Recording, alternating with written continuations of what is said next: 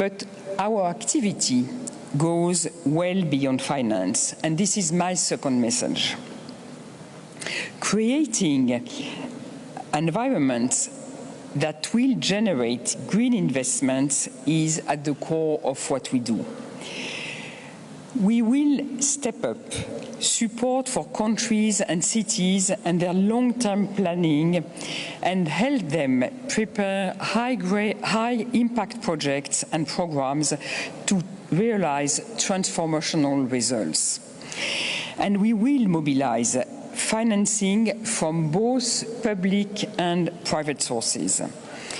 We will increase our support for clients so that they can better understand climate risks and build resilient, low-carbon and inclusive infrastructures, cities and businesses. We will help countries to make the most of the economic opportunities this transition brings. And we will increasingly integrate our efforts to address the climate crisis with a growing focus on nature and biodiversity loss. We know that there is much more to be done. MDBs are only part of the solution to the climate crisis. But we, MDBs, are strongly committed to supporting you in your implementation of the Paris Agreement and the Glasgow Climate Pact. Thank you very much.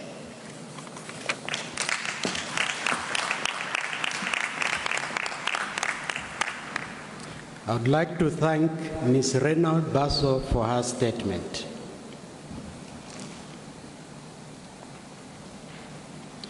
Excellencies, distinguished delegates, this brings us to the end of the opening of the first part of the high-level segment.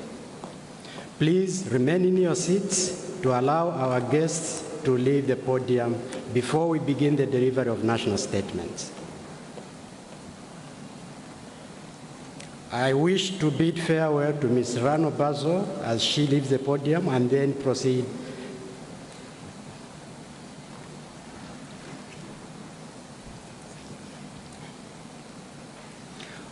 Distinguished delegates, honored guests, today heads of states and government will deliver national statements.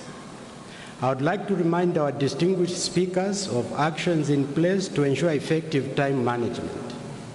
There is a 3-minute time limit for statements during the high-level segment.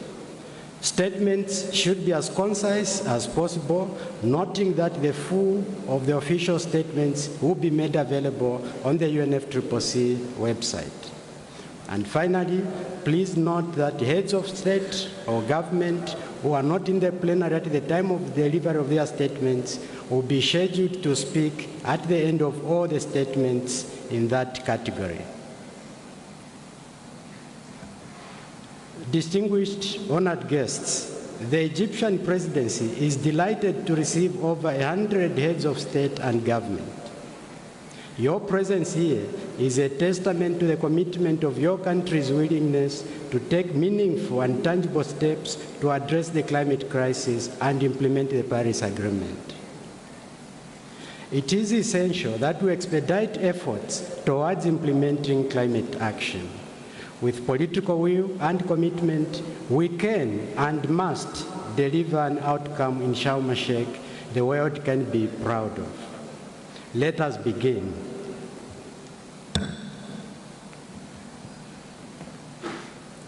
It is now my pleasure to welcome His Excellency, Mr. Denis Sassou Nguesso, President of Congo. Your Excellency, you have the floor.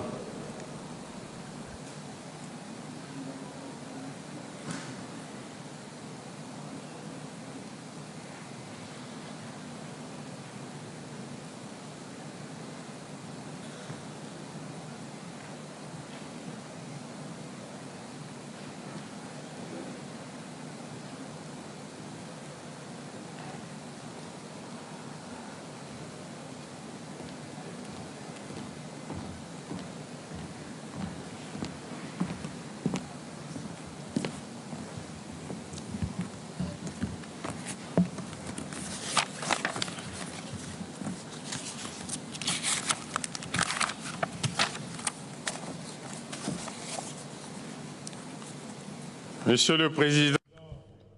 President. Mr. President Abdel Fattah el-Sisi, President of the Arab Republic of Egypt, ladies and gentlemen, heads of state and government,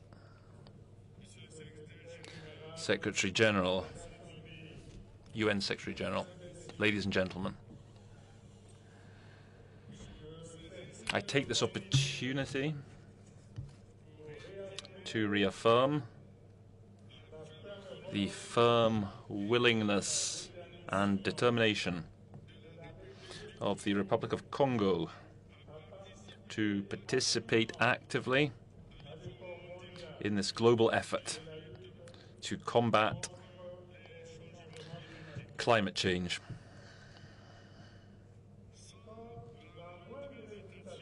Without the least bit of hesitation, I contribute my support to the President of COP27, who I am sure is one of the most decisive conferences since the signing of the Paris Accords in 2015. COP27 must be a COP for action. After so many declarations made over the years, so many promises unkept, the time has come to move to tangible acts. At stake is our credibility. Ladies and gentlemen, the crucial survival of humanity means that we must respect without hesitation commitments assumed and the implementation of effective initiatives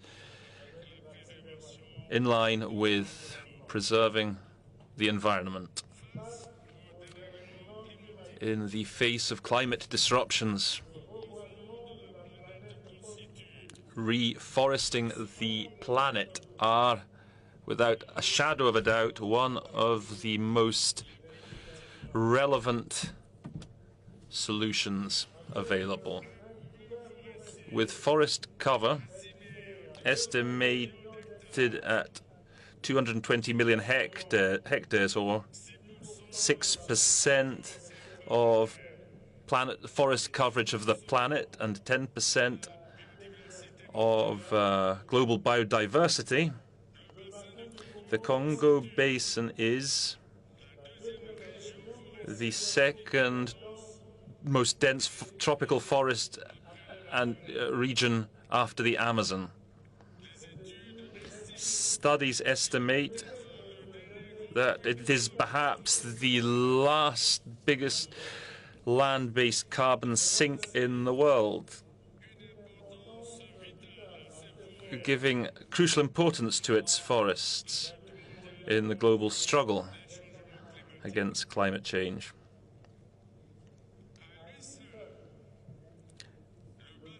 The Congo Basin alone captures more than 30 billion tons of CO2, or that's the equivalent of 3 years of total emissions by all our countries. In that respect, preserving and protecting our forests has become an urgent commitment that we must all rise to. We must all make a decisive political decision and express our solidarity with the rest of humanity. It should be reiterated that the Republic of Congo very early on became aware of the vital need to protect, to rebuild and extend its forest coverage. For 40 years now, our whole population has been urged to plant a tree as part of National Day of the Tree, celebrated in our country on the 6th of November every year.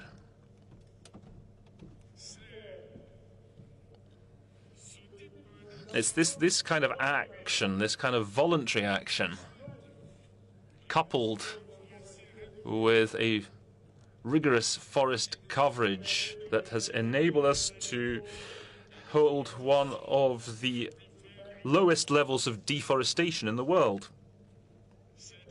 In other words, this COP is opening on a symbolic date.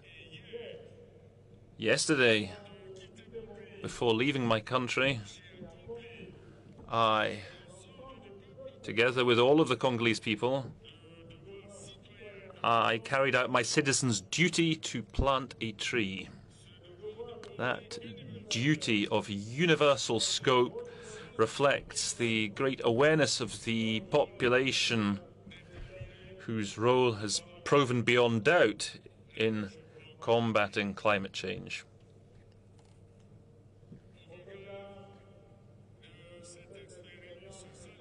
With regards to this very positive experience in the Republic of Congo, and to achieve a safer, surer world at an environmental and climate level, speaking from this podium, I launch an urgent plea to establish a decade of forestation that would oblige humanity to reverse the current course of destruction of our forests. What's more, not more than just a solution, it's an absolute imperative, because forests, the need to preserve forests is a cause that we must all support. I thank you. I thank you, Your Excellency, for your statement. It is now my pleasure to welcome His Majesty King Abdullah II Ibn al-Hussein, King of the Hashemite Kingdom of Jordan. Your Majesty, you have the floor.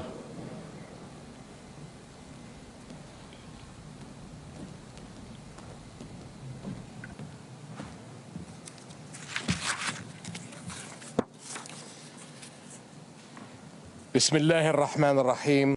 In the name of God, the compassionate, the merciful. My brother, Mr. President Abdel Fattah al-Sisi. My friends, يسرني في البداية. At the outset, it is my pleasure to thank my brother, President Abdel Fattah al-Sisi, and the people and the government of the Arab Republic of Egypt for their warm welcome and for hosting this important global summit. 30 years of progress in the fight against climate change. Consensus has grown, goals have been set, yet the lethal dangers have been growing even faster. Every country is paying the price, and especially so in the developing world. COP27 now has an urgent task: to kickstart a new level of climate action, transformative action that can achieve tangible results faster and more effectively. This is Jordan's commitment. Climate change is no stranger to us. We share similar climate threats with the entire region. Our rainfall average has dropped by almost half its levels over the past 5 decades, while the water share per capita fell by nearly 80%. The Dead Sea water levels are declining by 3 feet per year. Just around 7% of the water now flows in the Jordan River, compared to its historic average. Oases with rich biodiversity have disappeared within a few decades, while climate change and zero-sum policies are raising concerns for the future of the Nile and the historic rivers of Mesopotamia. In Jordan's case, rising temperatures and water scarcity have put heavy pressure on our limited resources, resources strained further by unnatural population growth driven by the massive influx of refugees. The UN has recognized that global refugees and their hosts are among the most vulnerable to climate change. So to address this crisis, Jordan has put forward a climate refugee nexus initiative. It will prioritize support for host countries that bear the brunt of climate change. And I hope you will join us in endorsing this initiative. My friends, destructive climate change does not have to define our future. Today we have more expert knowledge, better practical tools, and more targeted approaches than ever before. The opportunities are immense, if we will grasp them.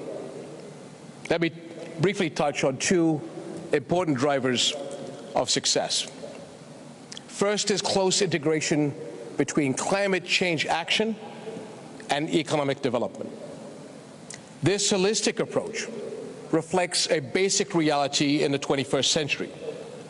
Sustainable economic development requires green resources and practices, and in turn, a greener world must provide for the aspirations of the world's people. We are starting to find solutions in renewable energy, water desalination, advanced irrigation technologies, and shifting to electric modes of transportation. Today, Jordan's Green Recovery Program goes hand in hand with our economic modernization vision. We are making the most of our country's significant solar and wind resources. Jordan is a leader in the region in clean energy production, with 29% of electricity powered by renewables, and we plan to reach 50% by 2030. In the meantime, Jordan has boosted our contribution to greenhouse gas reduction to double our 2030 goal. And across our economy, green-focused partnerships are set to create new jobs for a future of hope. And this brings me to a second driver of successful climate action: strong collaboration at the global and regional levels, as well as between public and private sectors, in order to target opportunities and match up resources and capabilities. And one critical area is financing for developing countries to mitigate climate damage and adapt to its impact. Jordan, with a track record of successful climate-responsive projects, is keen to serve as a regional hub for green growth. We are working in partnership with Egypt, Iraq, the United Arab Emirates, Saudi Arabia, Bahrain, and others to strengthen our entire region. In Jordan itself, we offer a wide array of opportunities for investment in climate-smart initiatives, green infrastructure, electric mobility, agriculture, and other sectors. We have joined with the UAE in Project Prosperity that will expand clean energy and water. Another innovative project is taking place at Aqaba's Marine Nature Reserve, where we and international partners will be helping find solutions to ocean climate crises far beyond our shores.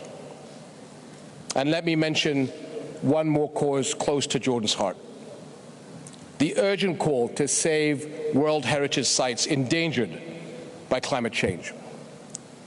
The Dead Sea and the sacred Jordan River are treasures of the past and legacies for our future. Our generation must not be the broken link. My friends, good or bad, the world's climate is indivisible. So must we be. In the fight for life on Earth, no one is a bystander. Every contribution counts. COP27 has brought us together to link forces and stand our ground. We are at the beginning of a long, challenging, and urgent transformation. There may be difficult choices to make, but we need to make them while we can. So let's do so together as a region and as an international community and achieve the green, resilient, and just world our people deserve. Thank you very much.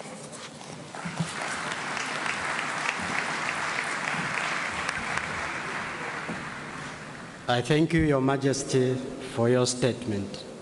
It is my pleasure to welcome His Excellency Mr. Ali Bongo Ondimba, President of Gabon. Your Excellency, you have the floor.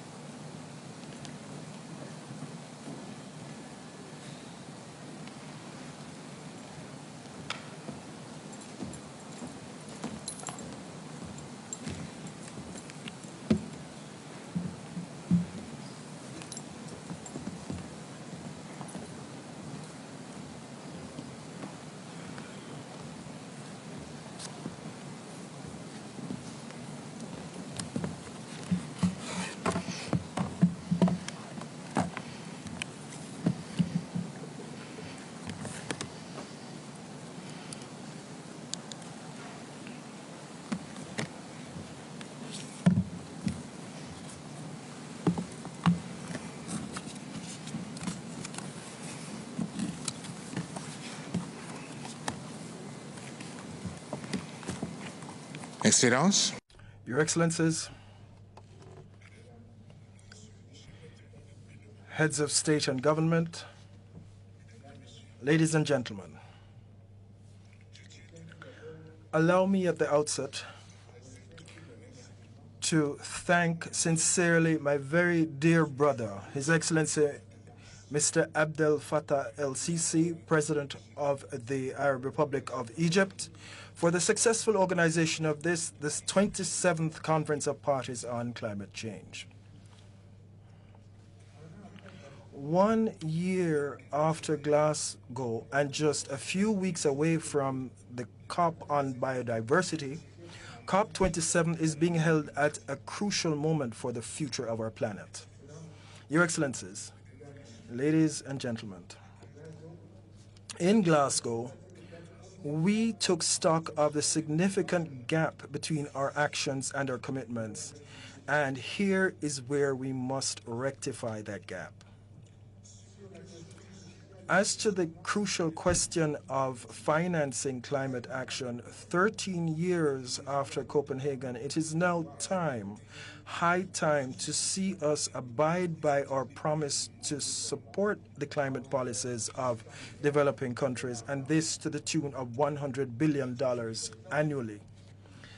By way of example, the Republic of Gabon, like many other developing countries, should be able to receive several hundred millions of dollars as an outcome of this promise. This is to finance our adaptation to climate change and our just energy and economic transition, and also to reward our efforts towards net carbon sequestration. This financing must be transparent, effective, and more importantly, operational. Unfortunately, the reality on the ground is a far cry from this, and Africa is now spending up to 9% of its GDP to tackle climate change.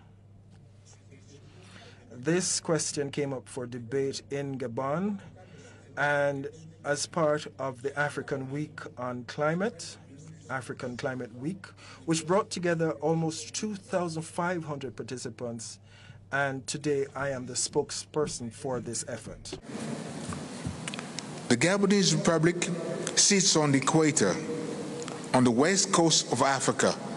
The tropical rainforests of the Ogwe Basin cover 88% of our country.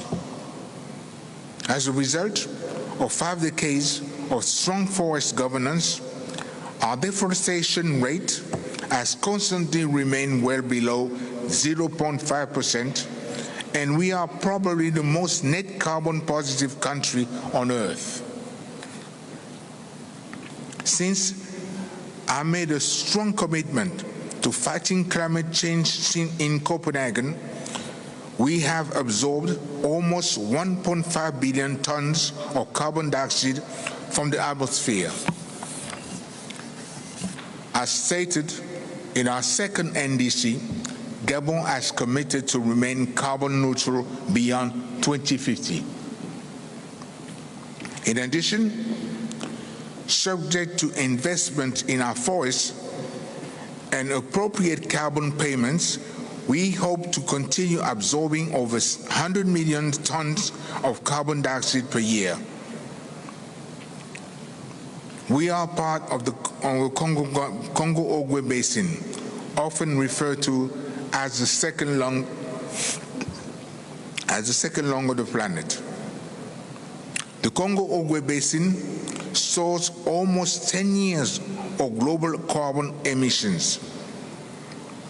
Our forests are proving more resilient to climate change than the other great forest basins, which makes us the healthier lung in the planet. Despite Gabon's high forest, low deforestation status, over the last decade, we have reduced our forest carbon emissions by 90 million tons, resulting in the recent validation by the UNFCCC of our REDD+ credit.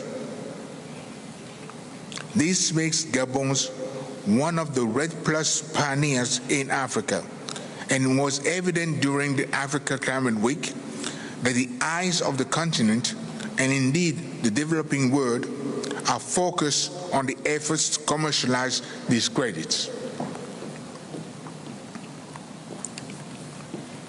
If we are successful, it will encourage other nations to issue sovereign REDD+ credits, creating the enabling conditions for us to build on the modest voluntary forest carbon markets and capitalize on the potential of nature to join us in the fight against climate change. This will be a main theme during the One Forest Summit that I plan to co-host with President Macron in Libreville in March next year.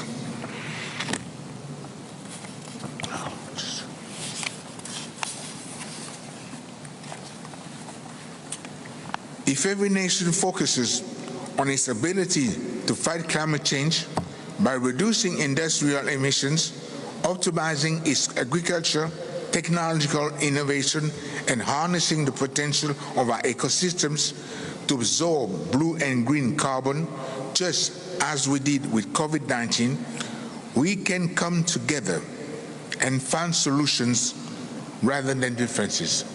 Thank you very much.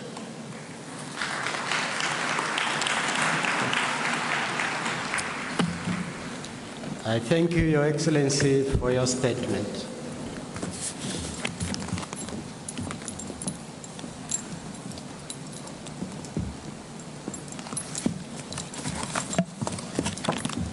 It is now my pleasure to welcome His Excellency Mr. Waver John Charles Ramcloan, President of Seychelles.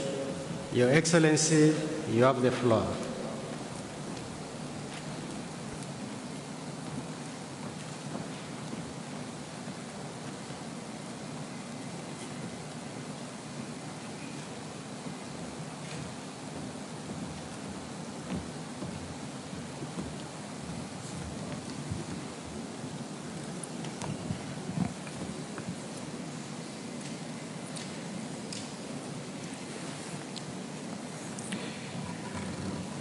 Mr. President, Excellencies, distinguished guests, ladies and gentlemen.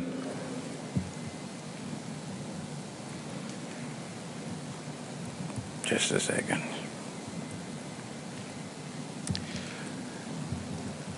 First of all, may I, on behalf of the people of Seychelles, express our support and solidarity with all nations that have experienced the terrible effects of climate change lately. We stand by you as you mourn those who have disappeared and as you rebuild your towns and villages. Many, especially our youth, are asking whether COP is a counting game. 26, 27, 28, or whether it is a real countdown to saving our planet. My wish and prayer is that we leave Sharm el-Sheikh, the city of peace, with a peace pact with our planet, that we make good decisions and pledges that will be followed by concrete actions instead of another set of promises that take too long to materialize. Like other islands, our contribution in the destruction of the planet is minimal, yet we suffer the most. For example, the carbon emissions of Seychelles are very low, and we clean up our CO2 plus that of the world through our mangroves and seagrass meadows, making us a zero contributor to the destruction of the planet. And yet, our islands are disappearing and our coasts are being destroyed. It is an honor for me to stand here in Egypt at COP27 to announce that in 2023, Seychelles will further contribute in mitigation by moving to 100% protection of all its mangroves and seagrass meadows, adding to the already 32% protection of our ocean and 50% of our landmass. We insist that the Multi-Vulnerability Index, the MVI, should be the new order. Seeds are vulnerable, and we need access to concessionary funding in order to defend ourselves against climate change while fulfilling the SDGs to give our people a better life. Industrialized nations and multinationals must pay greater attention to the loss and damage agenda. We, the oceanic states that suffer the harsh effects of your activities, have to be assisted in repairing the damage you caused to us. Seychelles is playing a leadership role in adaptation and mitigation. We are building strong partnerships, however small we are. This year, we welcome the Ocean Race Summit to discuss the urgency of saving our one ocean. Later, we offered the venue for the first European Blue Invest Forum outside Europe to put emphasis on financing the blue economy. And late last month, we welcomed Prince Albert of Monaco and the Monaco Research Expedition in the search of resilient corals. And of course, we are also active in promoting the Great Blue Wall project. Seychelles remains a serious partner on whom the world can count on in the protection of the planet. My call is for us to be very good partners. Let us give our youth a better planet and may we leave Egypt with enhanced hope and commitment to save our one and only blue planet. I thank you.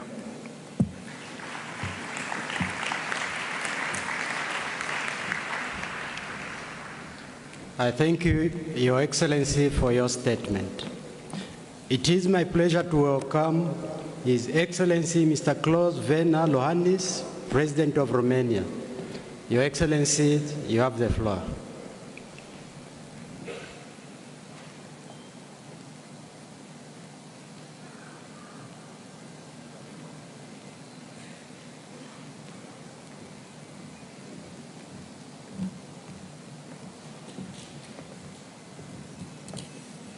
Mr. President, Excellencies, ladies and gentlemen, the times we live in are the most challenging in a generation. We face a war on the European continent with global effects, energy insecurity, food shortages, and economic instability. These should not divert our attention from climate change. On the contrary, delivering on climate is key to addressing many of these challenges and safeguarding the well-being of present and future generations. Climate change is not an abstract concept, but a daily reality with consequences on human health, nature, and the economy. My country, Romania, experienced this year severe drought with negative implications regarding access to water, food production, and power generation. Therefore, adaptation efforts are crucial to increase the resilience of societies and ecosystems facing climate risks. Ladies and gentlemen, Romania fully supports the European Union leadership on climate change and our joint commitment to reduce net greenhouse gas emissions. We must ensure an orderly green transition with multiple benefits: investments in research, development, innovation, development of the green economy, and job creation. Furthermore, energy access at affordable prices can be secured through investment in low-carbon energy, resilient networks, and adequate regulation for renewables. The costs of climate inaction exceeds by far the cost of action. Climate change generates economic and non-economic loss and damage across the world. Fellow leaders, our strongest allies in the fight against climate change are our citizens.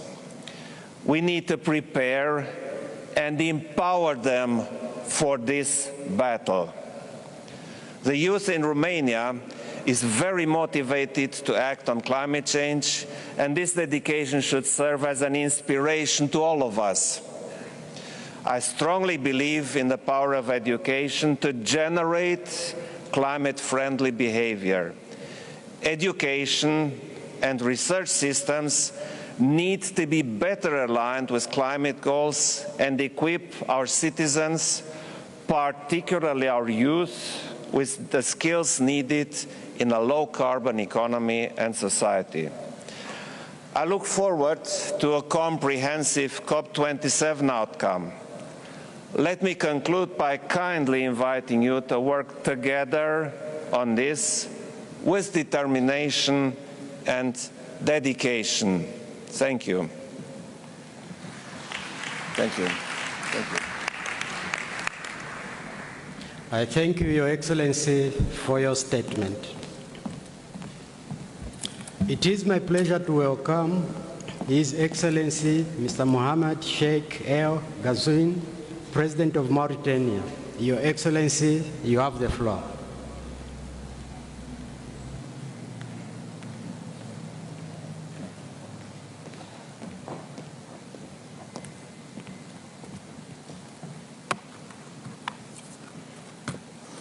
بسم الله الرحمن الرحيم.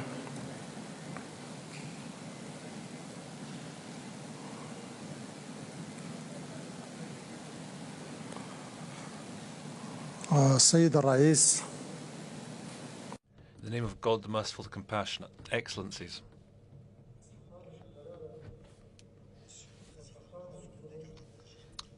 President of the Arab Republic of Egypt, Majesty, Your Highnesses, Excellencies, ladies and gentlemen, it is my pleasure, first of all, to congratulate His Excellency Abdel Fattah al-Sisi, the President of the Arab Republic of Egypt, kindred country, for his country's welcome to the city of Sharm el-Sheikh, the magnificent city of Sharm el-Sheikh, which is hosting the 27th Conference of the Parties to the UNFCCC. And to thank him for the very rigorous organization of this summit. We want to extend our thanks to the Egyptian people and government for their outstanding welcome and hospitality. I would also like to extend our thanks and gratitude to Mr. Antonio Guterres, the UN Secretary General, and his colleagues for their efforts to mobilize and coordinate international efforts to address the various environmental challenges we face. Ladies and gentlemen, today we do not need to speak at length to diagnose the disastrous and environmental situation of our planet and its destructive consequences at an economic and social level, and the fact that this constitutes a looming danger to planet Earth and life in Earth in general. All these things are crystal clear and can be seen in all aspects of life. Therefore, and today the big question is, and it's an absolute urgency, is to take necessary measures to halt this environmental deterioration, parallel with efforts to combat the multidimensional adverse effects. And among the strategies adopted today to combat environmental degradation is building means of development that are less carbon dependent and moving fully towards alternative renewable energies to ensure the success of sustainable environmental transition. Now, it is true that the environmental burden is clearly imbalanced. The developing countries contribute with very low levels of greenhouse gas emissions. Yet those same countries bear the brunt of climate change arising from those greenhouse effects. And yet these countries are going to remarkable lengths to mitigate its impact, to mitigate their emissions and mitigate the negative impact of climate change. We in the Islamic Republic of Mauritania, as can be seen through our NDCs, which was updated during the Glasgow summit, reduced its CO2 emissions by 11%. And we've increased the share of renewable energies in our overall consumption by 50%. That will reach 50% by 2030. Those efforts have been sustained through a long-standing program moving towards the path of green hydrogen. In so doing, our country will create alternative, sustainable source of clean energy. In view of the significant environmental value of this project, we urge all technical partners and financial partners to contribute to its implementation. Allied to those efforts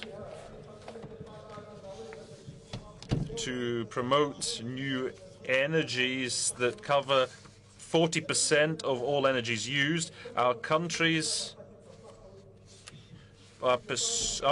pursuing its struggle against desertification through the Great Green Wall Initiative and the Committee to Combat Droughts in the Sahel. And along those lines, I call for greater support to the Africa Environment Committee in view of its contribution to achieving the 2063 agenda, because there's much hope that lies with that committee. And parallel to all of this, we're going to great lengths to support our citizens, to help them increase their resilience to the adverse impacts of climate change and deal with poverty and instability by promoting the rural sector and improving access to key services. Ladies and gentlemen, inaction in the face of huge environmental challenges will be costly at all levels. The onus is on us all to commit to new efforts at a collective and individual level to enable the anticipated environmental transition, where we can support each other in the face of economic and social impacts, serious impacts that stem from climate change. We renew our call to our partners to step up their assistance to developing countries and to follow up on their financing pledges. I wish the summit every success, and I want to congratulate also our brothers in the United Arab Emirates for agreeing to host next year's COP28. I thank you. I thank you, Your Excellency, for your statement. It is my pleasure to welcome His Excellency Mr. Emmanuel Macron, President of France. Your Excellency, you have the floor.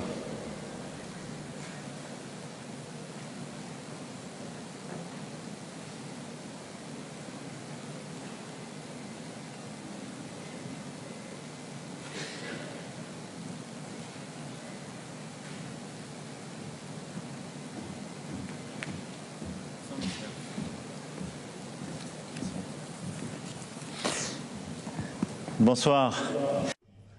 Good evening, Mr. President, Mr. Secretary General of the United Nations, ladies and gentlemen, heads of state and government, Mr. Executive Secretary of the United Nations Convention on Climate Change, my dear friends.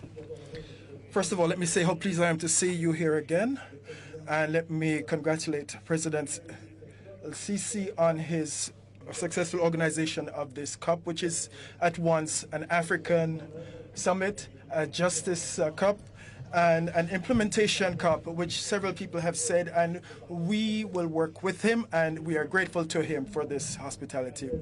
We're here a year after Glasgow, where together we scaled up our ambitions, and where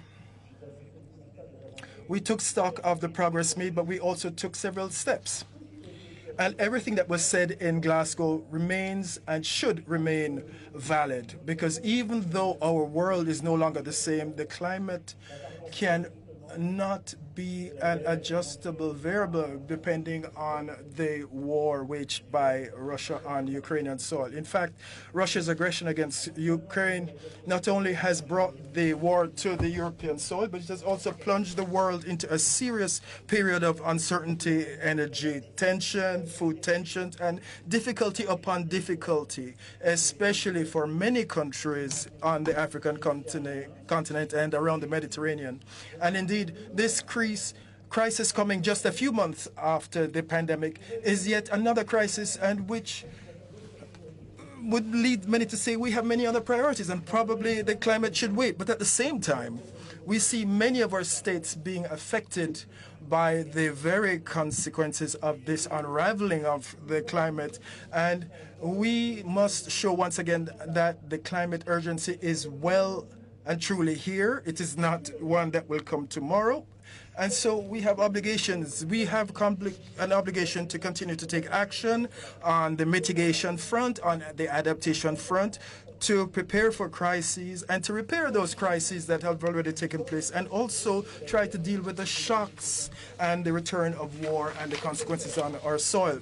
And in order to do so, after the heads of state and government who have spoken before me and before a few others, let me say a few simple things. The first thing is we will not sacrifice our climate commitments faced with the energy threat from Russia. Therefore, the commitments undertaken by countries must be delivered upon. And for the rich countries, especially European countries, including France, this was the deposit of our national strategies. Now we must abide by them. This is a line of action which is fit for 55. This is a European plan to reduce our emissions by 55% by 2030. And really, this should be based on energy sobriety, based on accelerated development of renewable energies and solutions that will help us to sustainably transition from fossil fuels and from nuclear energies. Therefore, this is a comprehensive energy undertaking, and we will change tax so that we can transition away from these fuels. The second key element is that we must continue to work on the mitigation front, and we must transition our economies away from coal, which is a strategy that is for all rich countries, but we must also help emerging countries to do so as quickly as possible. And this is something we must succeed in together under the Paris Agreement. So we must stay on course with this strategy, and that's why I am particularly keen on what we launched in Glasgow together. That is the JETP partnership, which helps us to plan this partnership for the biggest consumers, and this is a key component of this mitigation strategy. We took a first major step forward with South Africa, and France will invest €1 billion in this effort, and to transition away from coal in South Africa, which will be based on nuclear renewables and other efforts to transition away from coal. And we will scale this up. This is what we're doing with Indonesia, with India, and Senegal. But it is true that we must take this even further and faster. Energy revolution is possible, and this will need a strategy along with emerging countries. And this is a strategy we are embarking on with several other countries, and the ambition level in India is high, Rwanda and other countries as well. And these are truly accelerated renewable strategies that we will continue to strongly support, because here, once again, renewable energies are less expensive and more safe and less carbon-based than others, and it is in this context where we're seeing their relevance all the more.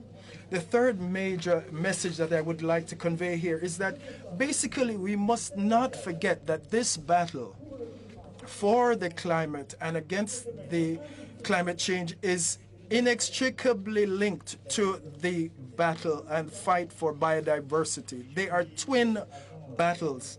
And I said this before the main meeting in Montreal, and I said this before other meetings in 2021 on this.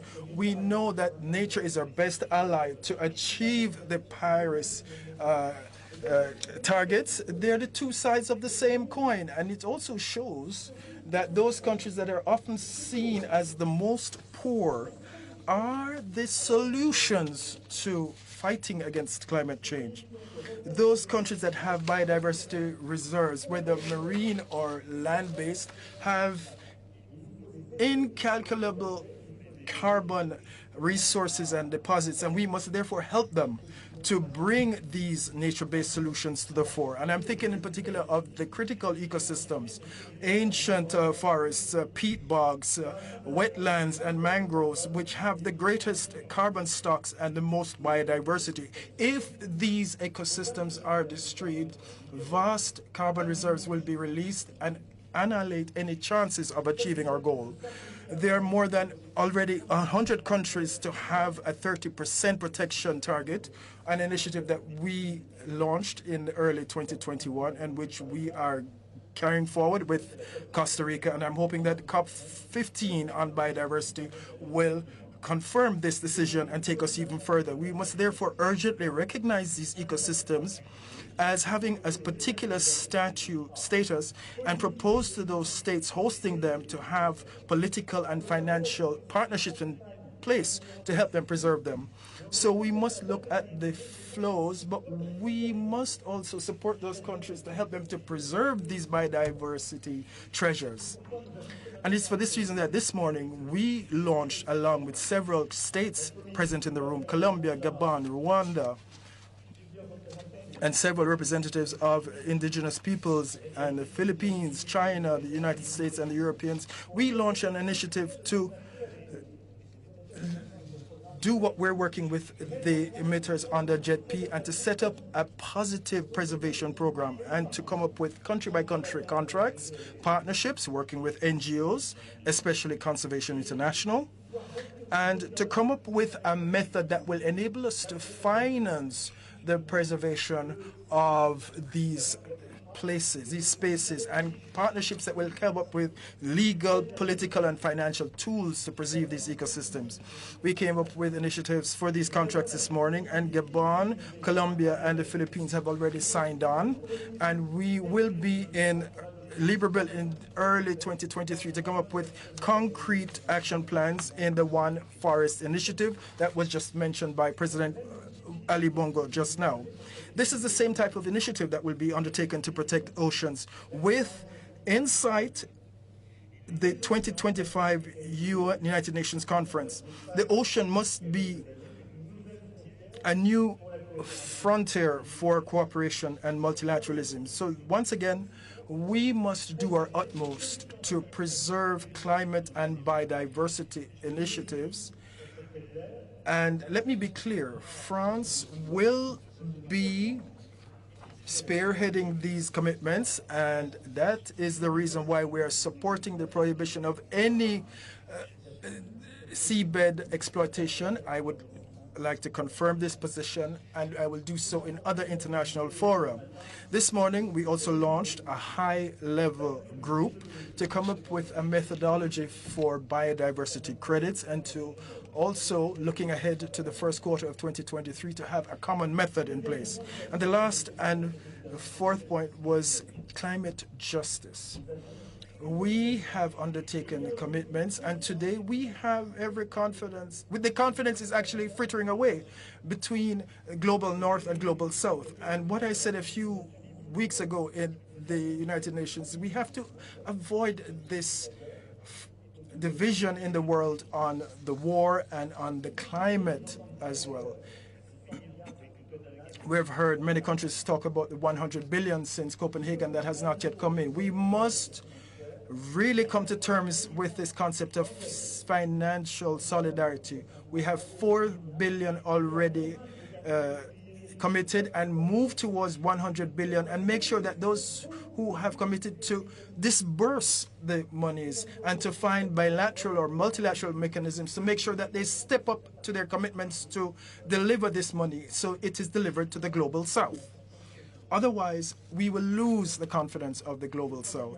And therefore, very quickly, the 100 billion will be achieved. We're already at 82, but we need to do much more to deliver fully. We must also have solidarity around adaptation. France has been investing $6 billion each year, which is the fair share of this agreement since Paris, and we also dedicate $2 million of that to adaptation. So all developed countries, rich countries, must deliver on their commitments, and I will be speaking to my colleagues from such countries to make sure that we overcome the political obstacles. And I want to hail many of the leaders in this world who are working valiantly to overcome these political hurdles. Beyond these figures, we must have specific actions in place with the most affected areas and come up with partnerships that deliver this justice. And this is what we wanted to do with the Great Green Wall in the Sahel. And this is yielding results. We saw a record number of pledges with almost 19 billion euros, but last year we disbursed 2.5 billion euros on the ground with projects that will help us both to mitigate climate change and adapt to it, and also to reforest and tackle desertification. So this is a chance for us to deal with climate, biodiversity, and also provide economic opportunities to the most fragile countries by providing them with the opportunity to achieve food sovereignty and to do this through the vegetable protein supply chains.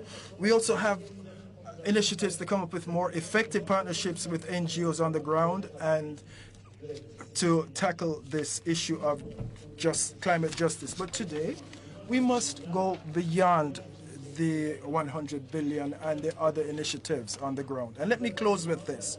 We need a huge financial shock of concessional financing. There's this whole issue of loss and damage. And here I wish to welcome the courage and strength of many African, Caribbean, Pacific, and Latin American leaders who have been carrying this debate. And they're saying,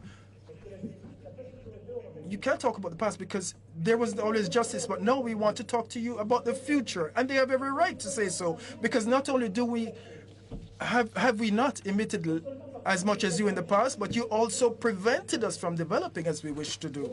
But we will be affected by the consequences of what usually happens to us more quickly than it does to you, because we are more vulnerable. We have coastal states that are more affected because we have geographic realities that make us more fragile and vulnerable than you, and they have every right to say so. This is a just and debate. So all countries, some of them in an intermediary position, some of them are emergent, some are poor, and they underwent a shock that asymmetrically affected the whole world. And we're doing exceptional things. We have mobilized exceptional financing, and they're saying, but what is happening to us is exceptional. No more water under our soils, or no more groundwater, etc. And now we can no longer do business as usual, and they have every right to say so. So we must make a sea change, move the needle on this. We were already behind, and we're even more behind now. So we must ensure that we are dealing with the issue of SDRs and providing the 100 billion to the more poorest countries. So we're dealing with the climate, and in the G20, we will move from 30%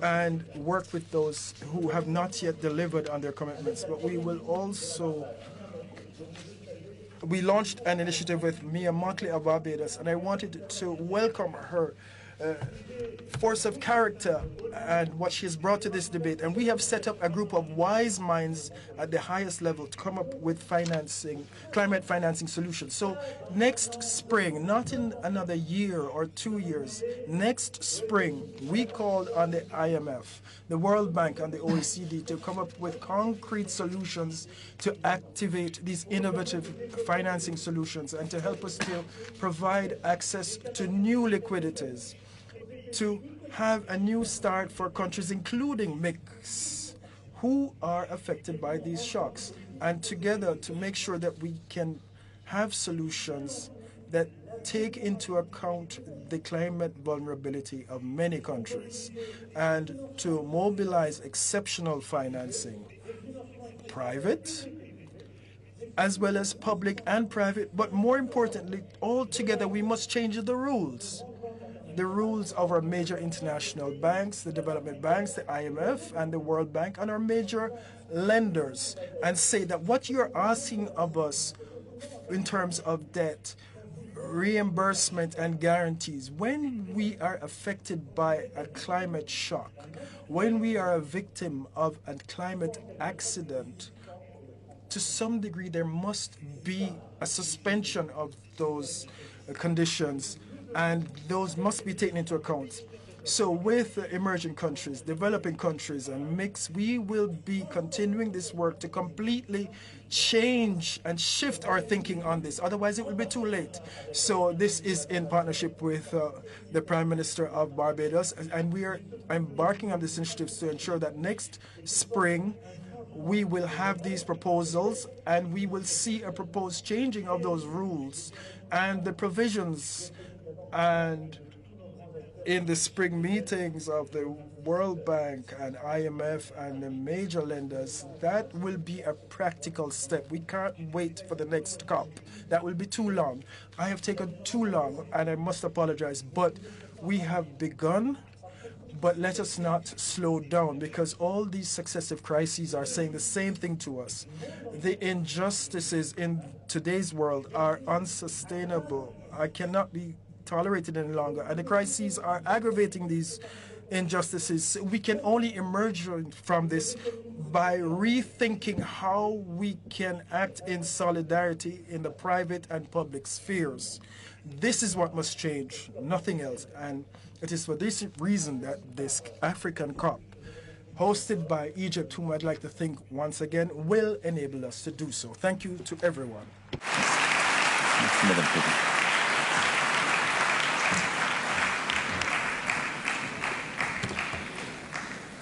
I thank you, Your Excellency, for your statement, and thank you for the apology. It is my pleasure to welcome Her Excellency Ms. Samia Suluhu Hassan, President of the United Republic of Tanzania. Madam President, you have the floor.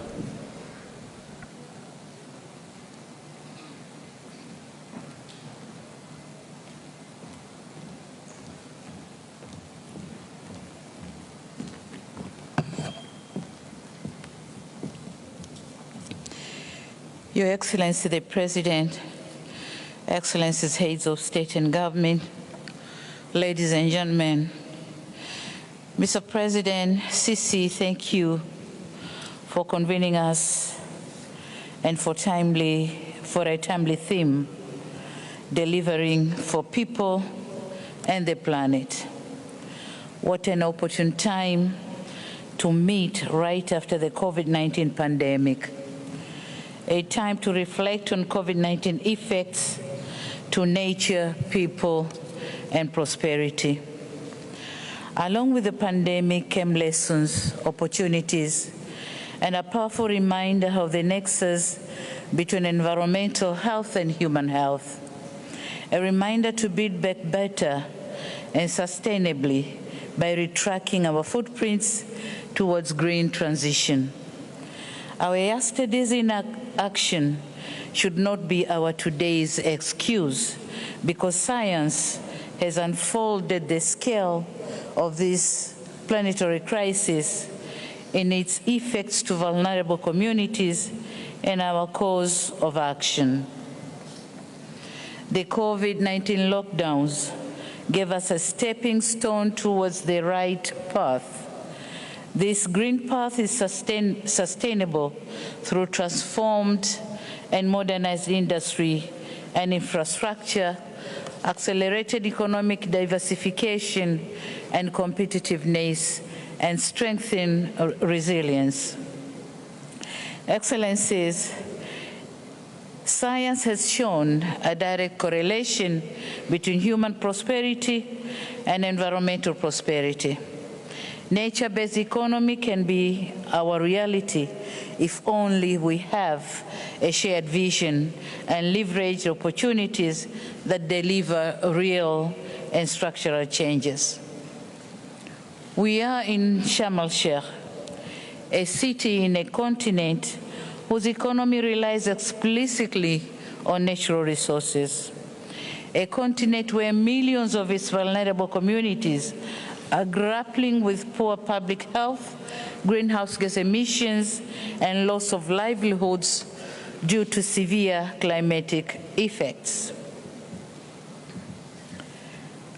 Delays on concrete actions to address loss and damage leaves us with no choice but to realign our meager financial resources to build a climate-resilient economy that ensures survival of the bigger segment of our population that depends on agriculture for livelihood, and to save the looming decline of our gross national product, of which agriculture accounts for a greater share. On another hand, inaction means risking our development agenda and prosperity. And thus, in this regard, we in Tanzania has in place the National Climate Change Response Strategy and the National Determined Contributions, which set targets of reducing greenhouse gases emissions economy-wide between 30 to 35% by 2030. With an estimated $19.2 billion as cost of implementation. Now the question is, how on earth the country like Tanzania raise this amount of money for mitigation and adaptation of the climate effects? Nevertheless, showing the political will, Tanzania is continuing to construct and expand rapid transport networks that are expected to reduce more than 900 million tons of carbon generated each year. We are also determined to increase the use of renewable energy sources from 60% in 2015 to 80% in 2025. Tanzania also is committed to preserve 48 million hectares of forest, and this is about 55% of the total land area of the country. And on top of that, we are planting 200 million trees in every 3 years. All we are asking here is for an alignment of global carbon prices to help generate resources from these carbon sinks. Excellencies, this is the type of leadership exhibited by the developing countries that lack technological know-how, lacking financial and human capacities, having limited scientific information at our fingertips. Yet with these limitations, our part of the world is asked to choose life or death. The question is, do we have an option? Unless we do it together. And in this regard, we urge developed countries, especially the G20, to fulfill their commitments. We call upon effective implementation of technology transfer while unlocking climate finance to fund our national determined contributions. We are also urging the developed world to raise their subsequent NDC's ambitions to halt greenhouse gas emissions from crossing the irreversible tipping point of atmospheric concentration of carbon dioxide. Having said that, Excellencies, I thank you for your kind attention. Thank you very much.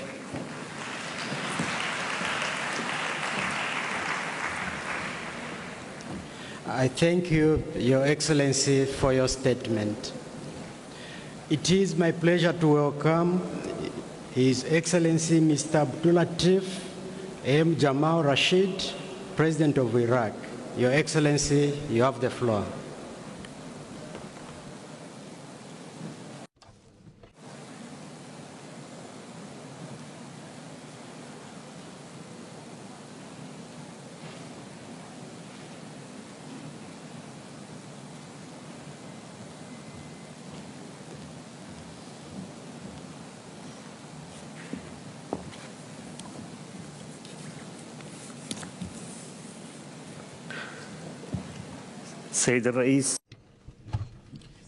Mr. President, allow me at the outset to greet His Excellency President Abdel Fattah al-Sisi,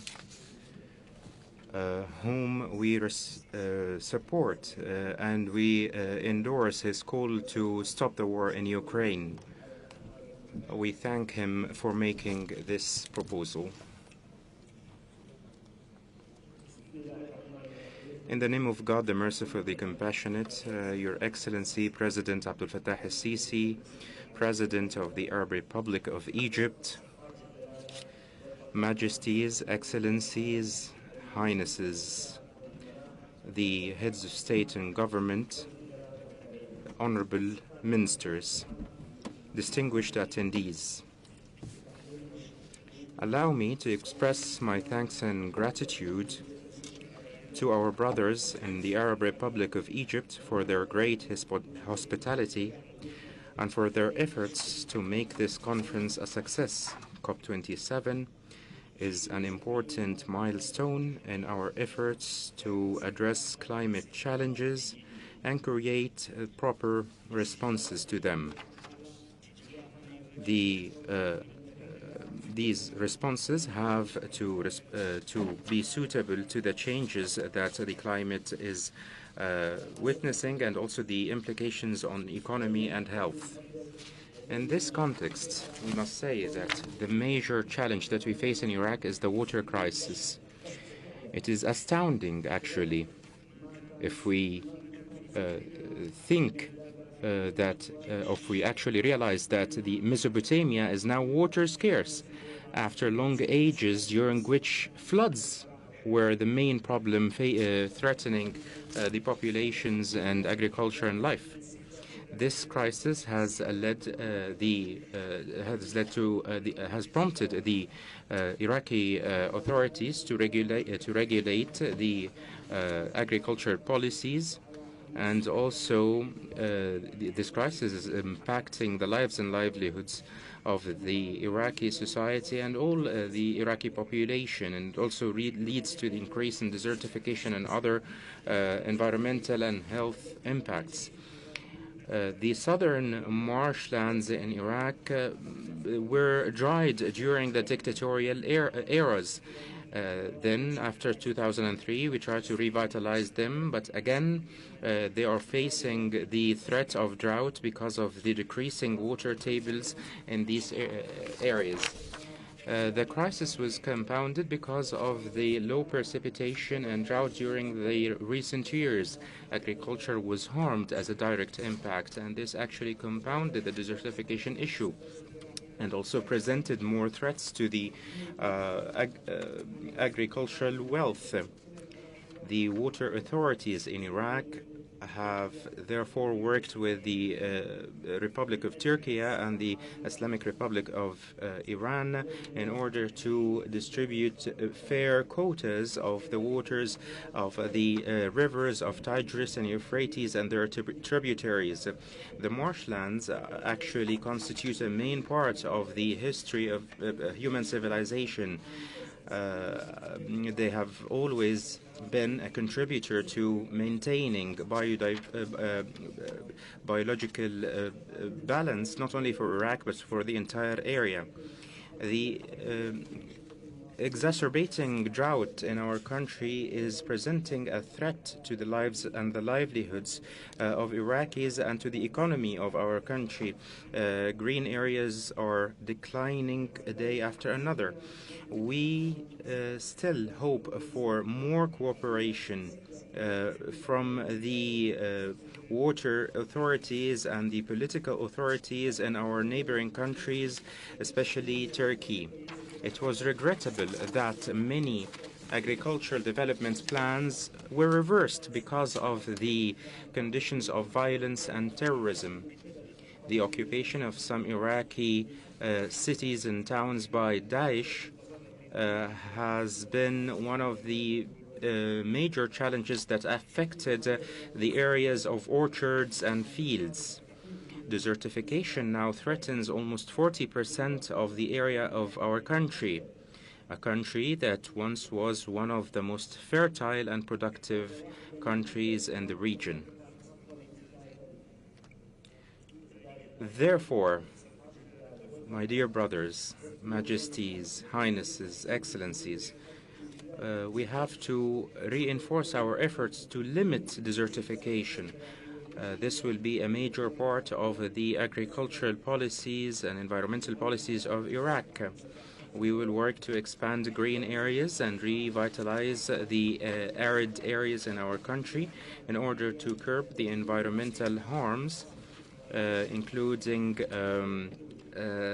cross-border sand drift and other phenomena. We are also taking up the responsibility of regulating water policies and improving irrigation systems and limiting wastage.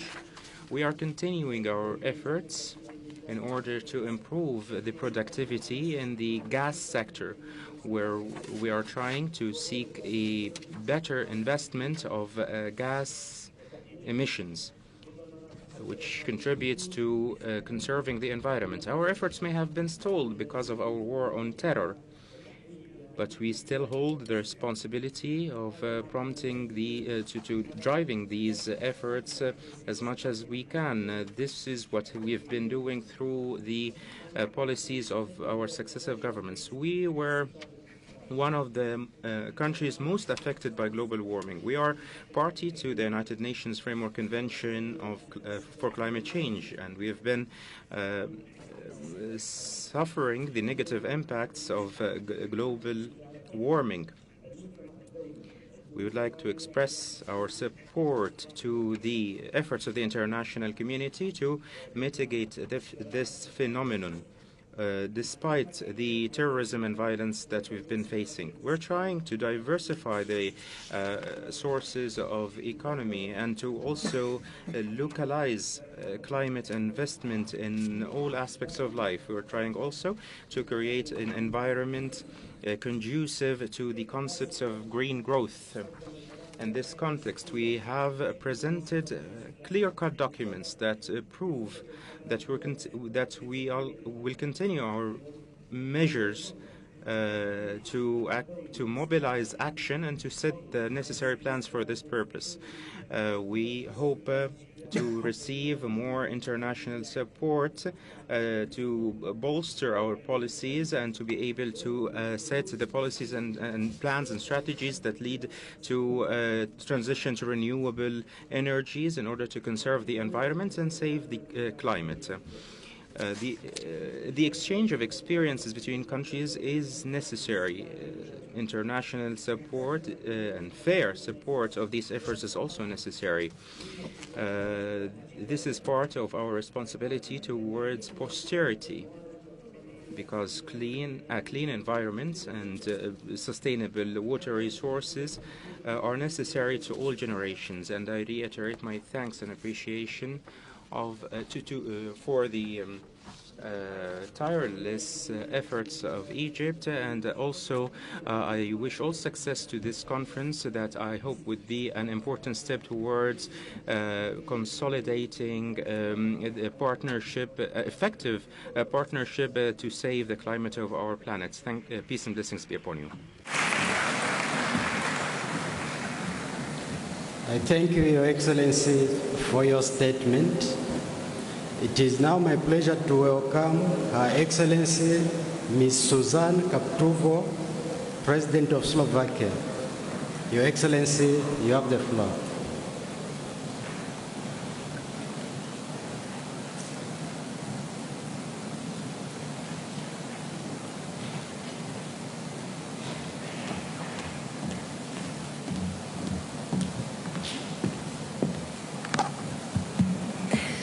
Excellencies, ladies and gentlemen, this year's extreme weather across the world reminds us that it's not just the next generations who will feel the impact of the climate crisis. For too long, we talk about the why and the how. Now it's time to act. We need an equal focus on adaptation to the changing climate conditions and on mitigating the negative impact of our actions on climate. While 90% of all emissions are already covered by the net zero target, we are still too far from a collective success. Global emissions continue to rise. It's not enough to have targets. We must turn them into concrete national steps that will lead us to net zero. By 2030, Slovakia will cut our greenhouse gas emissions by 55% compared to 2005 level. We are joining the Global Methane Pledge initiative, and we are starting the biggest decarbonization of our economy. This will reduce our industrial CO2 emissions by more than 40% by 2030. It's clear that the climate emergency will not wait until the current energy crisis is over. Short-sighted solutions, such as switching from gas to coal, will only speed up our planet's destruction. In Slovakia, we are sticking to the plan to close down coal power plants next year, despite the record energy prices. We must move faster towards clean energy and renewables, including geothermal. I'm glad that Slovakia's talents have developed solutions that will make the use of this energy possible anywhere in the world. This is good for our climate, our planet, and of course, for our energy security. Green transition is neither easy nor cheap. It will often hit the most vulnerable. The most affected countries need more of our support to cope. Since the adoption of the Paris Climate Agreement, Slovakia's contribution to the green finance has grown almost fivefold. We mainstream climate measures in our development assistance in Europe, Asia, and Africa. In Kenya alone, we supported 16,000 farmers by planting 1 million cashew trees so their produce is local and sustainable. But governments alone won't address the climate crisis. Private and innovative financing must step in so everyone does their fair share. Excellencies, the climate emergency is here and now. The ocean levels are rising. We are losing biodiversity at record speed. The global food crisis, induced by the climate change and worsened by Russia's weaponization of grain exports, is forcing millions of people out of their homes. These crises demonstrate our collective fragility. Our bolder commitments, our better and faster delivery on our climate targets must make this scope a milestone. The milestone which will transform our collective fragility into our collective resilience. Thank you.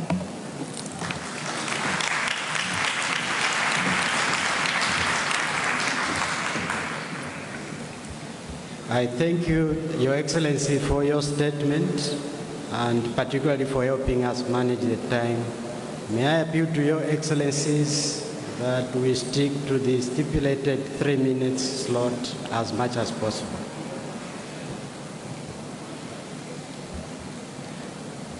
It is now my pleasure to welcome His Excellency Mr. Faustin Archange Touadera, President of the Central African Republic. Your Excellency, you have the floor. Merci, Monsieur le Président. Thank you, President.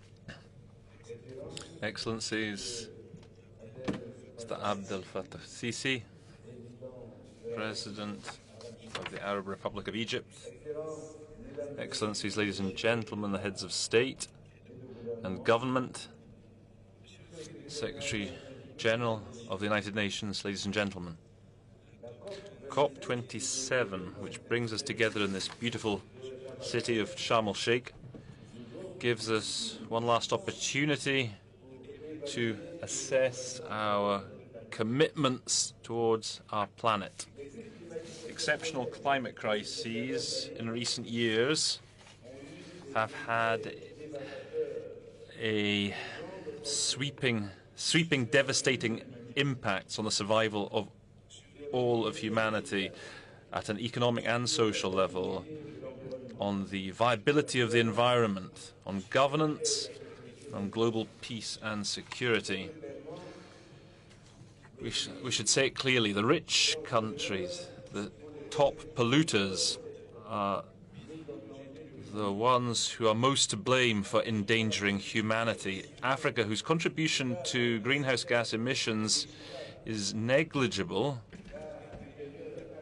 less than 4%, should not continue to pay for crimes it hasn't committed, pursuant to their historic responsibilities for climate deteriorations. The rich countries should help the poor countries to implement their national voluntary reduction action plans. Ladies and gentlemen, as an underdeveloped country, the Central African Republic intends to exercise its permanent right of sovereignty over its natural resources, to exploit its forests in the interests of national development and the well-being of its population.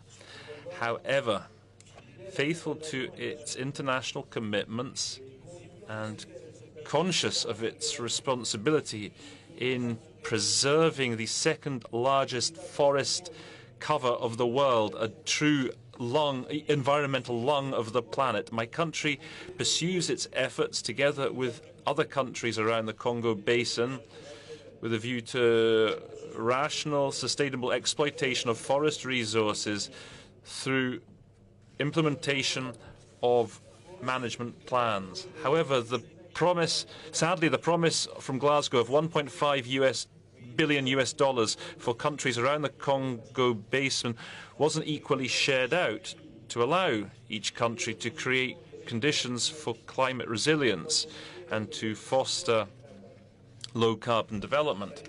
What's more, we demand immediate implementation of the promises made by developed countries, international organizations and private sector to mobilize $100 billion per year to meet the priority needs of the developing countries.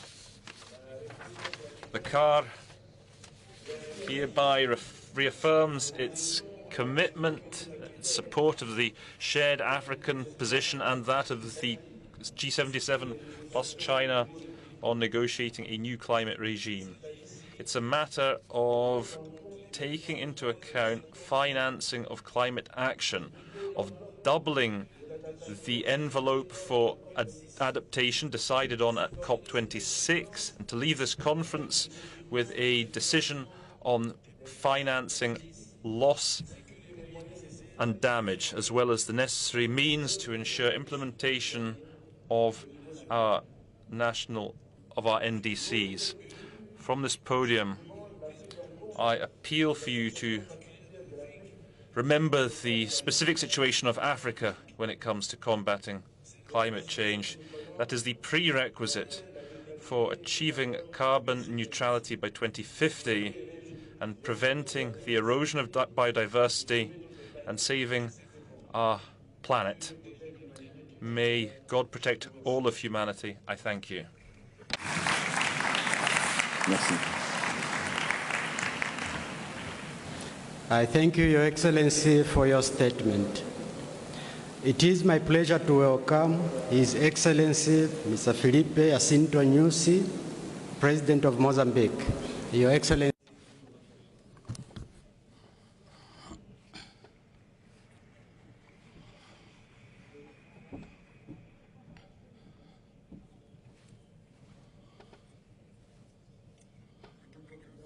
Thank you very much. Mr. Chairperson of this session, Your Excellencies, Heads of State and Government, ladies and gentlemen, I have a singular privilege to address this COP27 debate on behalf of the Mozambicans and my government in a context of post-COVID-19 recovery and extreme weather events that undermine the global sustainable development agenda.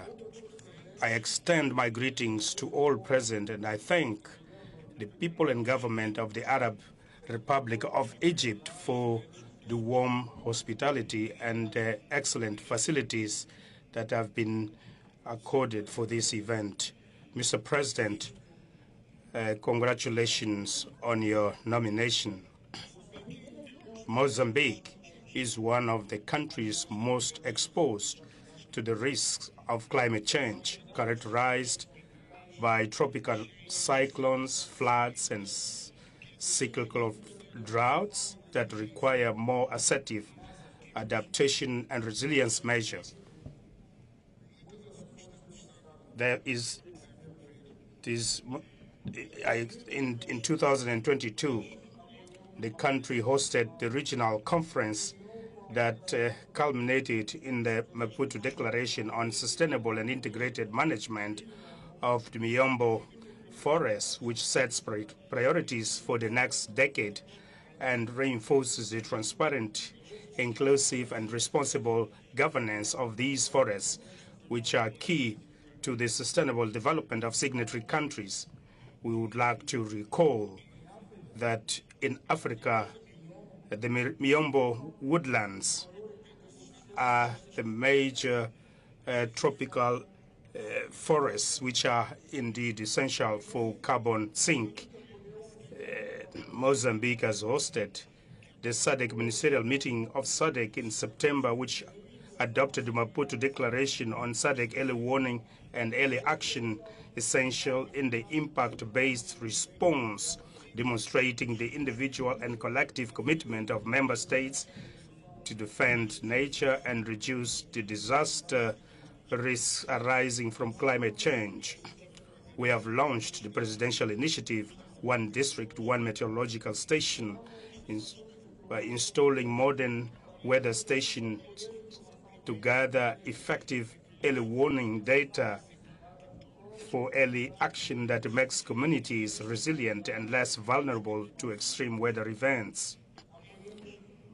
We are the host of the SADC Emergency and Humanitarian Operations Center since 2021 in Nakala to coordinate emergency response in Southern Africa with the support and collaboration of bilateral and multilateral development partners and civil society, avoiding the loss of life and disaster damage. We therefore call on, once again, international and local partners, both public and private, to mobilize financial and technological resources to restore and conserve the mangroves and the rich biodiversity in Mozambique and in the world at large. Ladies and gentlemen, talking about transition, energy transition towards a fair energy transition is an exercise of social inclusion. It must be gradual and should reduce the negative impact on the economic development of the country as it happened in the countries that are developed today. So we want to continue in the medium term using our natural resources such as natural gas that is less polluting and generates finance for adaptation actions and climate change. We are working in the development and adaptation. As for the carbon market, we call on climate finance providers to make disbursement in a balanced and satisfactory way to enable implementation of more effective mitigation adaptation initiatives. I conclude by inviting everyone to protect the climate system for mitigation and adaptation under the Paris Agreement by providing means to protect communities, ecosystems, and build capital from the impacts of climate change for the good of present and future generations. Thank you very much for your attention.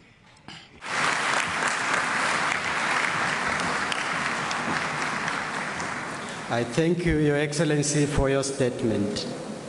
It is now my pleasure to welcome His Excellency Mr. Taneti Maamau, President of Kiribati. Your Excellency, you have the floor.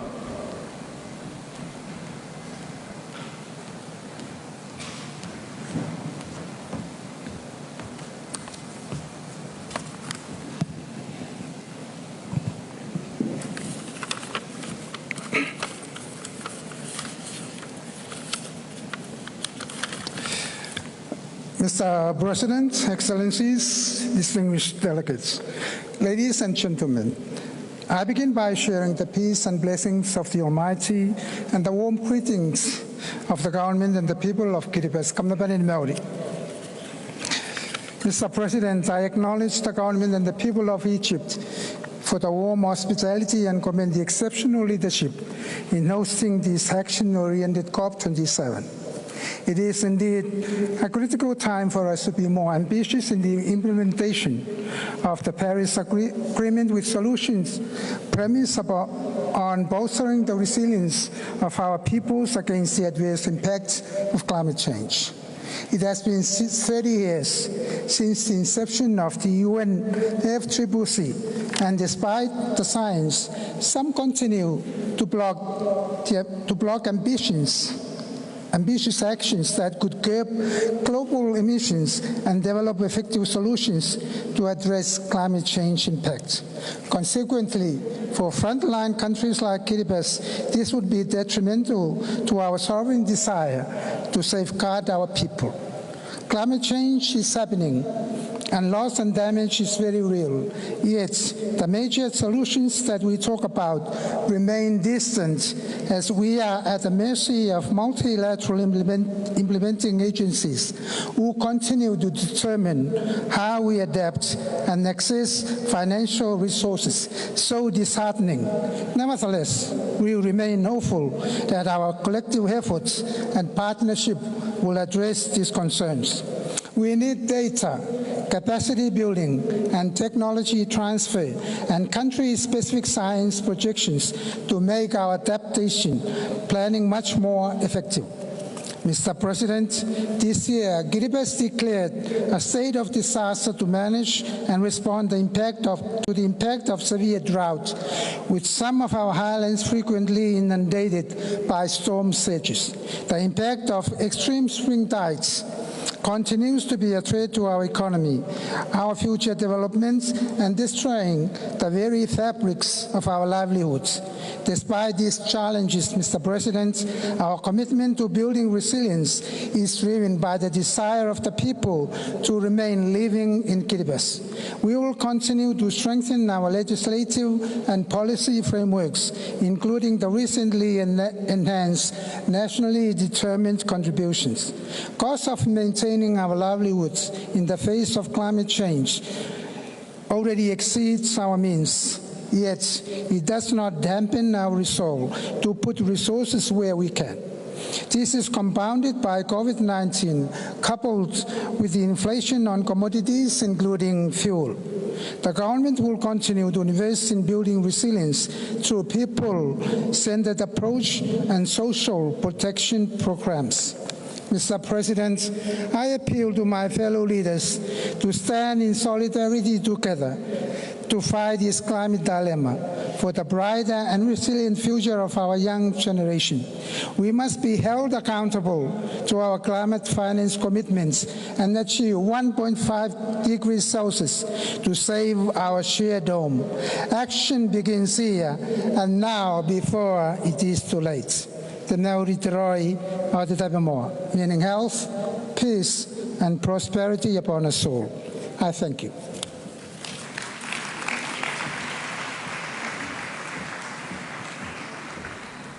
I thank you, Your Excellency, for your statement. It is now my pleasure to welcome His Excellency Mr. William K. Ruto, President of Kenya, speaking on behalf of the African Group. Your Excellency, you have the floor.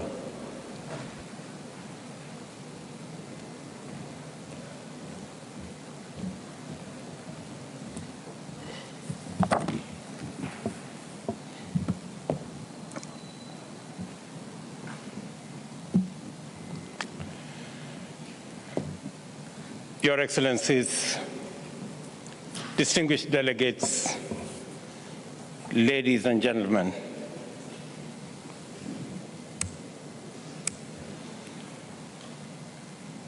we come together for the 27th annual climate meeting 30 years after the adoption of the UN Framework Convention on Climate Change in 1992, 25 years since we adopted the Kyoto Protocol in 1997, and 7 years following yet another historic milestone, the Paris Agreement adopted in 2015. When the convention was adopted in 1992, global emissions were approximately 27 gigatons annually. This has risen to about 40 gigatons, while carbon dioxide accumulation in the atmosphere has also steadily increased. For the past 8 consecutive years, documented by the UN to be the hottest years in recorded history, each new year has been hotter than the previous year. The whole world is reeling from the staggering impact of climate change.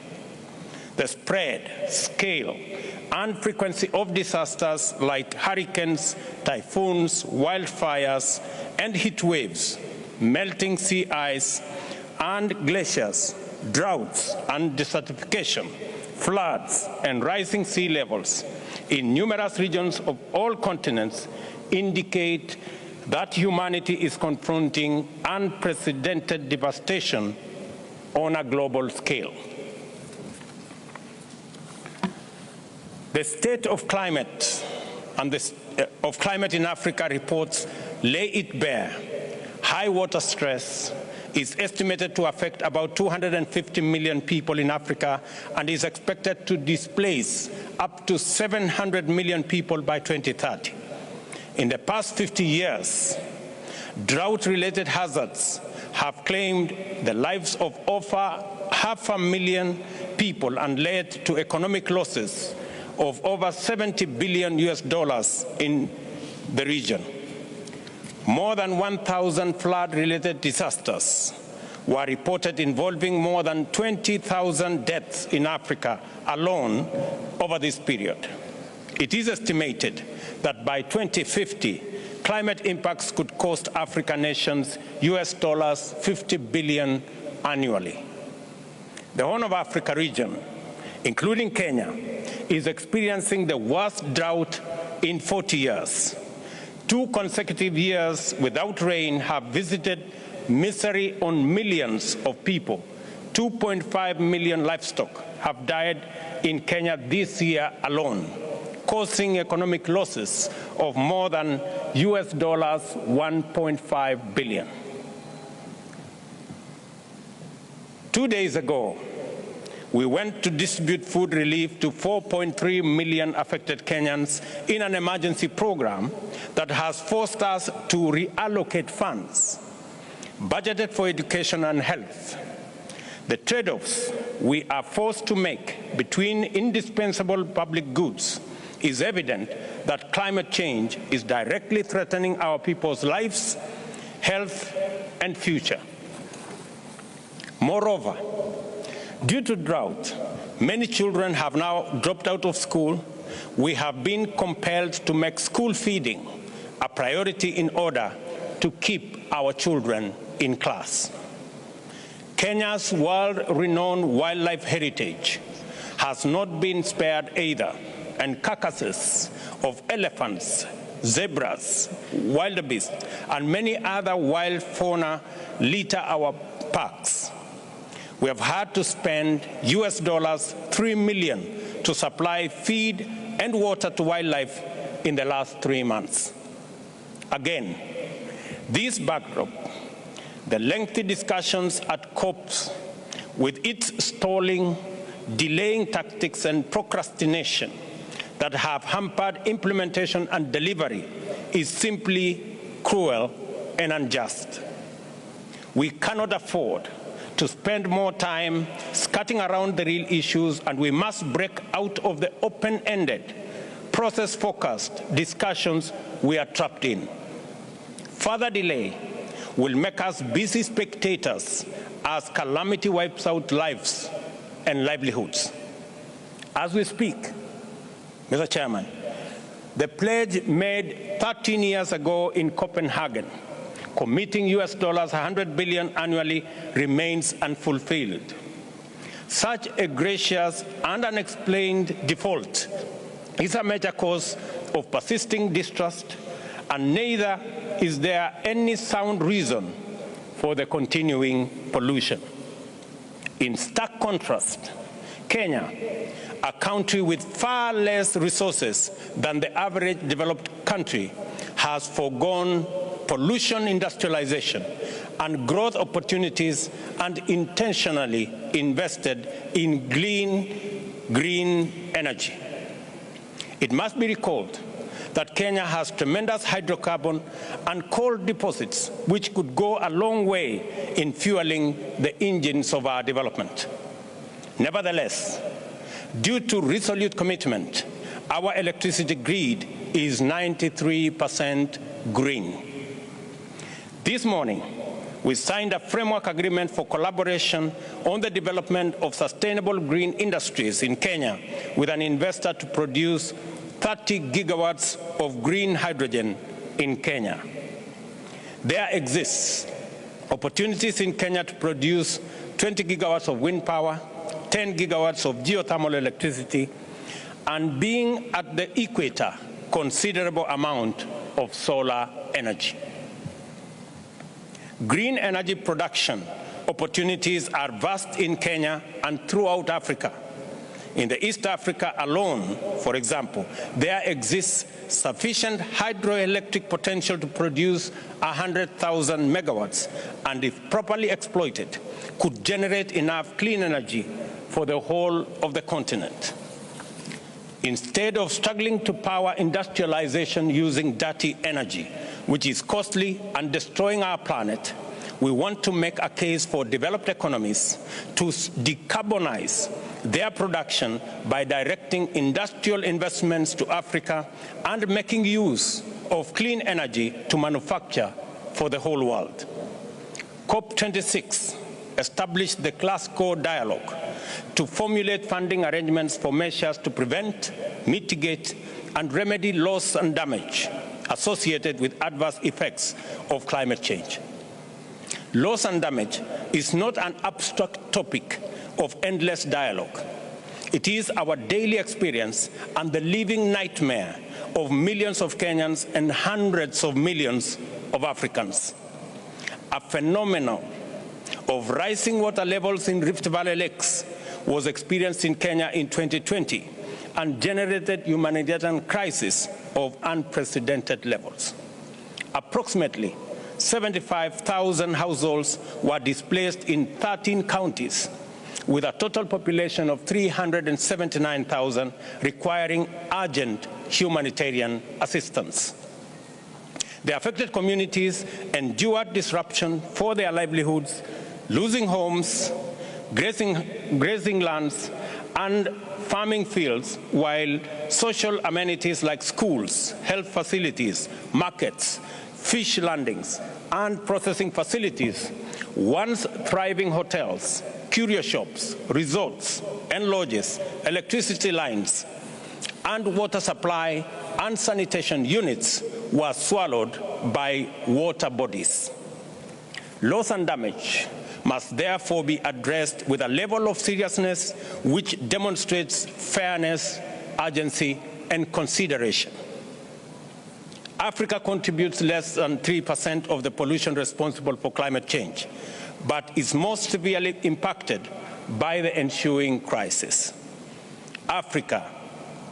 And it is therefore only fair and proper that this conference takes necessary measures to recognize Africa's special needs and circumstances under the Paris Agreement, in line with the Convention and relevant decisions adopted by previous COPs. Beyond the overdue, legitimate, and priority concerns of resilience, mitigation, loss and damage, Africa offers unique potential to play an indispensable positive role in the planet's climate change future. Africa's vast tracts of land, deep treasures of diverse natural resources, tremendous untapped renewable energy potential, and a youthful, dynamic, and skilled workforce constitute the continent's irresistible credentials. Properly deployed, these assets could be crucial in driving global mitigation efforts while creating new economic opportunities in the continent. I am convinced of the need to more comprehensively showcase the opportunities that abound in Africa, such as green energy, smart agriculture, decarbonized manufacturing, e-mobility, and green building, all aimed at the attainment of zero carbon by 2050. As the coordinator of the Committee of African Heads of State and Governments on Climate Change, I therefore plan to convene a continental summit focusing on climate action next year. Accordingly, you are all invited to take part in Africa's march to sustainable economic transformation and green growth. Kenya's next significant export will be carbon credits. This is why we call for simplified, more transparent carbon market systems that directly benefit communities and not just intermediaries. Back home, I just launched an ambitious project to increase the national tree cover from the current 12% to 30% in 10 years. We intend to accomplish this by first growing 15 billion trees on approximately 10.6 million hectares of land throughout the country at an estimated cost of US $500 million. In conclusion, Excellencies, ladies and gentlemen, in the face of impending catastrophe, whose warning signs are already unbearably disastrous, weak action is unwise. No action is dangerous. At this point, in the progression of this calamity, we have few choices and little time. Our discourse must focus on delivery, and our conversation must be centered on our commitments and implementation. I call on every delegate here today to rise to the challenge of this moment, to make difficult but necessary decisions and seize transformative opportunity from the grasp of climate disaster. This means honoring spending commitments for mitigation and adaptation and mobilizing increased financial flows to those affected, especially in Africa. By keeping our promises and being bound by our word, we will demonstrate to people across the globe that their leaders are their honest agents and true guarantors. COP, this is our golden chance to vindicate present generations who look to us to lead the way in preserving our planet and to perform our role as trustees of future generations. The way things are, we might never have a more opportune time, and there might never be a better chance. I thank you.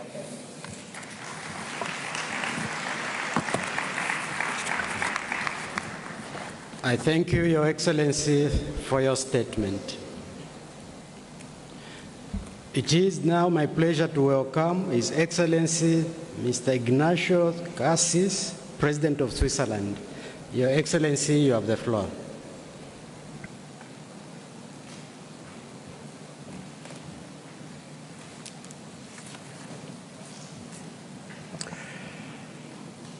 Monsieur le President,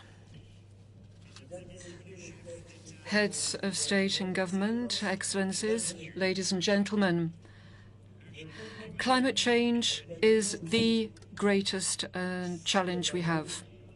This year,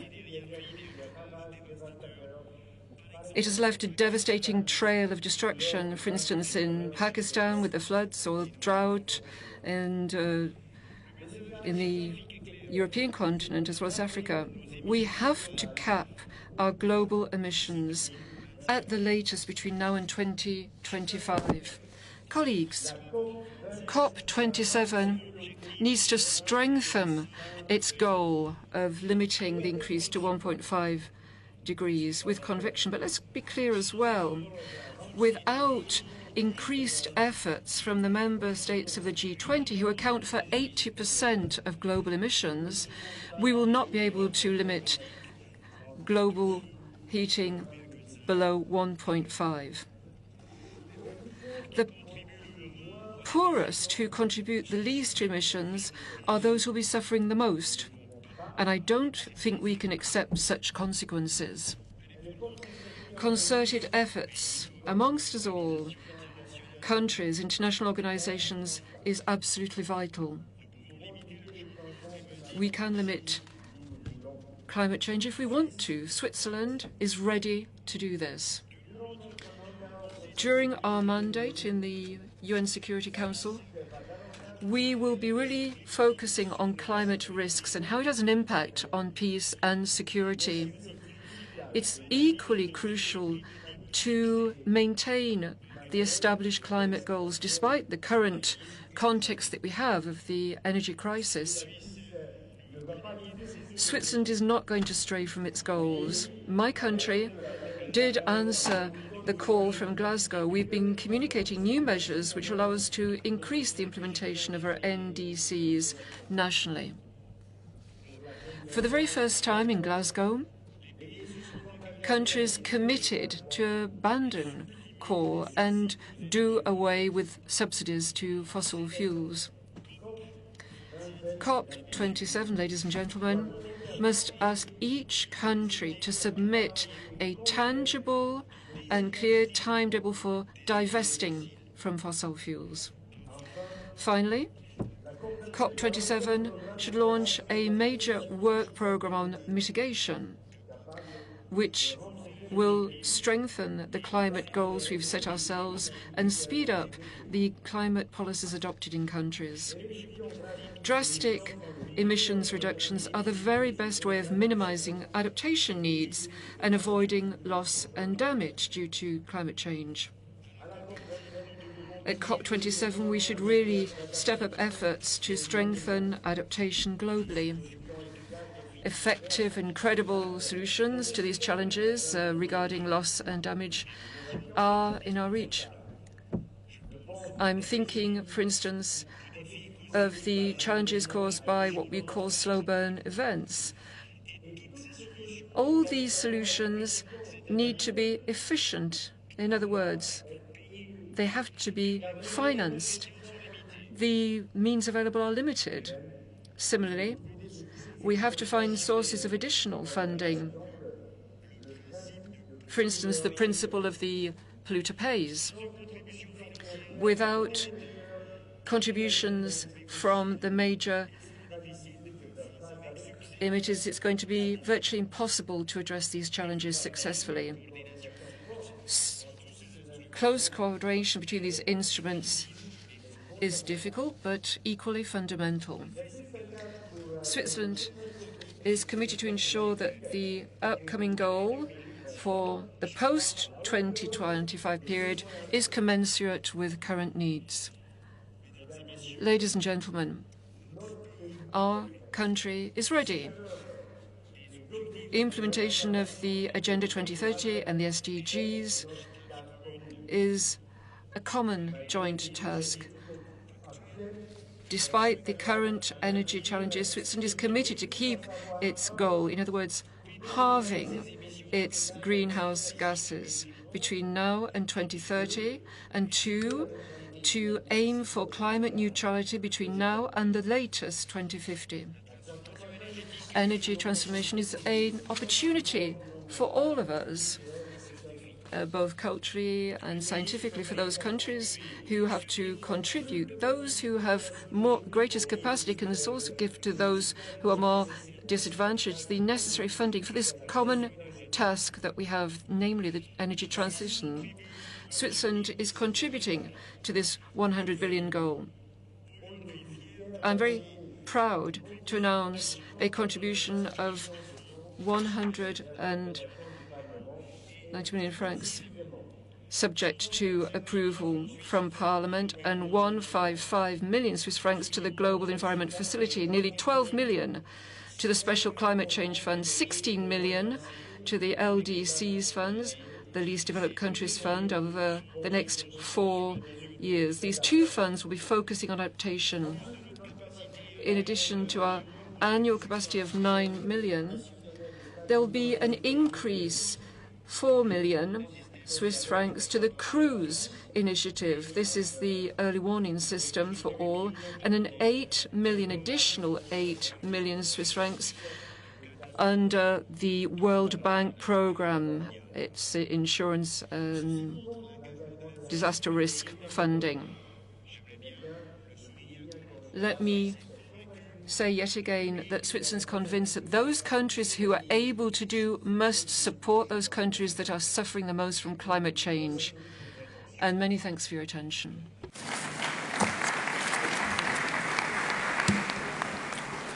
I thank you, Your Excellency, for your statement.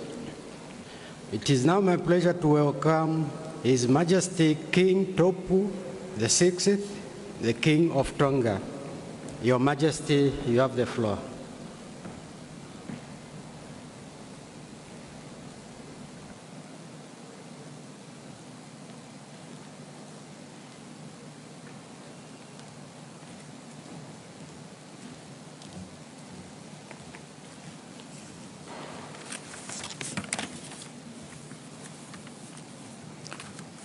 Your Majesties, Your Royal Highnesses, Secretary General, Your Excellency Abdel Fattah el-Sisi, President of the Arab Republic of Egypt, Excellencies, distinguished guests, ladies and gentlemen.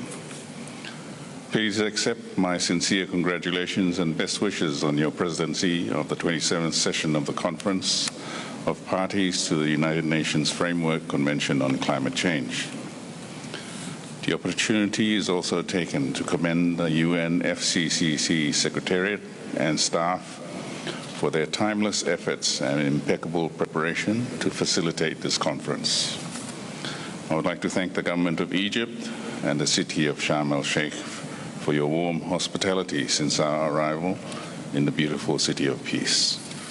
Mr. President, 30 years ago, the United Nations charted a course in adopting the United Nations Framework Convention on Climate Change, and in 2015 we gave this journey a new raison d'etre in the Paris Agreement. At COP26 in Glasgow, parties increased ambition and kept the hope of 1.5 degrees alive. We acknowledge and commend the outcomes of COP26 and note that we will only be a step closer to our goals if every country delivers on their pledges.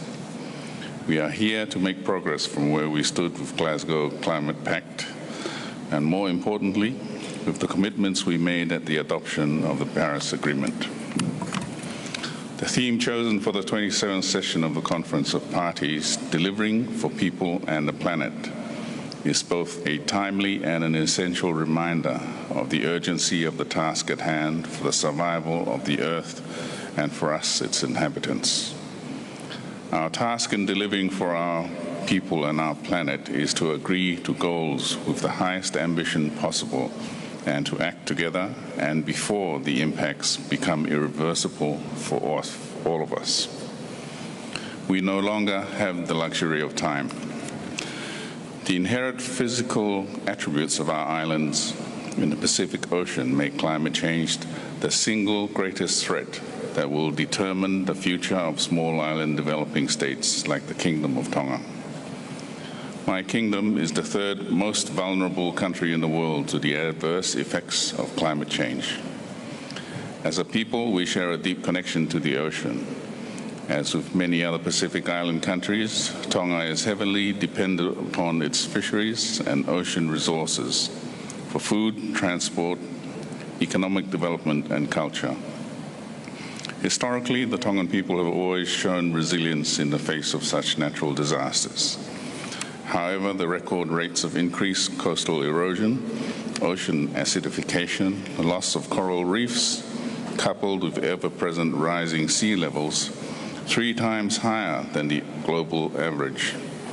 Our ability to respond to the increasing multiplicity of disasters and the increasing severity and intensity of extreme weather patterns is now undermined. On the 15th of January this year, Tonga experienced a volcanic explosion equal to none in our living history. Homes were destroyed, lives were lost, and entire communities are deeply traumatized by sonic explosions and the resulting tsunami waves. Population displacement has now become a permanent feature for my people. In the aftermath of the explosion, we experienced the care, compassion, and support of the global community and our neighboring countries in response and recovery efforts. Mr. President, I would like to take this opportunity to thank each and every one of you who have made a contribution to the recovery efforts of my people. I acknowledge your kindness and the compassion shown towards the people of the Kingdom of Tonga. Please allow me to highlight 2 key future challenges resulting from this unprecedented volcanic explosion.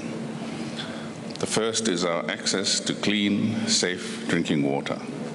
The pollution of rainwater in the aftermath of the explosion highlighted the vulnerability of water storage sites in the outer islands. This urgent reality places greater importance on the access to available water desalination technologies that can operate on renewable energy. The second challenge as an ocean state is to offer affordable transportation that does not add to our greenhouse gas emissions. Our culture and history as people of the ocean has taught us to live in harmony with our environment. In the near future, we will need to reacquaint our people with such livelihoods and use cutting-edge technologies that promote wind-powered, low-carbon emitting modes of transport. As small island developing states, we cannot face the challenges presented to all of us alone. We are firmly committed to international goals. In 2020, the Government of Tonga submitted its second nationally determined contribution under the Paris Agreement, setting ambitious mitigation and adoption goals. In addition, Tonga's long-term low-emission development strategy sets targets in sectors including energy, transport, waste management, and the resettlement of communities. Global objectives must be directly translated into our mission and journey, charting a pathway for a resilient, sustainable, and inclusive future for Tonga. Such goals and measures also support the implementation of the Tonga climate change policy from 2016 and uphold the overarching goal of a climate change resilient Tonga by 2035. For small island developing states like Tonga, adoption to climate change generates larger benefits when delivered in conjunction with other development activities such as disaster risk reduction and community-based approaches to development. My kingdom shares the concerns of other countries in the Pacific Islands Forum. In solidarity, we endorsed the 2050 strategy for the Blue Pacific continent that highlights the challenges that we face as a region and symbolizes our drive to respond to our ever-changing environment. As the impacts of climate change are intergenerational and our actions and decisions today will have a major bearing on the future of our people, I'm encouraged by the agenda at COP27 over the coming days. I hope that all of us here present will be inspired, motivated, and driven into action on firm commitments, a sense of shared responsibility and connection with the global community. This will be a testament to the genuine partnerships of all parties in raising ambitions and actions towards achieving the goals of the Paris Agreement.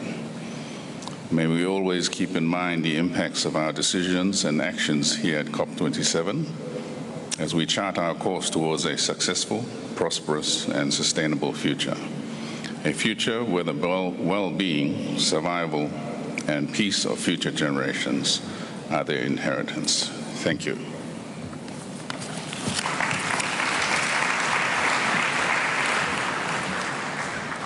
I thank you, Your Excellency, for your statement. It is my pleasure to welcome His Excellency, Mr. Egius Levites, President of Latvia. Your Excellency, you have the floor.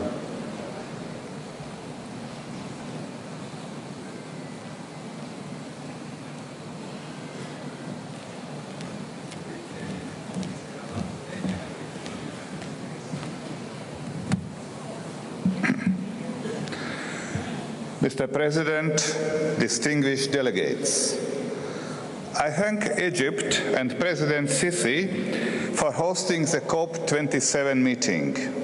The high level of attendance points the urgent need for this gathering. The effects of climate change are felt throughout the world. For example, in Somalia, more frequent drought has led to famine. In Pakistan, melting glaciers have caused flooding of a third of the country's territory. From Greece to Australia to US, extreme temperatures cause extensive wildfires. In Latvia, in my country, climate change is decreasing biological diversity. To make matters worse, Russia's illegal war in Ukraine directly impacts food and energy security, the environment, and distracts attention and resources from climate actions. Geographical location, income level, and gender matters. It is our duty to protect and empower the communities most vulnerable and least responsible for climate change. The current energy crisis caused by Russia's war against Ukraine is another wake-up call that we need to speed up transition to renewable energy. Green solutions not only contribute to the mitigation efforts, but also ensure greater energy security. In Latvia, we are diversifying our energy mix by accelerating wind energy projects. We are determined to reach climate neutrality by 2050. Latvia is committed to the European Union's target of reducing greenhouse gas emissions by at least 55% until 2030. At a local level, two large Latvian cities, Riga and Liepāja, aim to be among the first 100 climate-neutral cities in Europe by 2030. Collective problems need collective solutions, and these solutions must be based on just transition. Just transition is a key word of this conference.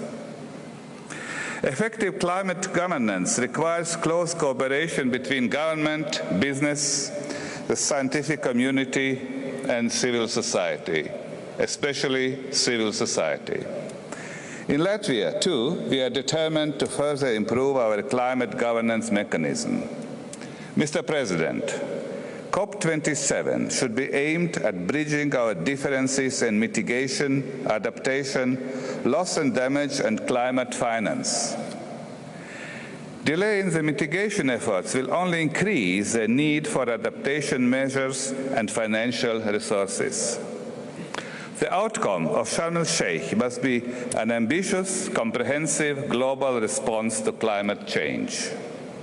As Secretary General Guterres already said, the world needs a pact between developed, emerging, and developing economies in order to save our planet. Thank you.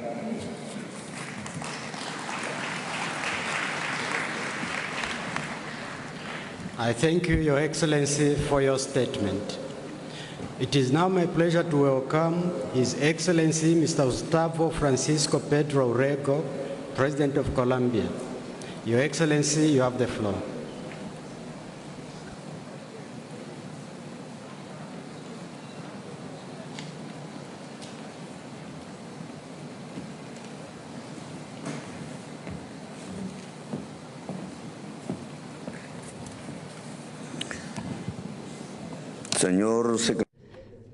Executive Secretary of the United Nations Framework Convention on Climate Change, Simon Steele,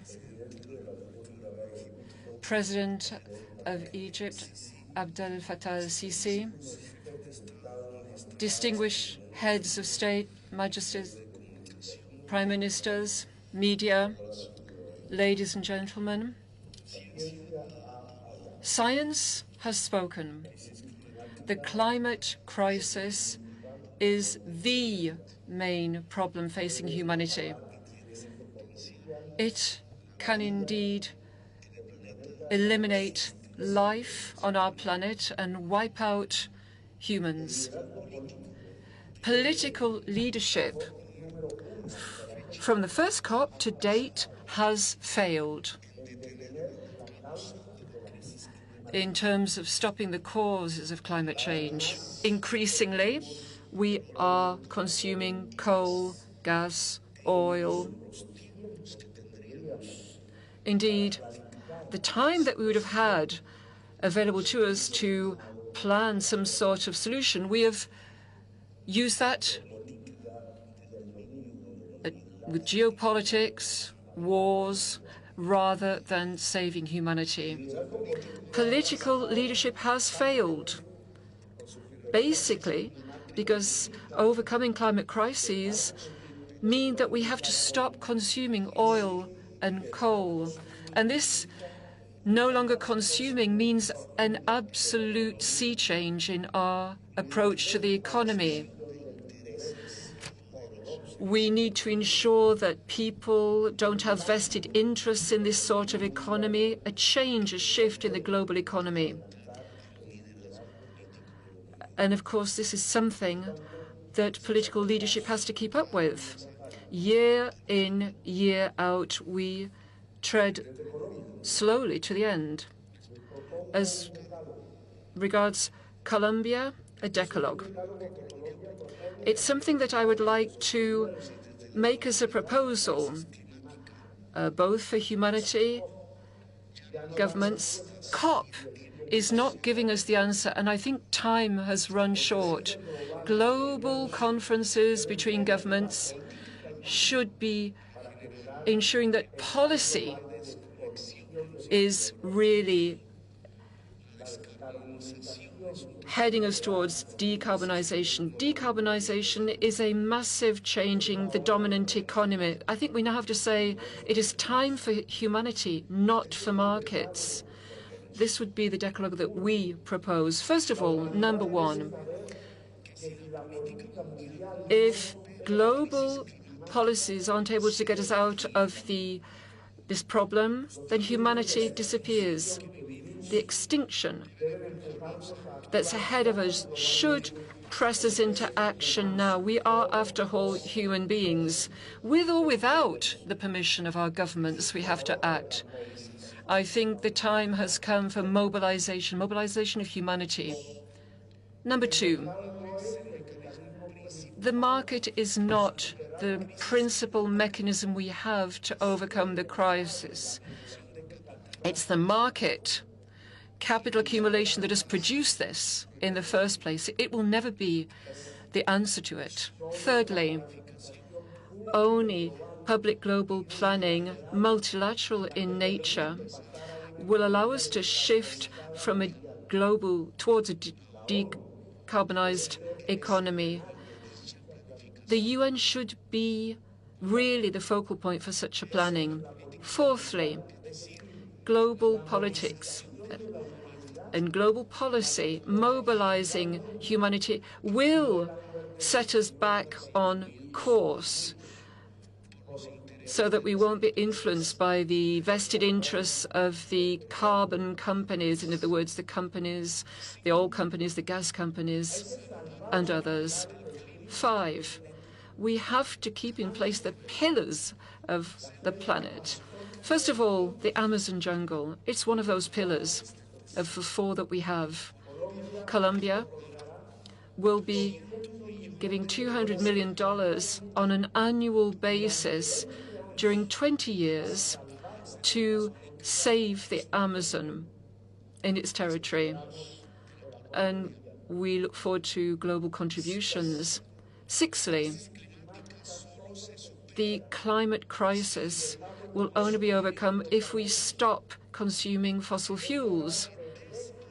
The time has come to devalue the hydrocarbon economy, and we need dates for that. We need clear timelines as we move to an end of this, and we need to be really focused on the carbon-free economy. The solution would be a world without oil, without carbon. Seventhly, the WTO treaties, as well as the IMF, run against the solution that we have for the climate crisis, which is why they should be reformed, subject to the COP agreements rather than the other way around. While we stick to the current WTO treaties, we will make no progress. We will simply go back in terms of solving the climate crisis. We will be moving closer and closer to the end. Eighthly, the IMF should start a debt swap program for investment in mitigation and adaptation in all developing countries. The economic blockade policies, either they don't favor democracy and simply thwart humanity in its interests. Ninthly, private multilateral banks globally have to stop funding the fossil fuel industry. And 10, immediately, we have to start peace negotiations. War is simply robbing us of vital time as humankind if we are to avoid extinction. So that's the decalogue that we propose from Colombia, so that we can act in our world and hopefully save our planet and avoid the extinction of humankind. Many thanks.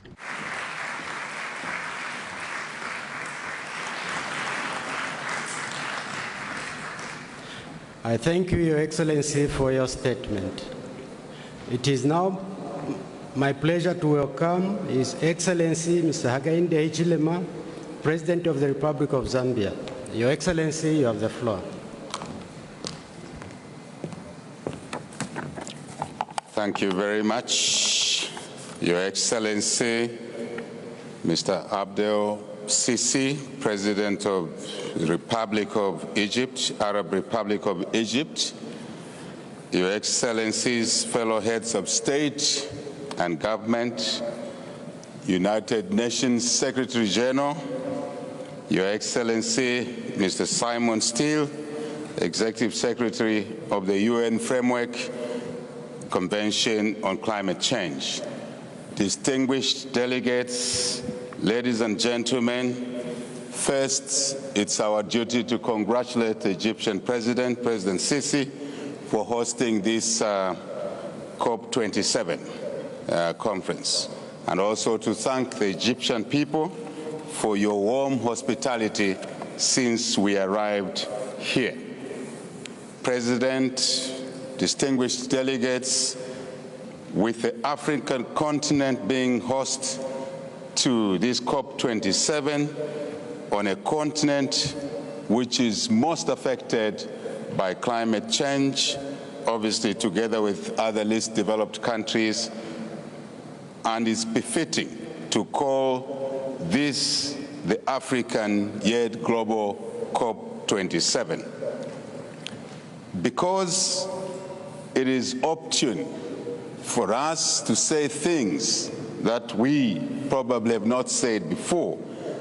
Now that the conference COP27 is happening on our continent, a continent that is bearing quite a lot of the brunt of the climate change, yet it contributes the least to climate damage, we expect that this COP27 will address some of our key issues that are arising from the climate change negative effect.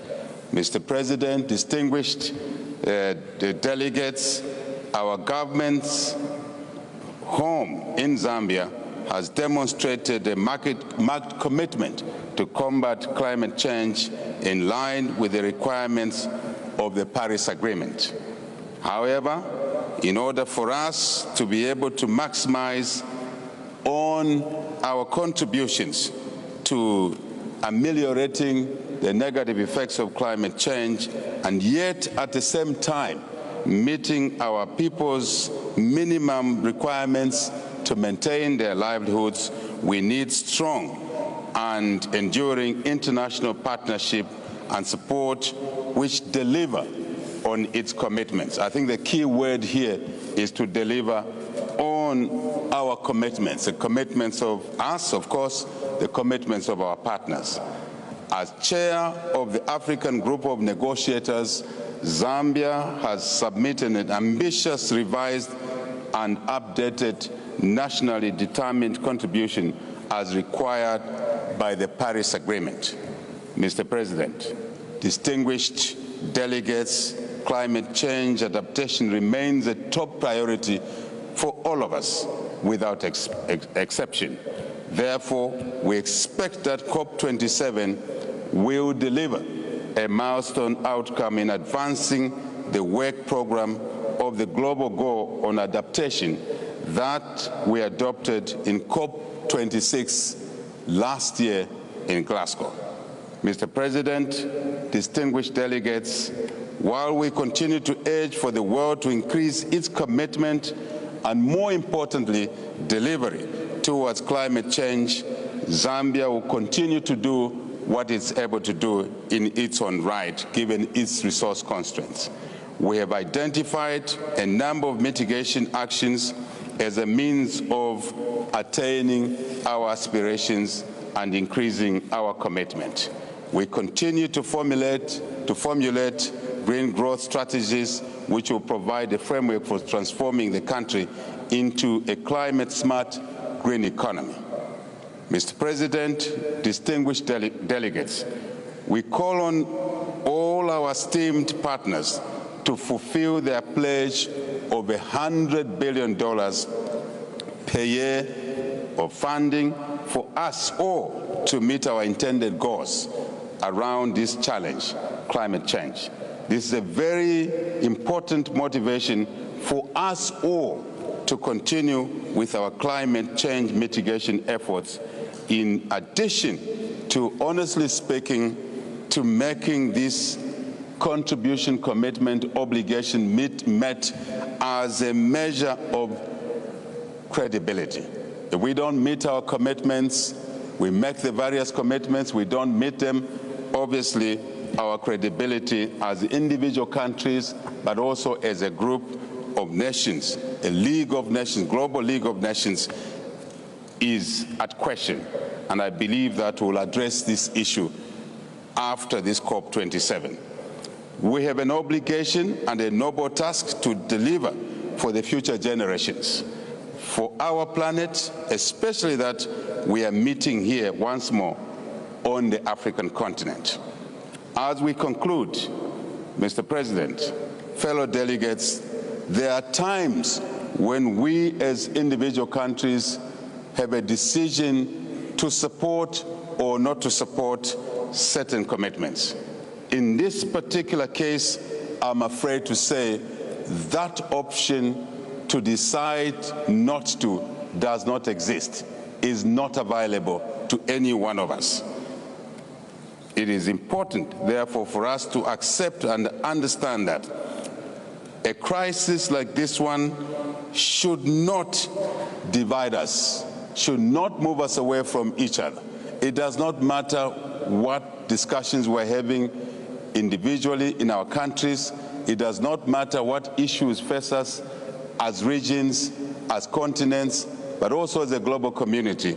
We have an obligation to work together and cooperate even more than ever before. And this way, is the most assured way of defeating the negative effects of climate change. As I said, let us come out of this COP27 more united and work together in many spheres, including joint investments, trading, making carbon trading as is possible. And we shouldn't leave the ascension steps to carbon trading, for example, to individual states. Let's work out a template on how to engage in carbon trade much easier, including working on the regulations that affect this important revenue-based activity, which will help us ameliorate the negative effects of climate change. Mr. President, distinguished guests, a lot has been said. I choose to say these few words and ask all of us to rededicate our efforts and, more important, accelerate implementation of mitigation factors. All of us, without exception. I thank you for your kindest attention. Merci beaucoup. I thank you, Your Excellency, for your statement. It is now my pleasure to welcome His Excellency Mr. Ismail Omar Guelleh, President of Djibouti. Your Excellency, you have the floor.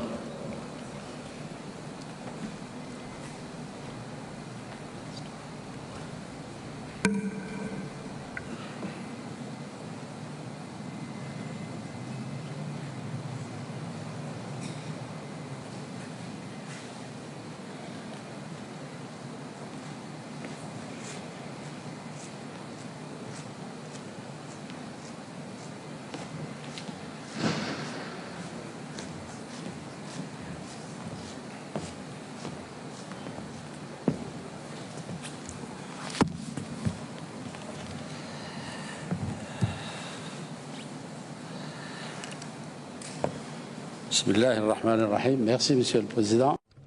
Thank you, President. Your Excellency,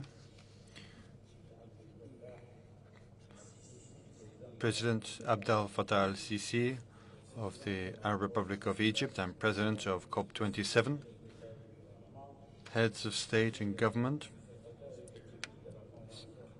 Executive Secretary of the United Nations Framework Convention on Climate Change.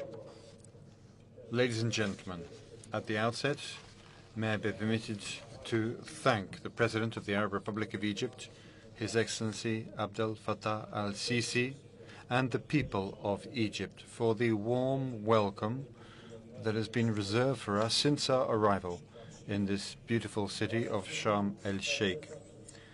Our gratitude also goes out to the new Executive Secretary of the Convention, Mr. Simon Stiel, who has taken all necessary steps in order to fully facilitate our work throughout this conference. And finally, I would like to add my voice to those words of the President speaking on behalf of Africa and the President of Argentina on behalf of the G7 plus China group.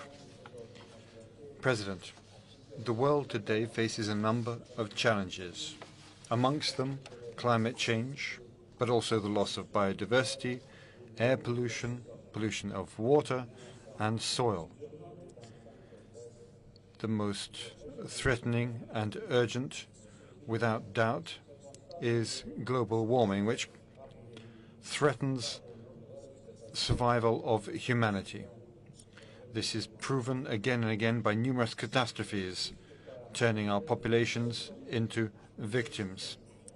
This is all the more a sad situation as our summits and decisions, our commitments and actions remain insufficient, lower than the level of mobilization needed. More than this, greenhouse gas emissions continue to be increasingly emitted with horrific consequences. Africa made only a marginal contribution to global warming. However, it is fundamentally affected by this phenomenon. as concerns the Republic of Djibouti by its geographical location in its intertropical arid environment. Djibouti is particularly vulnerable to the risks created by climate change, such as floods, droughts, and rising sea levels. These risks lead to rarefied water resources, soil erosion, and damage to infrastructure. The impacts of these risks are particularly harmful for the water, agriculture, and public health sectors of my country. And this is why we have implemented a water supply project connecting Ethiopia with Djibouti and a desalination project for seawater for our capital, a key economic and demographic issue to better tackle the challenges of the climate and to ensure greater resilience of the urban population, ensuring that they have safe access to water. Djibouti has built a number of different dams in order to protect our population and our infrastructure from floods. In our national determined contributions, Djibouti assumed the obligation to reduce its CO2 emissions by 40% by 2030 compared to the reference scenario. To do this, we have put into place an electrical interconnection network with Ethiopia, which has allowed us to annually reduce by more than 150 kilotons CO2 emissions of our country, and we have initiated a number of geothermic, wind and solar energy projects in order to significantly reduce our greenhouse gas emissions. As another part of our contribution to the fight against climate change, just over a week ago, Djibouti organized a global summit on research into the climate, which has allowed researchers from various countries to exchange on issues related to climate change. It is in this spirit that we created a regional observatory on climate change, which will allow African researchers to contribute to our better understanding of the collapse of our climate. Given the numerous non-binding commitments, Mr. President, we are not surprised of the lack of progress achieved. This is why we recall that as the COP27 adopts binding decisions recognizing the needs and actual specific circumstances of Africa, more progress will be achieved. We call for access to additional predictable funding. This is fundamental to implement actions for mitigation and adaptation. Therefore, we urge developed countries to comply with their commitments to mobilize $100 billion every year. Finally, we demand that 50% of this funding be dedicated to adaptation. It is time to move from words to action by reducing drastically greenhouse gas emissions and mobilizing the funds that are needed to shore up the resilience of populations as they face climate change. I thank you for your kind attention. I thank you, Your Excellency, for your statement. It's now my pleasure to welcome His Excellency Mr. Bazoum Mohamed, President of Niger. Your Excellency, you have the floor.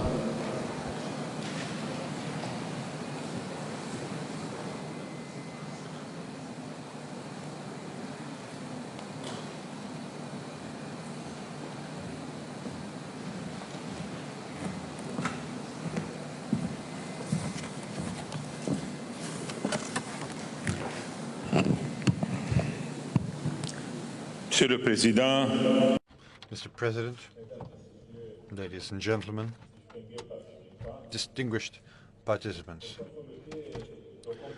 to consolidate what we agreed in Glasgow, the Intergovernmental Panel on Climate Change published 2 reports this year. In these reports, they warn us that current commitments for reductions of greenhouse gas emissions will lead, between now and the end of the century, global warming 2 times greater than that as set forth in the Paris agreements. It is this warning that means that to avoid catastrophic, predictable loss and damage, it is urgent that we accelerate our reductions of greenhouse gas emissions whilst also respecting justice and equality. We know that Africa is the continent most vulnerable on our planet. It is therefore of imperative importance that COP27 rises to this occasion on the climate and places specific attention on those local specific needs. And the concerns of the African continent are as follows. 1, the definition of a new collective quantified goal for climate funding that takes into account the needs of developing countries. 2, a clear definition of the mechanisms that will be used by developed countries in order that they comply with their commitment to annually double adaptation funds between now and 2025. 3rd, handling loss and damage through the establishment of a governance body with precise funding arrangements. 4, the commitment of key emitter countries to reduce their greenhouse gas emissions to stay at 1.5 degrees. 5, a fair, inclusive and equitable energy transition. Such a transition should allow Africa to enjoy its energy resources, notably fossil fuels, a sine qua non precondition for facilitating its sustainable development and eradicating poverty in Africa. Ladies and gentlemen, within Africa, the Sahel is certainly the region that presents the greatest vulnerability and deserves a separate treatment in light of the specific challenges it faces. This includes security, climate, migratory, health, food, and demographic challenges. We can never say this enough. The violence that is ravaging the Sahel today is deeply linked to the climate disaster suffered by this region. And this is why Niger welcomes regional initiatives which have been taken to mitigate the impacts of climate change, such as the Great Green Wall and the Climate Commission for the Sahel region. These initiatives aim at contributing to greater food security and preserving biodiversity, as well as preserving the natural capital, which will allow a better adaptation and greater resilience of both populations and ecosystems. Niger welcomes the creation of the Sahel Climate Fund, an innovative, adapted fund to fund actions on the climate for regular, consistent technical support for the stakeholders in the region of the Sahel who have difficulty gaining access to resources from multilateral mechanisms due to the complex procedures. The first 5-year funding cycle should mobilize $2 billion, contributing to the Great Green Wall initiative through actions which promote, inter alia, increasing food security, developing the potential for renewable energy, as well as human capital and development for green jobs. The promises of funding for adaptation from one conference after another are vitally important. Between conception and implementation, there is a gap, many a slip betwixt cup and lip. And this is why we need to define clear rules urgently for the implementation of the obligations that have been assumed. Thank you. Thank you, Your Excellency. It is my pleasure to welcome His Excellency Mr. Milo Djukanovic, President of Montenegro.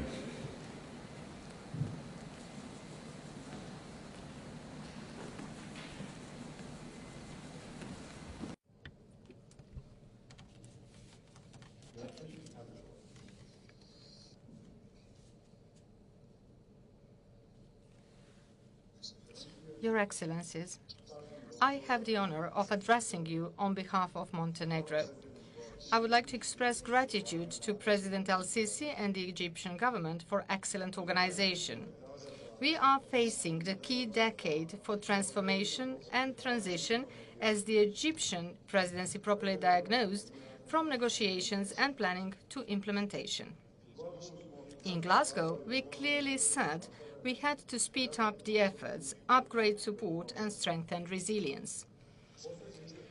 Latest report of the Intergovernmental Panel confirmed that global political leadership would not be decisive for success if there is no determined multilateral action from all levels of social, economic, and technological system.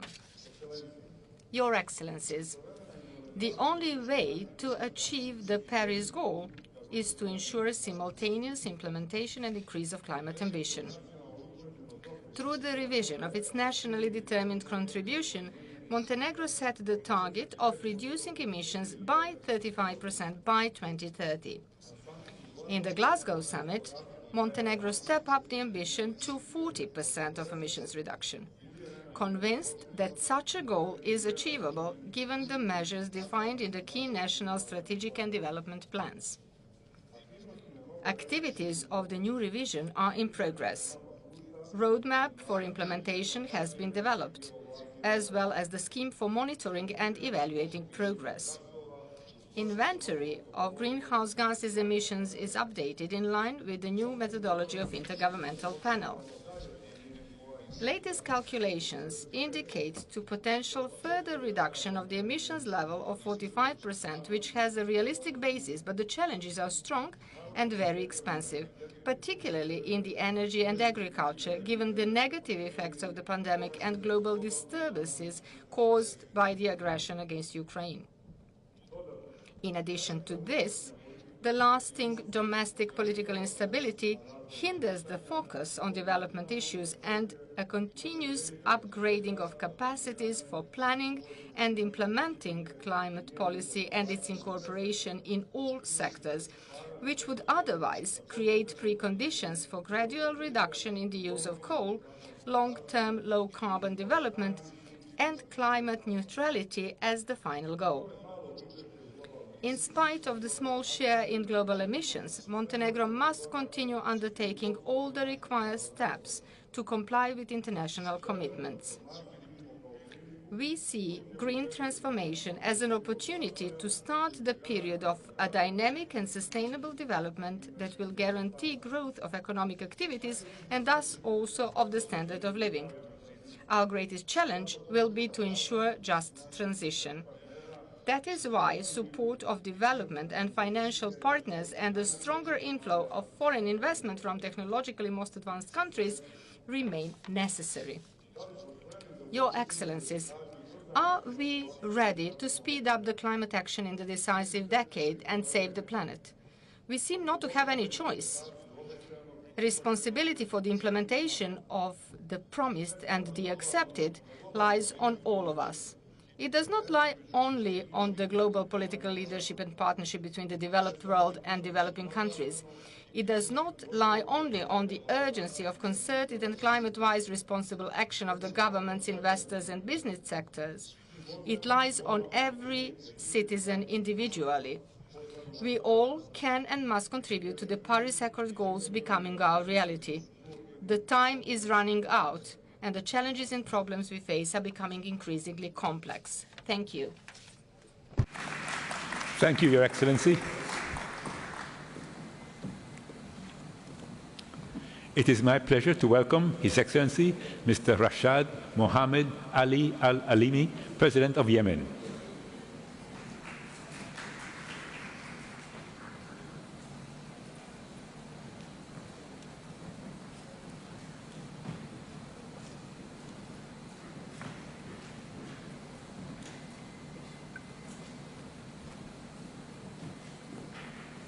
Your Excellency, you have the floor.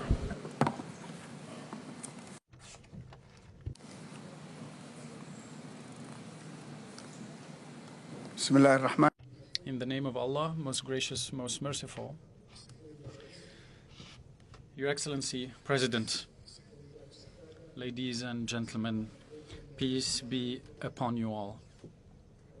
I would like, first of all, to express my sincere appreciation and heartfelt wishes for Egypt, commending the excellent organization of this high-level summit. I would like also to thank the United Nations and its Secretary General for their efforts with the various stakeholders in favor of our planet. Brothers and sisters, ladies and gentlemen, our nations convene today amidst a multiplicity of challenges, from the food crisis to a record increase in temperature to wars in various parts of the world. But we are cognizant that the repercussions of climate change remains the highest item on the agenda and challenge for countries in armed conflict. And although Yemen is the least responsible for emissions that are responsible for climate change, it still is one of the most affected countries by the negative impact of climate change. And the somber picture that is depicted in the various reports about the impact of climate change in Yemen will be even more detailed during the expansive deliberations and proceedings of this summit. But allow me here to indicate the following.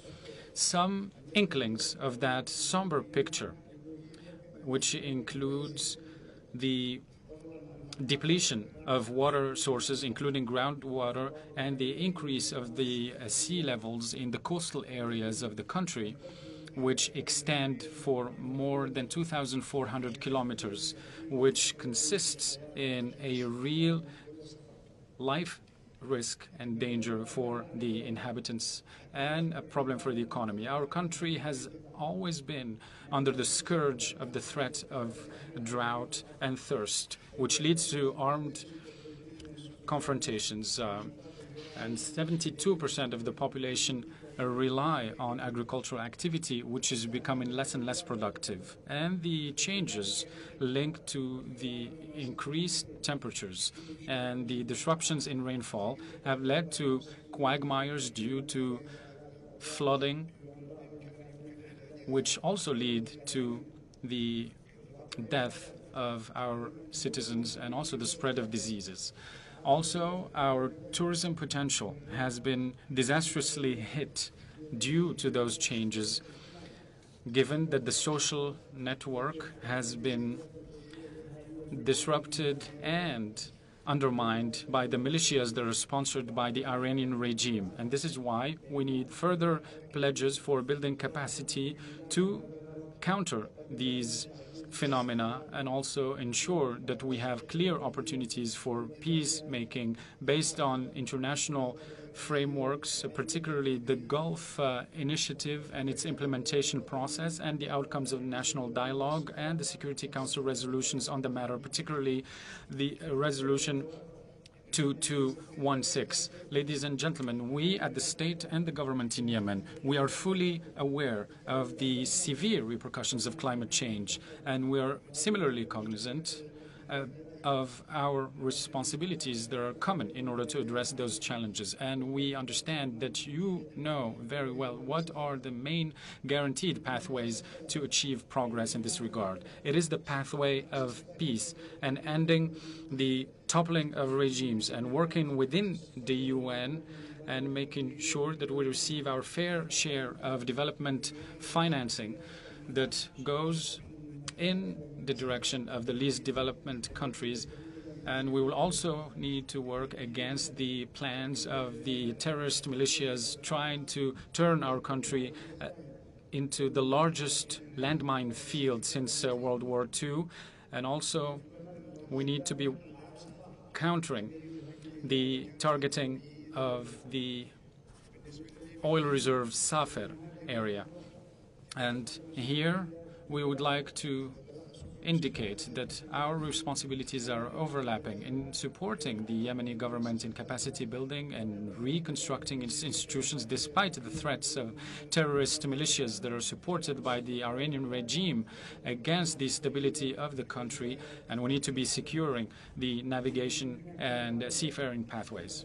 As you know, We have gone a long way in working with and in favor of peacemaking efforts in order to alleviate the suffering of our people and bring back as a constructive player in its region and the world. But the terrorist militias have always been there working against our peace efforts and undermining the stability and the navigation and sea infrastructure in Hadramaut and Shabwa, and expanding their attacks across the borders in a region that is at the heart of, at the crossroads of trade routes in the world.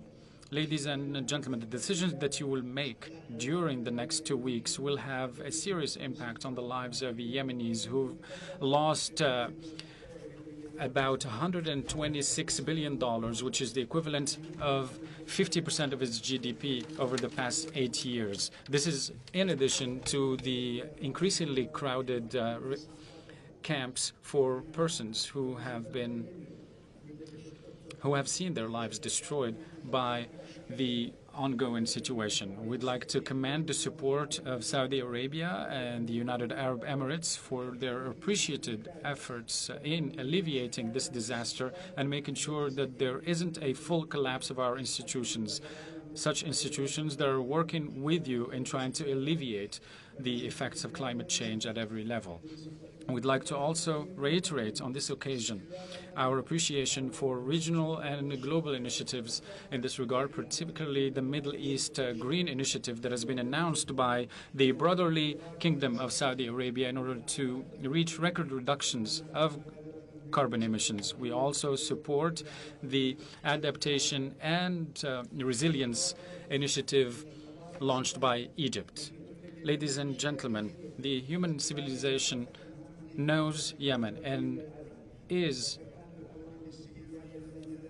now called upon by Yemen to respond to the calls of our mothers and our fathers and our people who look forward to a bright future and for our civilization to be protected from efforts to destroy it.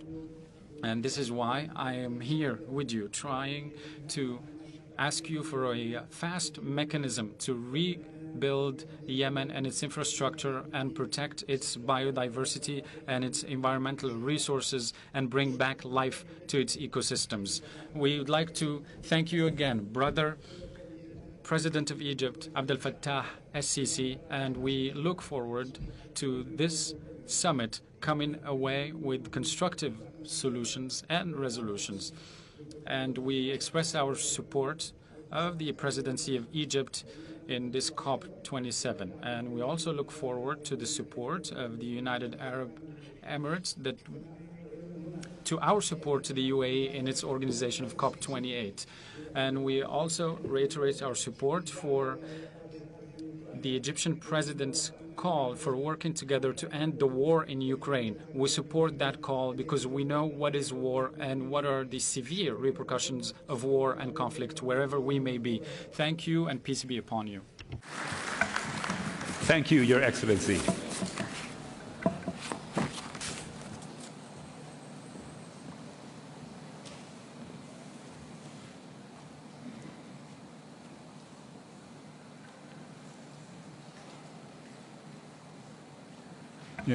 It is my pleasure to welcome His Excellency Mr. Rishi Sunak, Prime Minister of the United Kingdom of Great Britain and Northern Ireland. Your Excellency, you have the floor. When Her late Majesty Queen Elizabeth II addressed COP26 last year, she reflected how history has shown that when nations come together in common cause, there is always room for hope. I believe we found room for hope in Glasgow, with one last chance to create a plan that would limit global temperature rises to 1.5 degrees. We made the promises to keep that goal within reach. And the question today is this: can we summon the collective will to deliver them? I believe we can. When we began our COP presidency, just 1/3 of the global economy was signed up to net zero. Today, it is 90%. And for our part, the UK, which was the first major economy in the world to legislate for net zero, will fulfill our ambitious commitment to reduce emissions by at least 68% by 2030. And because there is no solution to climate change without protecting and restoring nature, in Glasgow, more than 140 countries, which are home to over 90% of the world's forests, made a historic promise to halt and reverse forest loss and land degradation by the end of this decade. And just this afternoon, I co-hosted the first meeting of the Forests and Climate Leaders Partnership to ensure this is delivered. Central to all our efforts is honouring our promises on climate finance. I know that for many, finances are tough right now. The pandemic all but broke the global economy. And before coming here today, I spent last week working on the difficult decisions needed to ensure confidence and economic stability in my own country. But I can tell you today that the United Kingdom is delivering on our commitment of £11.6 billion. And as part of this, we will now triple our funding on adaptation to £1.5 billion by 2025. But let me tell you why. First, I profoundly believe it is the right thing to do. Listen to Prime Minister Motley of Barbados as she describes the existential threat posed by the ravages of climate change. Or look at the devastating floods in Pakistan, where the area underwater is the same size as the entire United Kingdom. When you see 33 million people displaced, with disease rife and spreading through the water, you know it is morally right to honour our promises. But it is also economically right too. Climate security goes hand in hand with energy security. Putin's abhorrent war in Ukraine and rising energy prices across the world are not a reason to go slow on climate change. They are a reason to act faster. Because diversifying our energy supplies by investing in renewables is precisely the way to ensure ourselves against the risks of energy dependency. It is also a fantastic source of new jobs and growth. In Glasgow, we began an approach globally, using aid funding to unlock billions of pounds of private finance for the development of new green infrastructure. So instead of developing countries being unfairly burdened with the carbon debt of richer nations and somehow expected to forego that same path to growth, we are helping those countries deliver their own fast track to clean growth. And the UK is making further commitments to support this today, including by investing £65 million in a range of green investment projects in Kenya and in Egypt. I'd like to pay tribute to President Sisi for his leadership in bringing us all together, and to thank the UK's President of COP26, Alok Sharma, for his inspiring work to deliver on the Paris Agreement and Glasgow Climate Pact. By honouring the promises we made in Glasgow, and by directing public and private finance towards the protection of our planet, we can turn our struggle against climate change into a global mission for new jobs and clean growth. And we can bequeath our children a greener planet and a more prosperous future. That's a legacy we could be proud of. So as we come together once again in common cause today, there really is room for hope. Let us fulfill it. Thank you. Thank you, Your Excellency. It is my pleasure to welcome His Excellency Mr. Vahan Khachaturian, President of Armenia.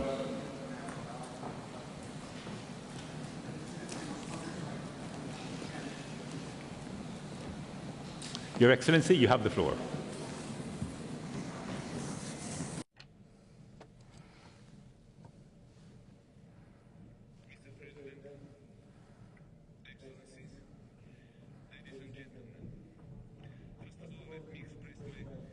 gratitude to the President of the Arab Republic of Egypt, His Excellency Abdel Fattah el-Sisi, and the government of Egypt for an excellent organization of this conference. Mr. Chairman, combating climate change is important part of the international agenda, and it requires everyone's joint approach.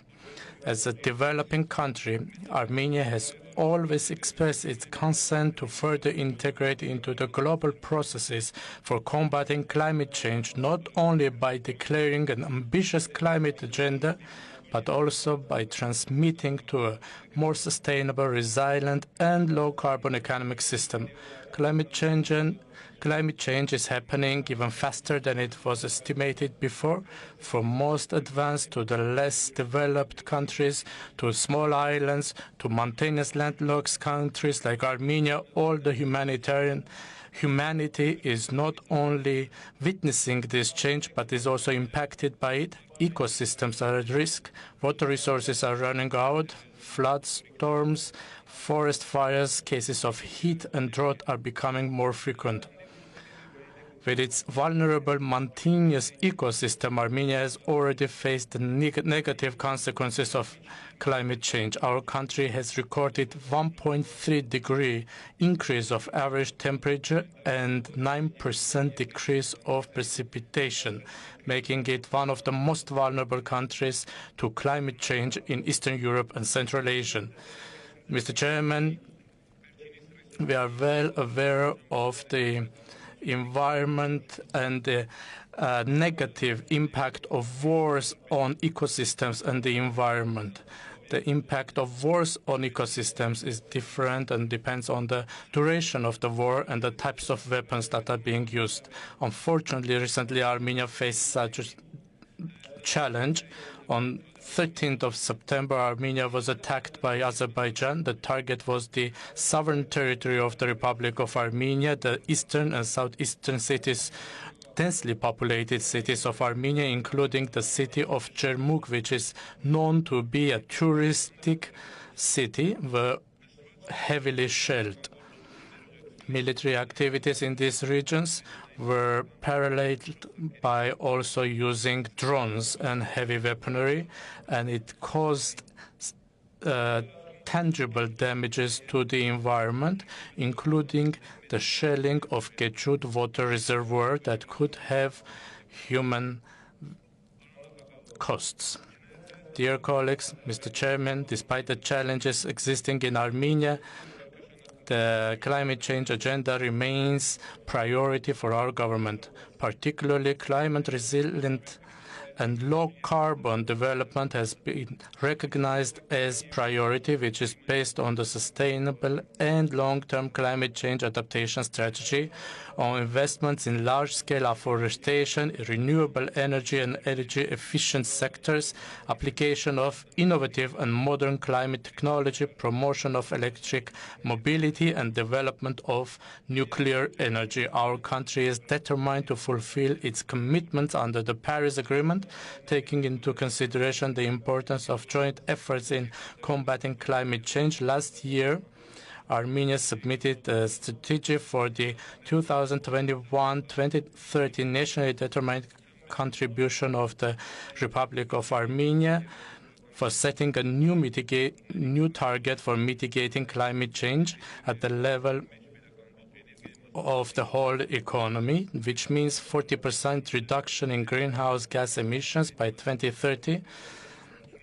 In this regard, innovative solutions, including Debt for Climate initiative, are of importance in a world where accumulated state debt deters most developing countries from receiving climate-related funds. We welcome the progress for establishing international rules under Article 6 of the Paris Agreement, the positive, although fragile achievements we had in Glasgow 1 year ago, and we expect equal and fair participation of developing countries to promote full transition of the economies of states to sustainable and carbon-neutral development.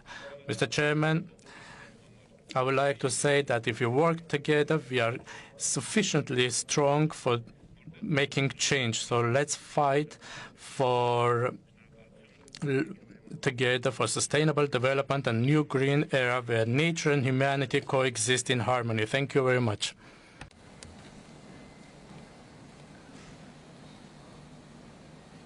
It is my pleasure to welcome His Excellency Mr. Borut Pahor, President of Slovenia.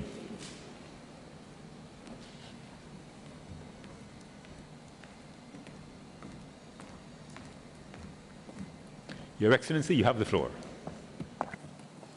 Thank you, Mr. President. Ladies and gentlemen, I could not wish for a better platform from which to address the world for my very last time in the capacity of the President of the Republic of Slovenia.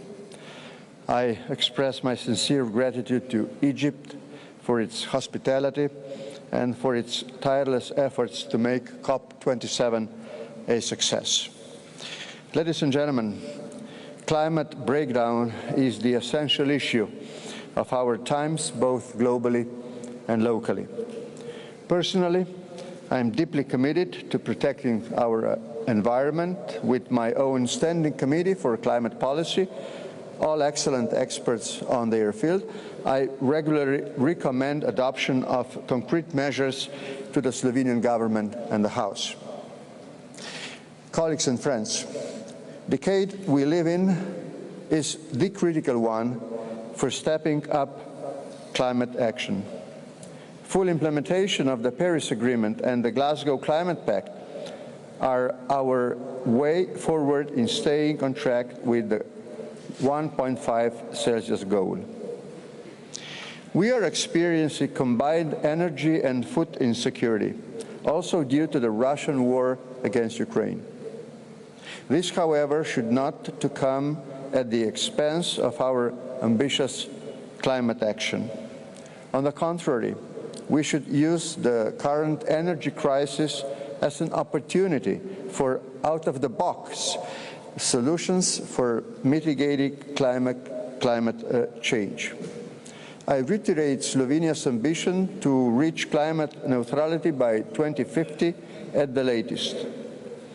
We are preparing our first national climate law, which will further promote meeting this target. At the same time, we are well aware of the great diversity of needs of developing countries and communities. We therefore wish to substantial progress on the global goal on adaptation. We support efforts to find solutions for founding arrangements for loss and damage. We also support the call of the United Nations Secretary General to expand early warning coverage throughout the world. Excellencies, climate breakdown is increasingly a factor of instability, violence, and war. As a candidate for a non-permanent seat of the United Nations Security Council for the period of 2045-2025, Slovenia aims for integration climate action into prevention, peaceful building, and peacemaking. We are committed to solidarity. This year, we doubled our climate finance through multilateral channels in support for the least developed states and small islands developing states. Ladies and gentlemen, climate breakdown is happening here and now. We shall either stand together or fall together. We only have this one motherland. Our generation has the possibility and duty to act and leave the planet in a better shape for our children. Again, failure is not an option. We are talking of a man-made problem. We have a man-made solution for it. So let's get to work together for implementation. Mr. President, thank you for your attention. Thank you, Your Excellency.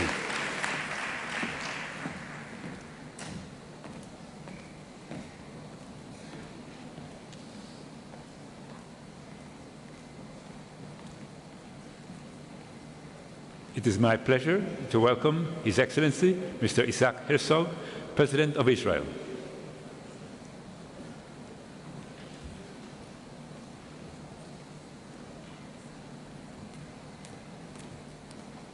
Your Excellency, you have the floor. Thank you, dear Excellencies, ladies and gentlemen. I'm so very honored to join you today from across the globe, so many friends at the COP27. I thank the President of the Arab Republic of Egypt, His Excellency Abdel Fattah al-Sisi, and his government for hosting us here in this beautiful Sharm el-Sheikh.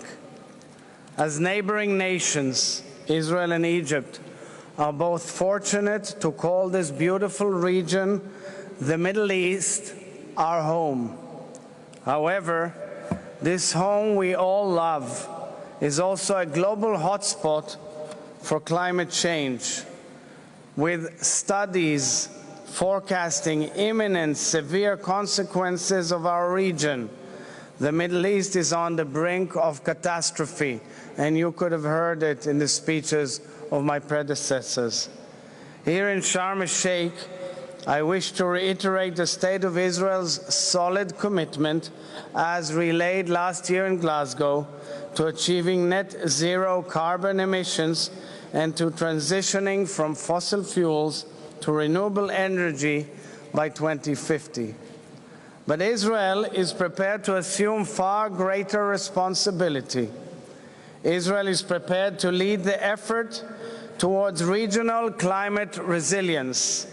I intend to spearhead the development of what I term as renewable Middle East, a regional ecosystem of sustainable peace. I envision that in the foreseeable future, the solar energy produced in the deserts of the Middle East will be available for exportation to Europe, Asia, and Africa. If, for example, Israel and Greece are already working on electricity connectors to supply green electricity from Israel to Europe, I believe that the entire Middle East, all Middle East nations, abundant with sun and technology, will have the ability to connect the rest of the world to a magnificent source of renewable energy. In a region undergoing accelerated desertification, Israel also has the capability and know-how to deflect severe water shortages and to offer solutions for food insecurity. We are eager to share all our expertise and practical tools. That is what a renewable Middle East is all about. And I invite you all to visit our beautiful pavilion here at COP27 and see some of these brilliant ideas for yourselves. Dear friends, this crisis threatens the very existence of the future which we wish for our children. It transcends politics and geographic margins, and so must we. I say to all nations at the COP27, and particularly to our neighbors near and far, this state of emergency demands we work together, not tomorrow, today. Let us turn the climate emergency into an opportunity to address 20th century conflicts, thereby advancing desperately needed 21st century collaborations. Let us leverage vital regional partnerships as a path towards inclusivity, stability, and prosperity to form this shared renewable Middle East. The Prosperity Green and Prosperity Blue Partnership, reflecting Jordan's intention to supply Israel with green electricity, and Israel's intention to supply Jordan with desalinated water, with the direct involvement and support of the United States of America and the United Arab Emirates, is the ultimate example of creative win-win partnerships which will contribute to the stability of the entire region. In the spirit of our hosts in the region, I would like to teach from the Quran that, as said, to be good to others as Allah has been good to us, and to not seek to corrupt the land. As said in Arabic, وَأَحْسِنْ كَمَا أَحْسَنَ اللَّهُ عَلَيْكَ وَلَا تَبْغِي الْفَسَادَ فِي الْأَرْضِ. And as our Holy Bible says, may you work, toil, and protect the land. וَيِקَחَ אדוני אלוהים את האדם ויניחהו בגן עדן לעובדה ולשומרה. Let us save the world God gave us, for we are all have been created in His image. Thank you very much.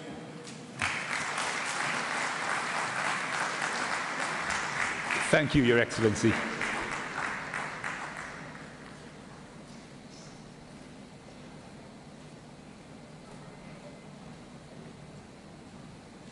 It is my pleasure to welcome His Excellency, Mr. Umaro Sissoko Embalo, President of Guinea-Bissau.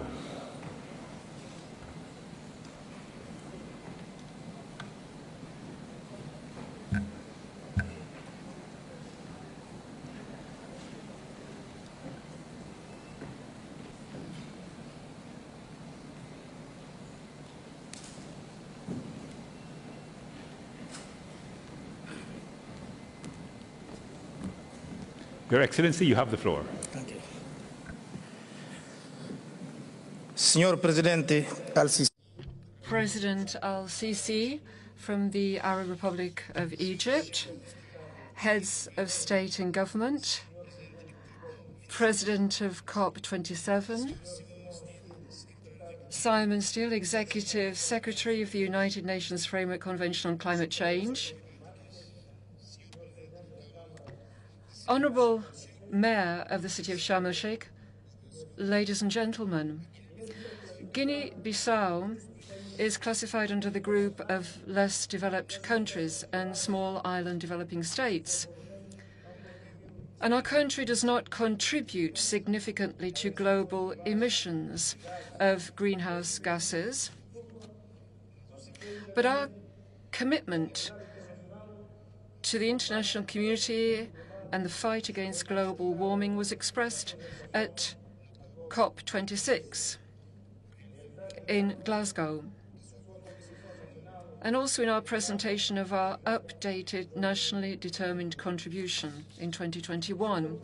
Guinea-Bissau committed itself to implementing mitigation actions corresponding to a deviation equivalent to minus 30% or more in relation to the scenario we had before by 2030, and to achieve carbon neutrality by 2050. Ladies and gentlemen, in order to achieve carbon neutrality by 2050, profound changes must be rapidly set on course in order to close the gap between the goals defined under the Paris Agreement and current trends in the evolution of greenhouse gas emissions. Multiple COVID-19 crises and the war in Ukraine must not render the climate financing agenda unfeasible. We must come to an agreement on the implementation architecture for long-term climate financing. Ladies and gentlemen, with the new global challenges, we must increase our ambition related to mitigation of greenhouse gases, and we need to promote the other two pillars, namely financing and adaptation, in order to achieve the ambitious goals of the Paris Agreement on the new climate regime and the Agenda 2030 of the United Nations.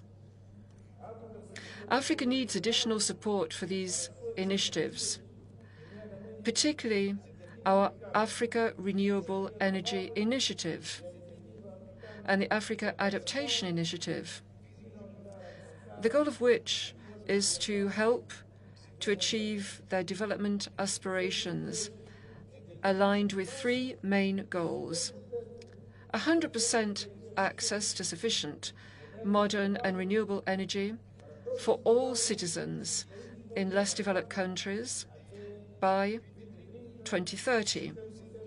Then 100% electricity from renewable energy sources in all less developed countries by 2050.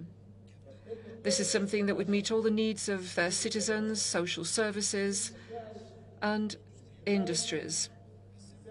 And then 100% use of energy efficiency potential throughout the value chain, through full implementation of best practices by 2040.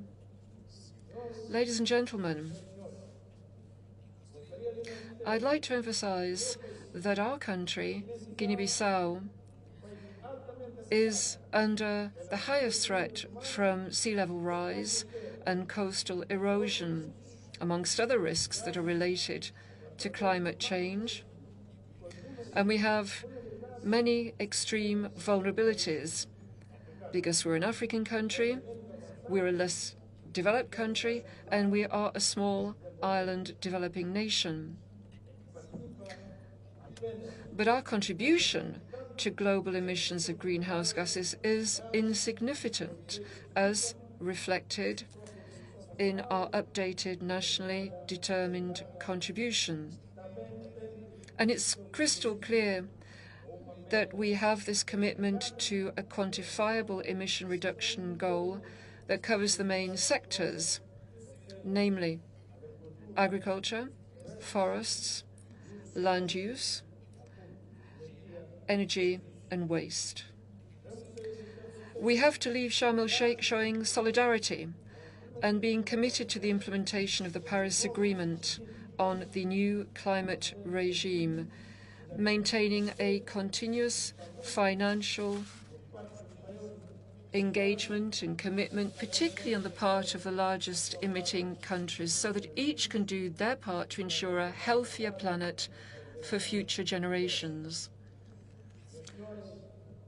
Ladies and gentlemen, to conclude, I'd like to reaffirm Guinea-Bissau's commitment to the United Nations Framework Convention on Climate Change and to the implementation of the goals established under the Paris Agreement on the new climate regime. This is an essential step in the fight against climate change. We also need to progressively increase our ambition and actions at a national, subnational, and collective level in our future nationally determined contributions. Thank you very much. Thank you, Your Excellency.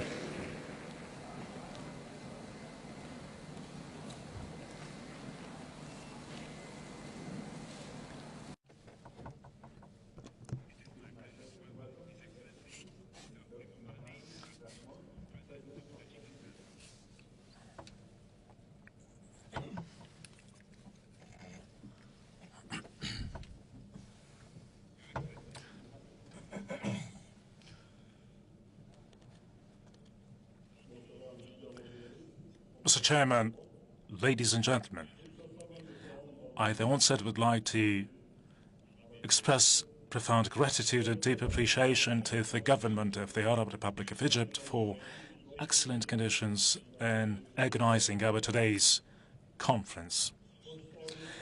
Unprecedented droughts and floods of this year across the many parts and corners of throughout the world, and particularly in Central Asia, have once again proved that climate change remains one of the most critical global challenges.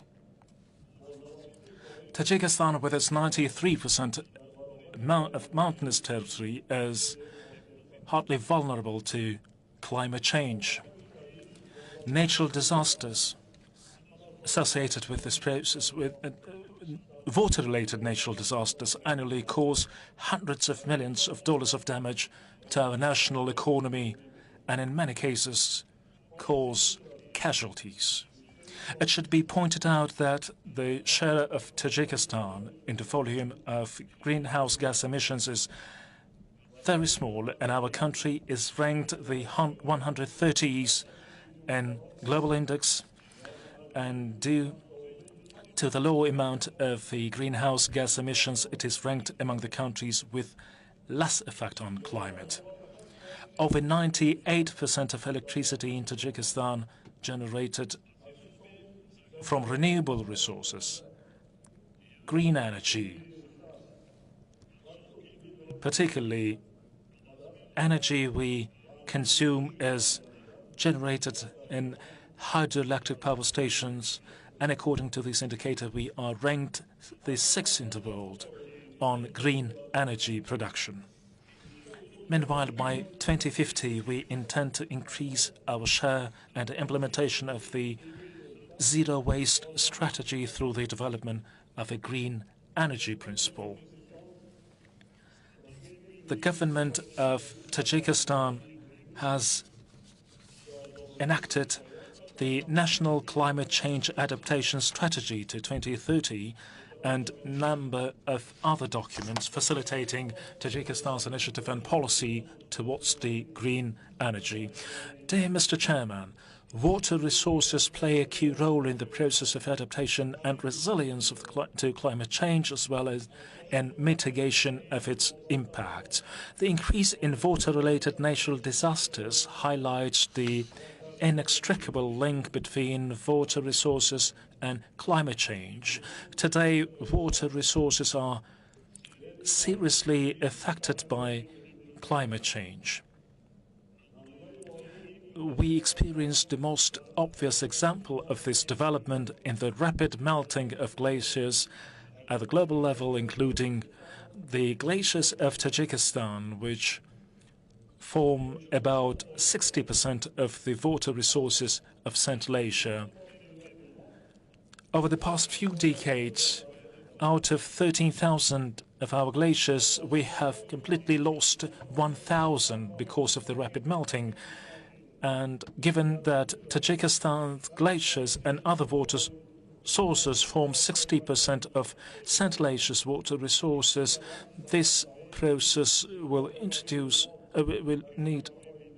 add additional challenges for the countries of the region in terms of their water consumption plans. In this context, within the framework of the Water and Climate Coalition, we proposed to declare 2025 as the International Year of Glaciers Protection. At the same time, as part of our efforts to prepare for the United Nations Water Conference, which is scheduled to be held in March next year, 2023, under the co-chairmanship of Tajikistan and the Netherlands, we have proposed water and climate change as one of the main topics of the conference.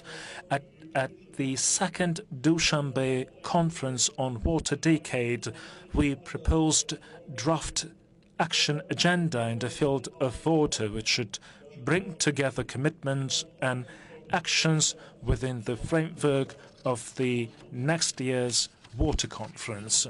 And I do strongly believe that the United Nations member states and all stakeholders will support us through their active participation and contribution, solid commitment and acceleration of their actions in an implementation of these noble objective and great responsibility. I wish all of us successful result from today's conference, and wish unity and solidarity on our way towards the next year United Nations Water Conference.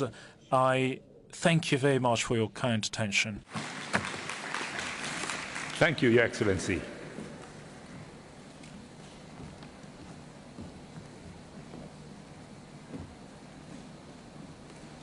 It is my pleasure to welcome His Excellency Mr. Pedro Sánchez Pérez Castejón, President of the Government of Spain.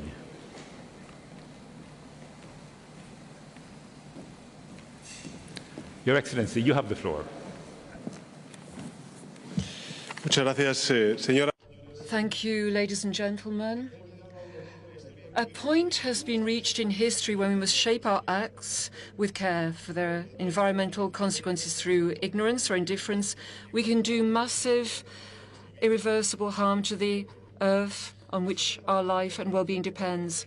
These words are in the final statement of the first Earth Summit 50 years ago in Stockholm. And I think we should be startled at its relevance. 5 decades on, the world is still moving towards what the Secretary-General, Antonio Guterres, called a climate abyss, despite the clear diagnosis we're getting from science. Ignorance or indifference was what was mentioned in the Stockholm Declaration. The former could be used perhaps sometime as an excuse. Indifference, however, will not acquit us in the court of posterity.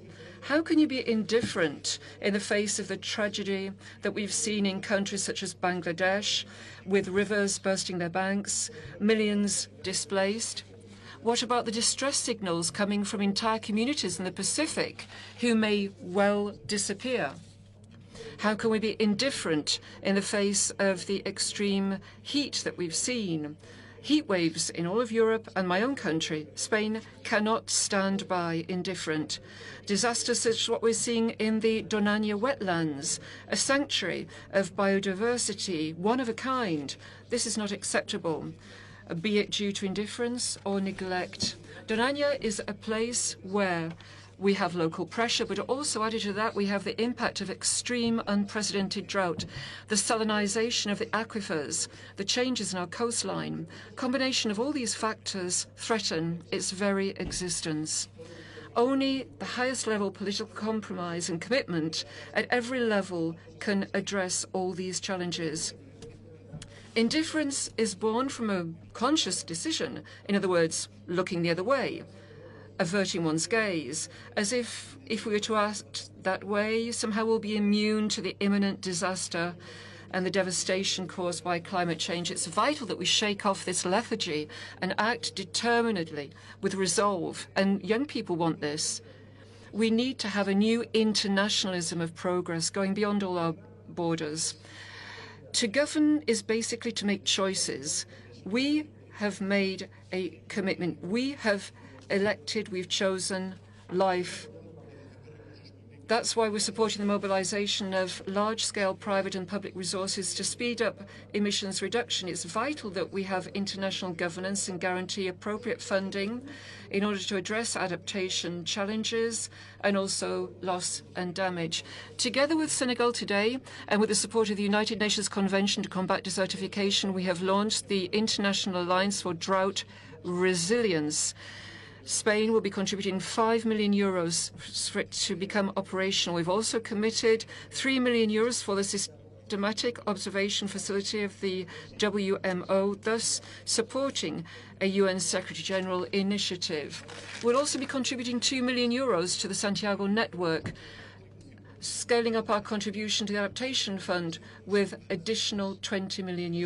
In addition to that, we are working to comply with what was pledged. We'll be soon approving our international climate funding strategy. We've been the first country to contribute to the IMF's Resilience and Sustainability Trust. In short, ladies and gentlemen, actions speak louder than words. Nowadays, Spain has a coherent normative framework on the basis of which we hope to achieve climate neutrality by 2050. 30% of the state budget is devoted to combating climate change. We really are banking on renewable energies, what we call self-consumption, electrification of the transport sector, rehabilitating and ensuring better energy efficiency for our housing stock. The energy crisis caused by the war in Ukraine cannot be an excuse to delay commitments, nor to break our word. On the contrary, it should be an additional motivation to speed up the ecological transition. This is what we are defending from Spain. Also, Europe has done the same. We've had to react to a shock and replace rapidly 40% of our gas supplies, but we've also restated the need to have fresh impetus for our energy transition. Dear colleagues, We need to counter ignorance and indifference with an ambitious agenda. Literally, our lives are at stake here, ours and also that of our children. We have the moral duty to do this. We will rise to this challenge and walk along this shared path alongside the rest of humanity. Thank you. Thank you, Your Excellency.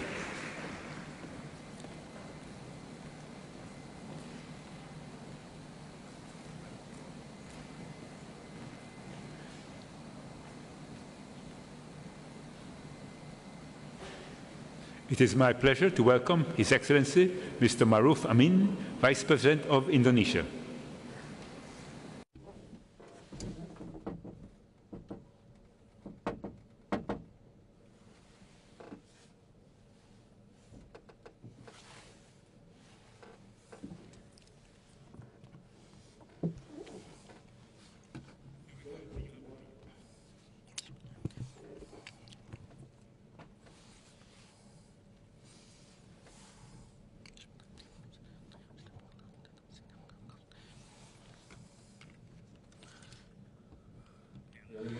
Excellencies, the world is currently facing the triple planetary crisis: climate change, pollution, and biodiversity loss. These three are interrelated and very urgent to overcome.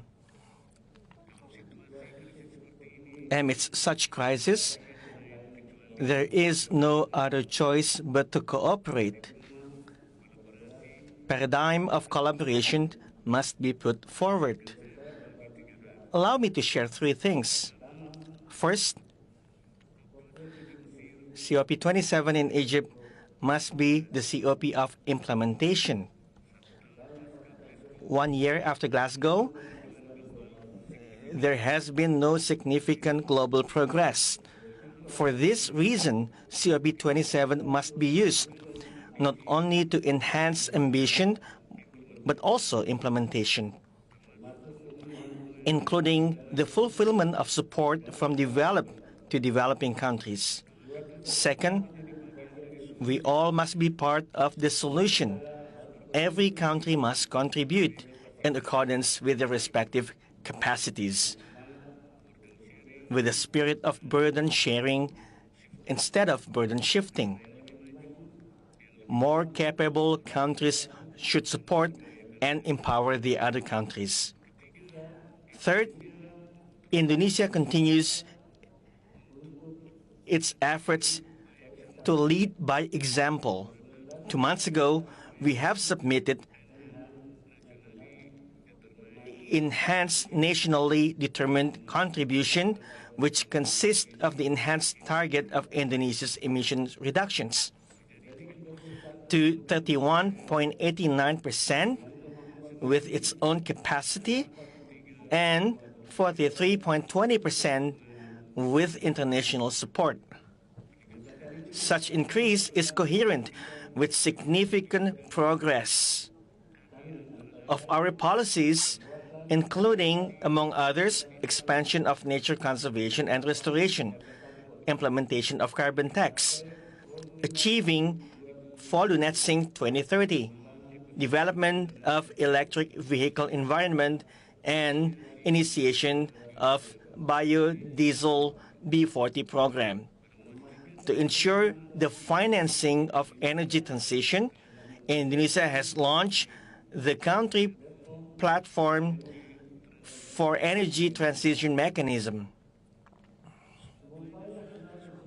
All of these national efforts needs to be complemented by clear international supports, including the establishment of an effective and equitable carbon market, investment for energy transition, and financing for climate action. As the G20 presidency, Indonesia continues to push for green recovery, as well as strong and inclusive climate action. In the future, through the ASEAN chairmanship in 2023, Indonesia will continue to pay attention on strengthening climate action. Excellencies, we must take concrete actions and strengthen collaboration based on dialogue and trust to create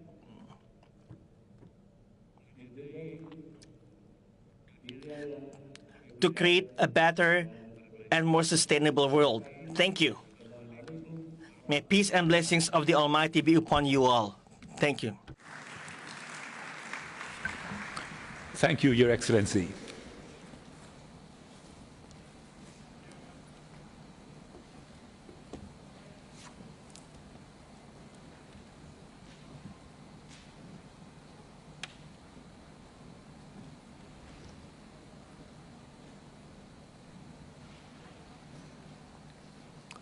It is my pleasure to welcome His Excellency, Mr. Tiemoko Meliet Kone, Vice President of Côte d'Ivoire.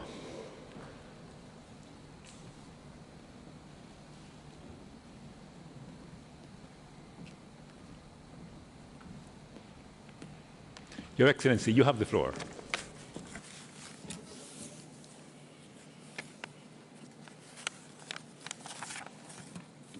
Merci, Monsieur le Président. Thank you, President.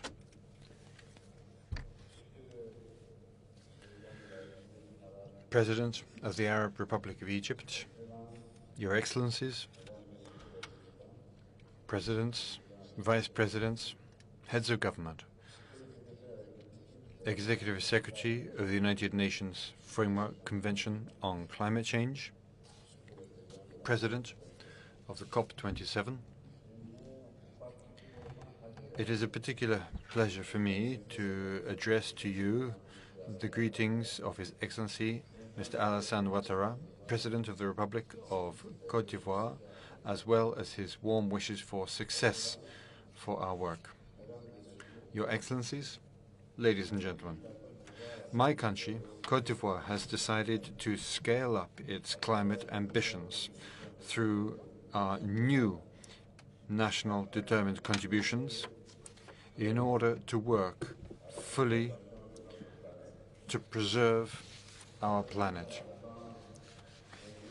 Côte d'Ivoire thus intends to reduce its GHG emissions by 30.41% by 2030 and bring the level of forest coverage currently at 10% to 20% by 2030. In addition, we are accelerating our energy transition and have the ambition of bringing it to a point where renewable energy will be at 45% of the energy mix, notably thanks to natural gas, hydroelectric power, solar energy, and biomass. Your Excellencies, ladies and gentlemen, the current geopolitical situation of the world brings threats everywhere, threatening our very fight against climate change. This energy urgency should not distract us from the critical goals in the Paris agreements on the climate. And thus, I would like to reiterate the appeal of my country to ensure that commitments to fund adaptation are respected, supporting an energy transition, in particular in Africa. Our planet is suffocating day by day, more and more. We must act. We must act fast in order to invert permanently the dramatic trajectory of global warming. I thank you for your attention to these words of my President. Thank you, Your Excellency.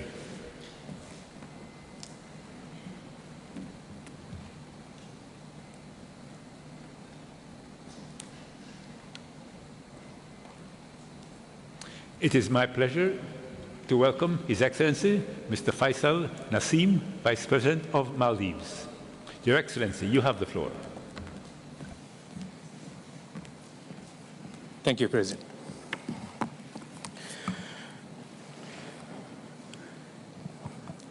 Your Excellency, Mr. Abdel Fattah al-Sisi, President of the Arab Republic of Egypt, Your Excellency, Mr. Antonio Guterres, Secretary General of the United Nations, Excellencies, ladies and gentlemen, I would like to thank the government and the people of Egypt for hosting COP27 in such a breathtaking location.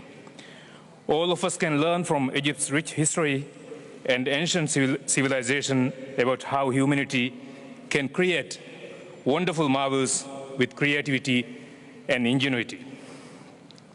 Once again, we gather here together to strengthen our commitment to climate action.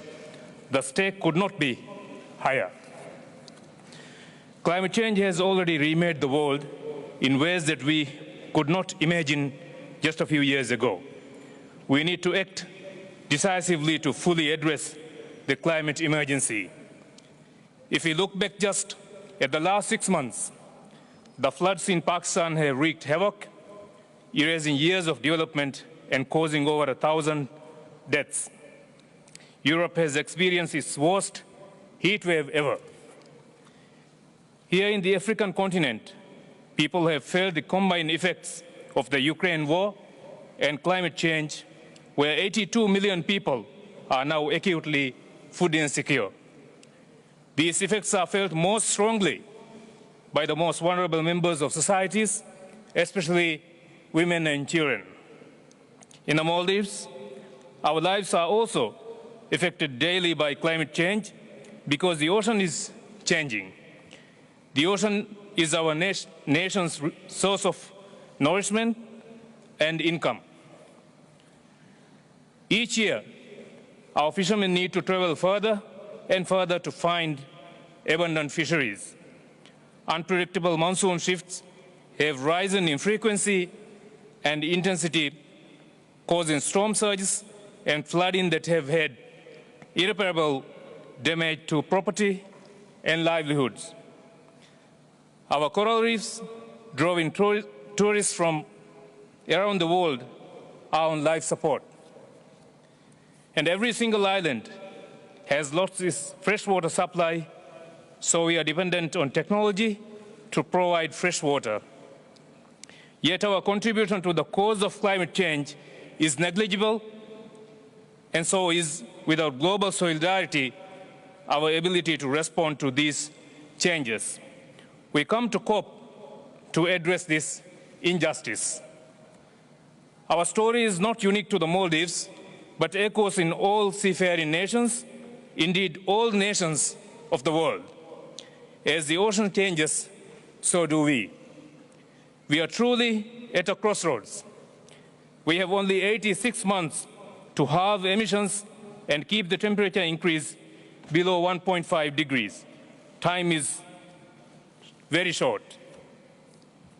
At this COP, we expect ambitious commitments on mitigation, including more parties aggressively phasing out fossil fuels and making the just transition to renewable energy sources.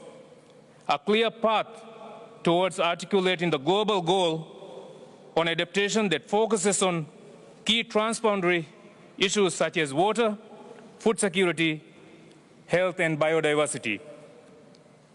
A bold and visionary outcome on loss and damage that provides a mosaic of solutions to address a complex set of problems.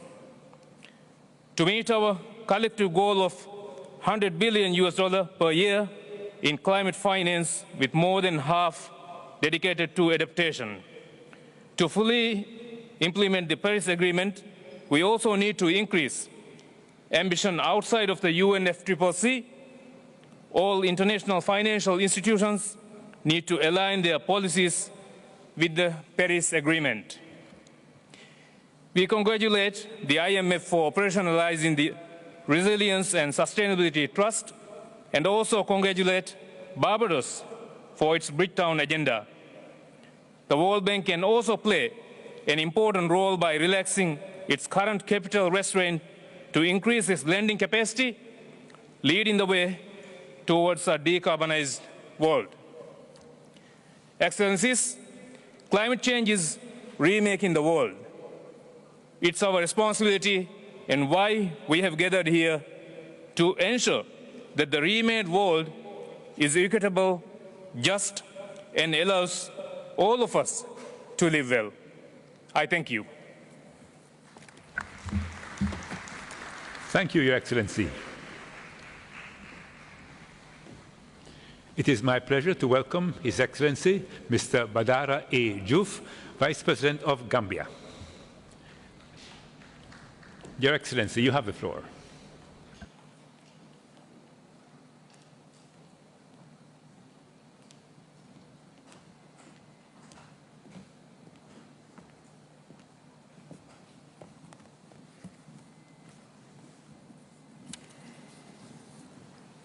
Thank you very much, Mr. President.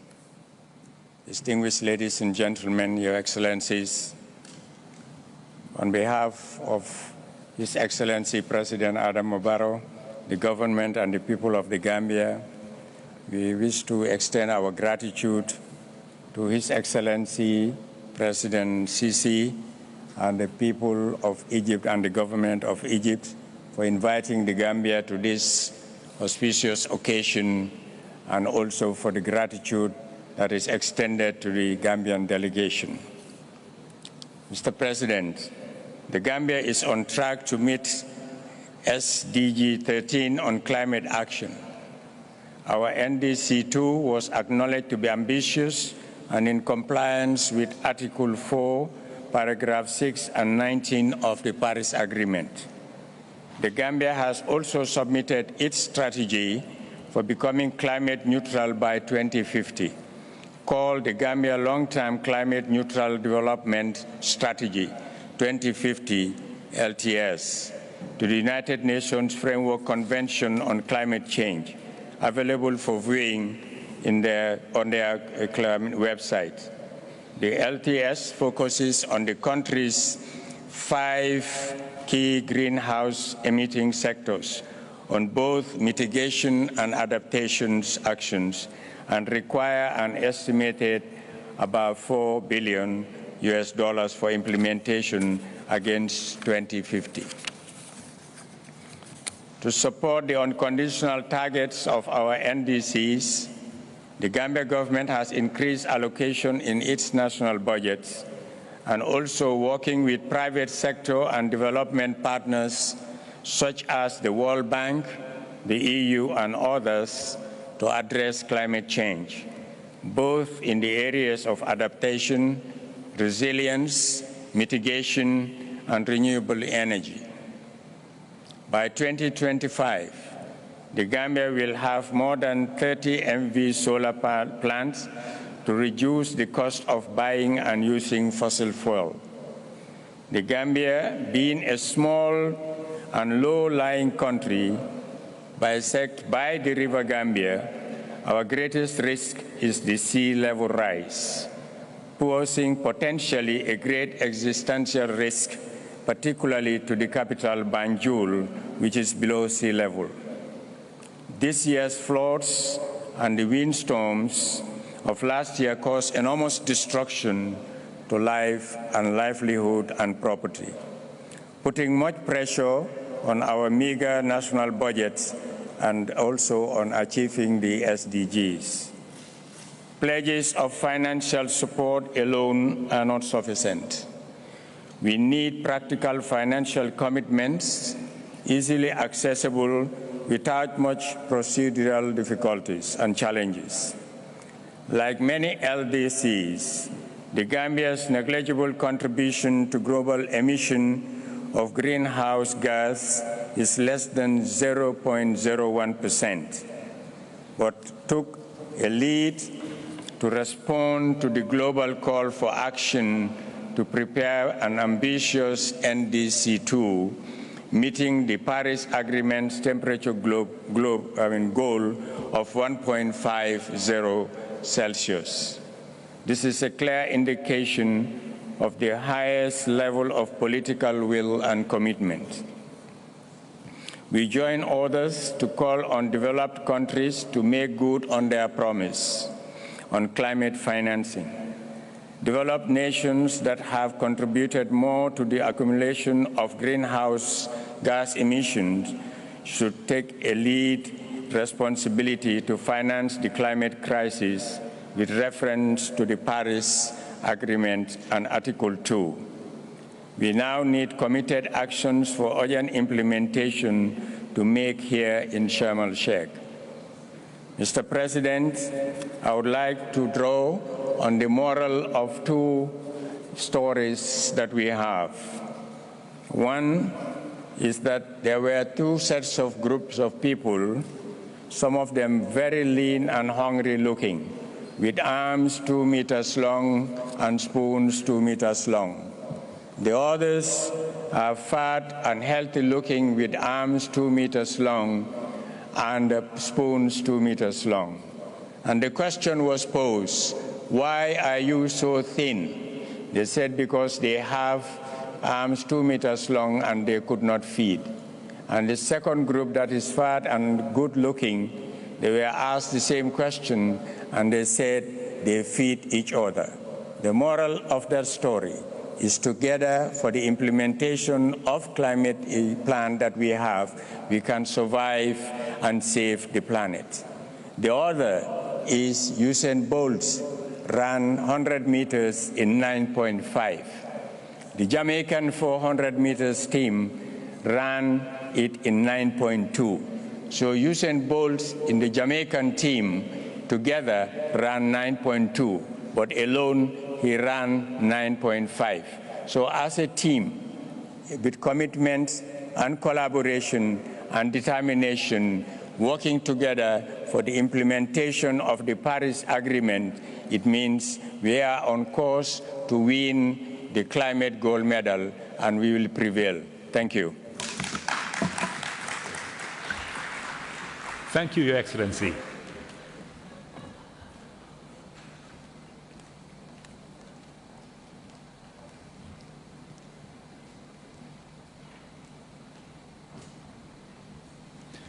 It is my pleasure to welcome Her Excellency, Ms. Esperanza Maria e Francisco da Costa, Vice President of Angola.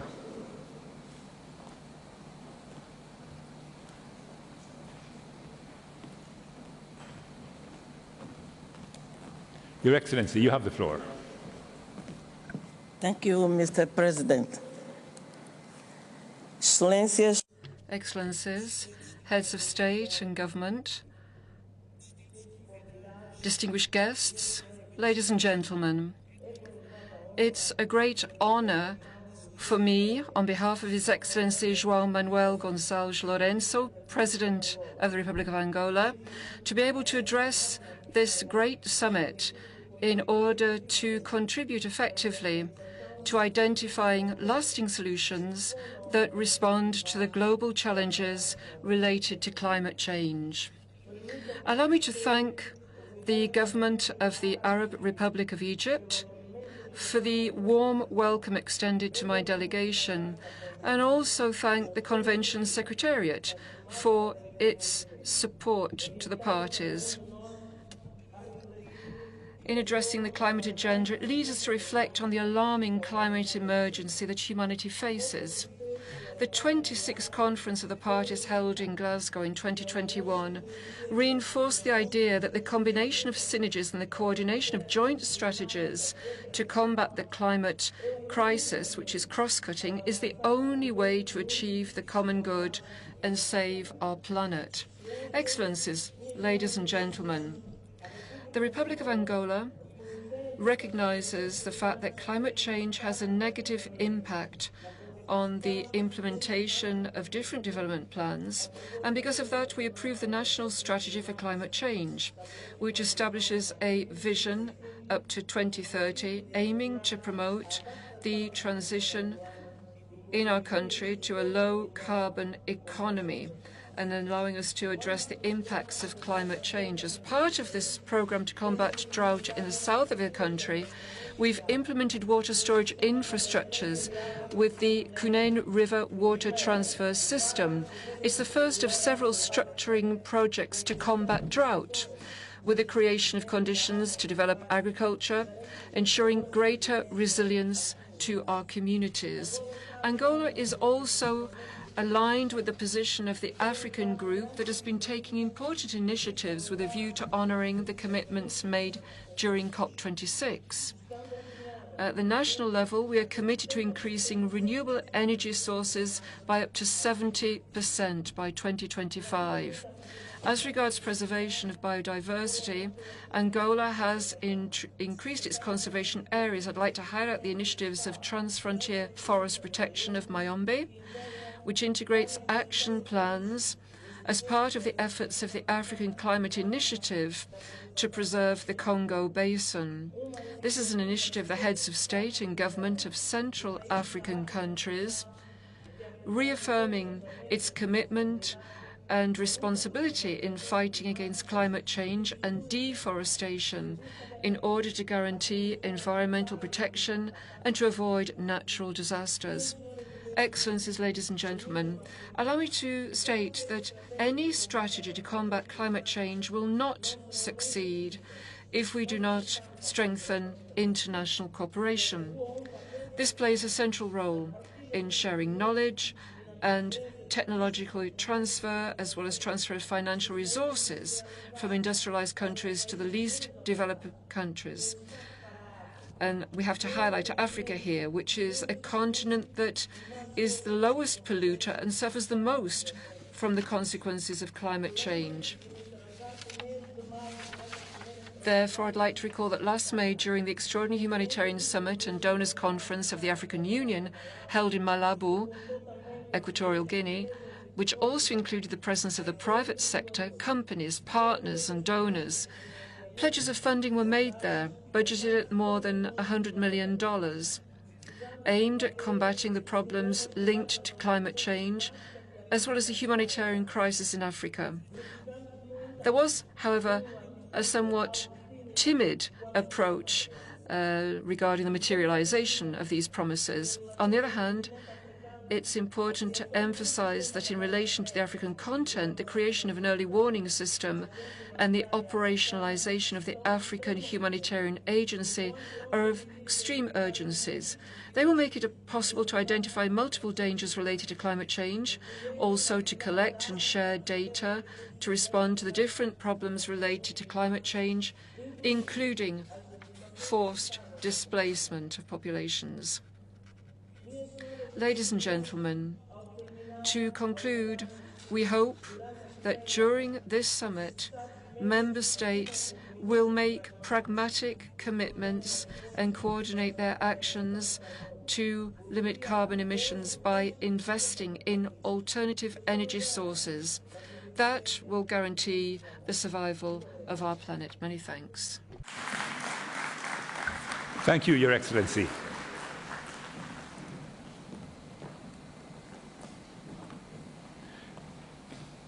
It is my pleasure to welcome Her Excellency Giorgia Meloni, Prime Minister of Italy.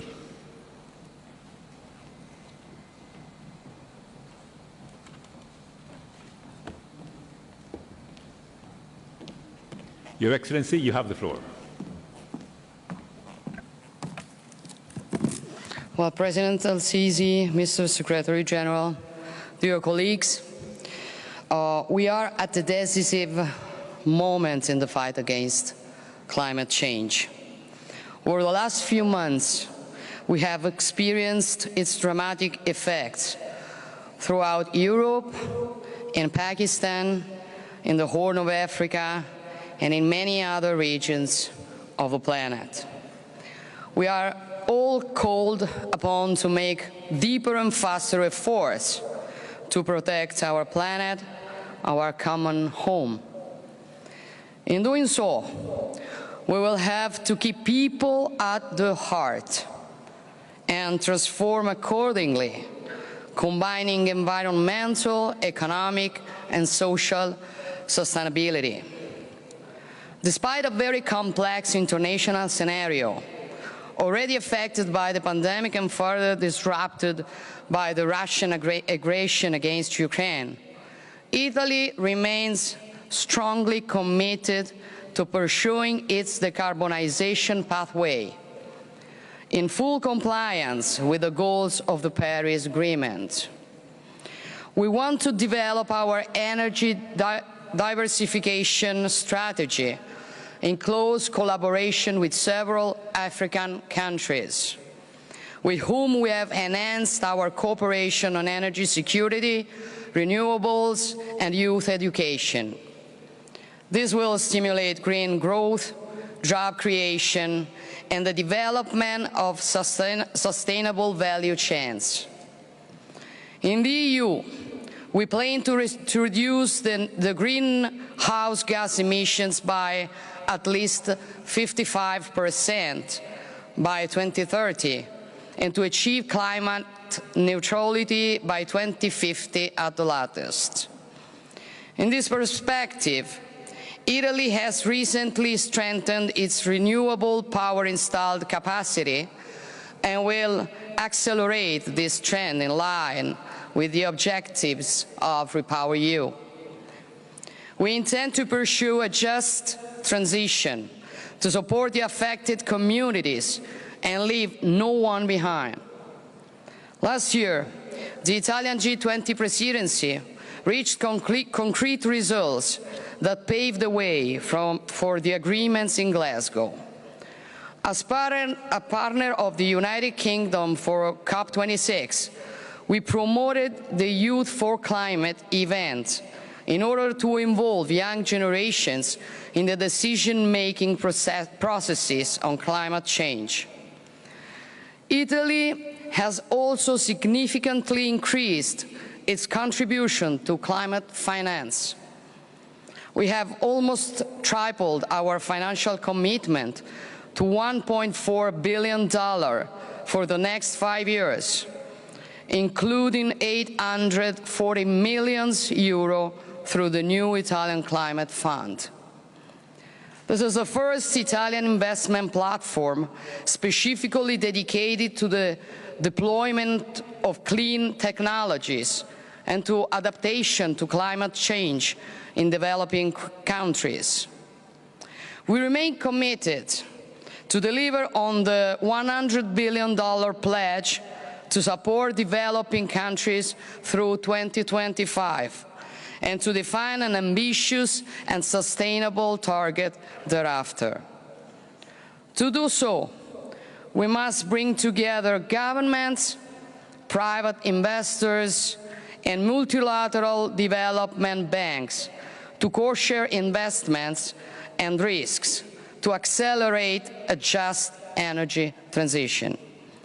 Italy is proud to be part of the Just Energy Transition Partnership, an ambitious G7 initiative that will provide substantial financial resources and technical assistance to partner countries. Recent climate disasters, especially hydrogeological disruption to our territory, show that mitigation and adaptation are the two sides of the same coin. Italy is therefore balancing its financial support to both priorities. In 2020, 56% of our overall climate finance has devoted to adaptation measures, while the remaining 44% went towards mitigation. Fighting climate change is a common endeavor, which requires the full engagement of all countries and pragmatic cooperation among all major global actors. Unfortunately, we have to admit that this is not happening. We cannot hide the fact that the nations that are most committed to these goals risk paying a price to the advantage of those that today are mostly responsible for CO2 emissions on the planet. This is paradoxical, and measures are needed to redress these imbalances. Our efforts, otherwise, will be vain, and the very outcome of events such as the one we are attending today risks not to produce the results that history expects from all of us. As leaders, we owe this to our future generations, since our commitment to protect the environment as part of our identity is the most vivid example of the alliance between those who are here, those who were here, and those who will come after us. Italy will provide its fair share. Thank you. Thank you, Your Excellency.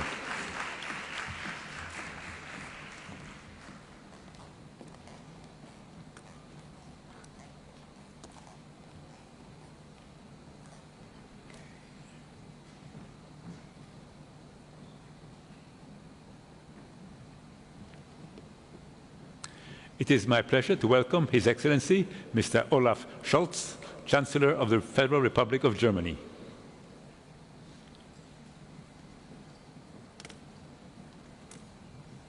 Your Excellency,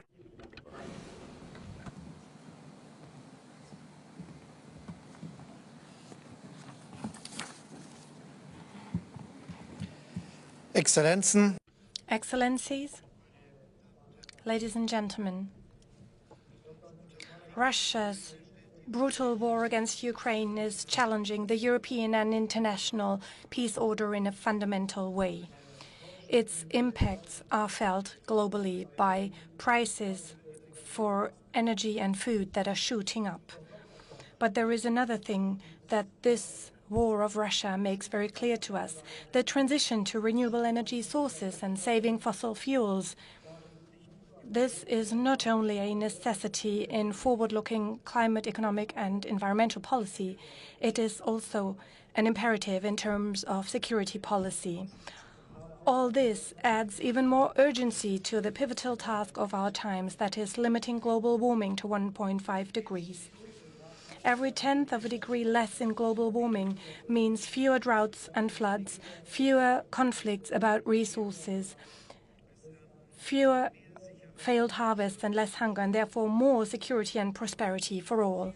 Our goal is firstly to reach agreement here in Sharm el-Sheikh on a robust work program for reducing emissions, a work program that includes concrete steps for reductions to close the implementation gap that is still wide open today. Only then can we make sure to reach the global peak of greenhouse gas emissions by 2025 at the latest, and almost halve emissions by 2030.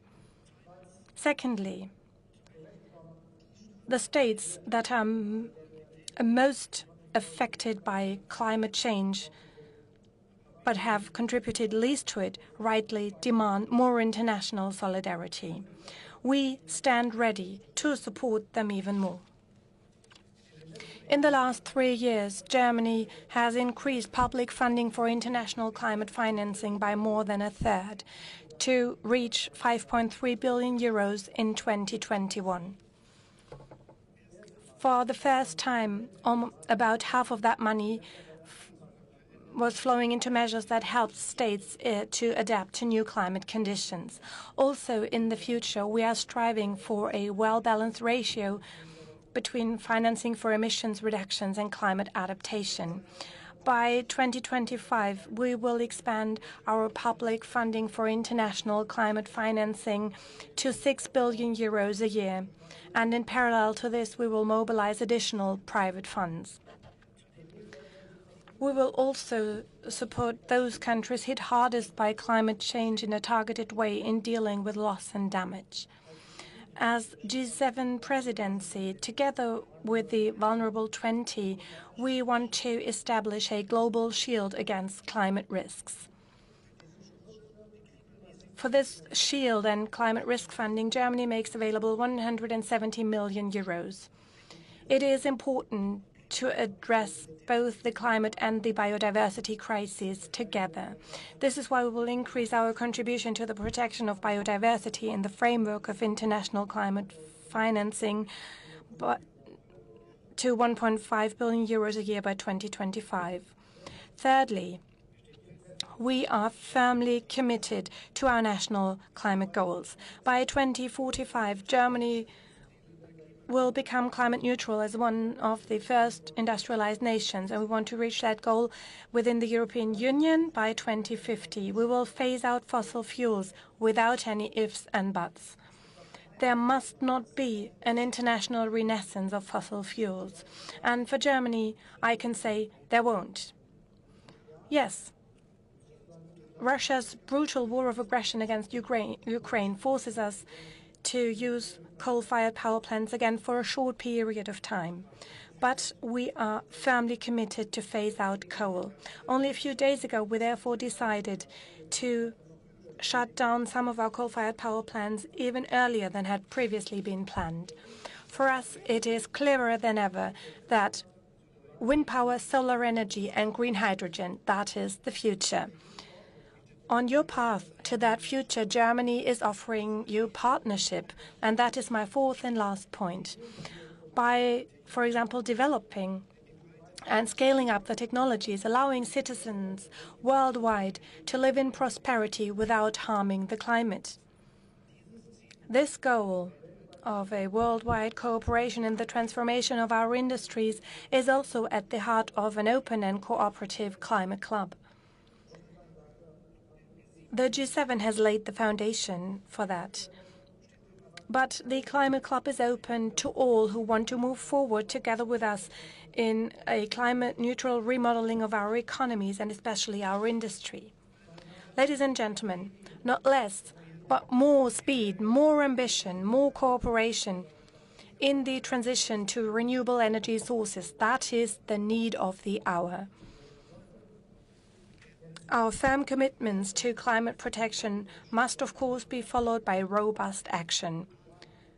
We will be judged by our actions, and that is what Sharm el-Sheikh is about. Thank you very much. Thank you, Your Excellency.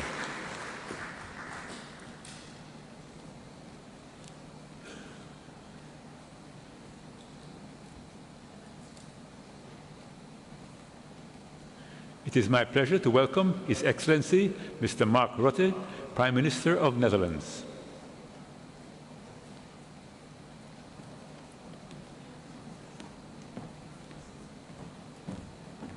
Your Excellency, you have the floor.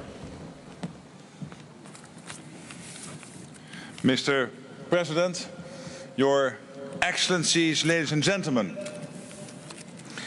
1.5 degrees. That was our legitimate ambition in Paris. But 7 years on, we are lagging seriously behind. The action we have taken so far has been way too little, way too late. We are far beyond the point of new ambitions and promises. We need to step up and rapidly deliver on the promises we have made. The Netherlands is taking its responsibility. My country will reduce its carbon emissions by 55 to 60% in this decade. This will not be easy, and we still have a great deal of work to make it happen. But we must do it. So we are investing significantly in renewable energy resources, such as hydrogen and offshore wind, both at home and abroad. And at the same time, we are helping others.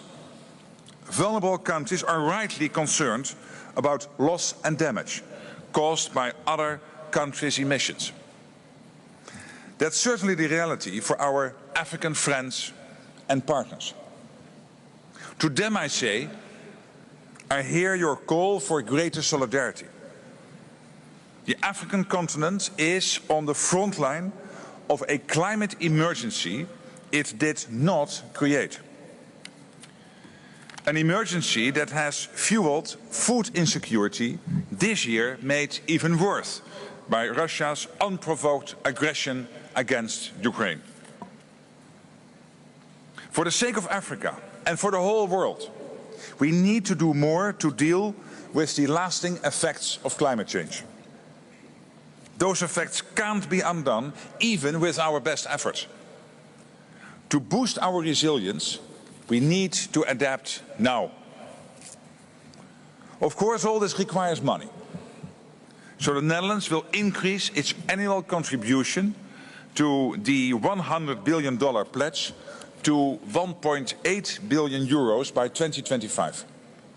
And as part of this increase, we will double our public finance for climate adaptation, including 100 million euros for the Africa Adaptation Acceleration Programme. All this money needs to go to those hit hardest by climate change. Ladies and gentlemen, the Kingdom of the Netherlands consists of a low-lying delta country on the North Sea and several small island states in the Caribbean. We know from long experience that water, whether too much, too little or too polluted, is the factor linking the great challenges of our time. What's more, 90% of all climate disasters manifest themselves through water, via flooding, drought or pollution.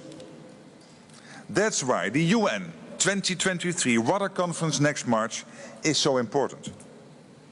This conference, which we are co-hosting with Tajikistan, will be all about water action. I urge you all to be there. And I urge you to deliver on every climate action promise you have made. I urge you to amplify the voices of women and young people worldwide, because they are still underrepresented when it comes to decision-making on climate change. We still have a long way to go. But I promise you this, you can count on the Netherlands, just as we are counting on you. Thank you. Thank you, Your Excellency.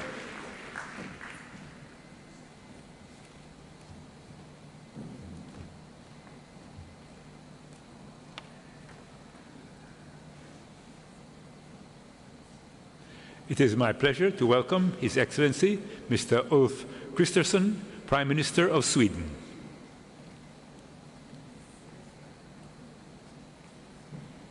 Your Excellency, you have the floor.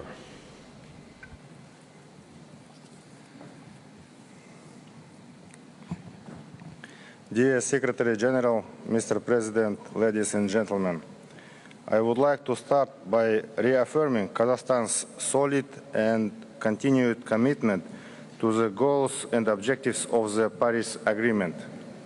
As you know, our country has set out the ambitious target of achieving net zero by 2060. As part of this, we are planning to adopt our first ever low-carbon development strategy by the end of this year. This will mark a historic moment, the first time a country in Central Asia has laid out such an ambitious document. This strategy will update our nationally determined contributions. In it, we will pledge to achieve an unconditional 15% reduction of our carbon emissions by 2030. We have also set a conditional target of 25% that relies on the possibility of additional support from international partners. Currently, green energy represents 3% of Kazakhstan's total energy supply. We have set a target of increasing our renewable energy supply to 15%. That is at least 7 additional gigawatts by 2030.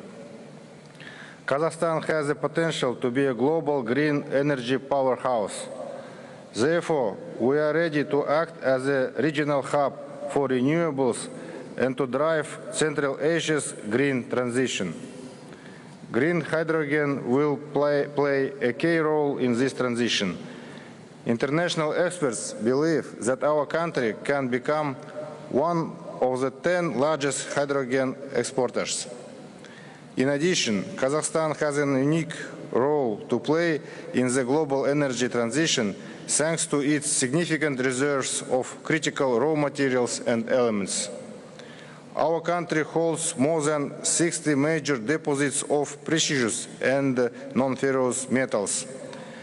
We stand ready to offer these critical resources for exploration and development. As well as investing in the future of the energy transition, we are also taking urgent action to mitigate our carbon emissions. Underpinning this effort, the national emissions trading system has already proved to be an effective mechanism for stimulating innovations in both emissions reduction and energy efficiency. Separately, I would like to mention the importance of technological modernization. There is a critical need to leverage knowledge sharing and technology transfer, including within the Paris Agreement. Therefore, we are developing a framework which will help Kazakhstan to adopt the best available practices from around the world in green technologies. At the same time, we are devoting special attention to stimulating green investment. We are prepared to use the Astana International Financial Center as a unique regional investment hub for green finance. Dear participants, today, the temperature in Central Asia is increasing twice as fast as the global average. To meet the urgent demands created by rapid global warming, we have significant adaptation efforts underway within our new environmental code. The focus is on the four most vulnerable sectors: water, agriculture, forestry, and disaster risk reduction. Last year, we joined the Declaration on Forests and Land Use and the commitment to education and youth involvement. We are also on track to meet our ambitious target of planting 2 billion trees by 2025. Ladies and gentlemen, to conclude, I would like once again to highlight the scale of the unprecedented challenges we face. In this regard, we require bold solutions and development models that are fair, equitable, and sustainable. Kazakhstan is ready to collaborate with all international partners across the entire climate agenda. Thank you.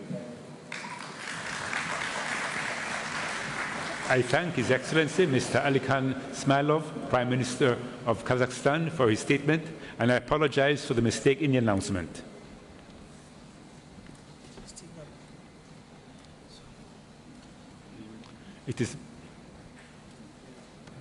It is my pleasure to welcome Her Excellency Ms. Sanna Marin, Prime Minister of Finland. Your Excellency, you have the floor.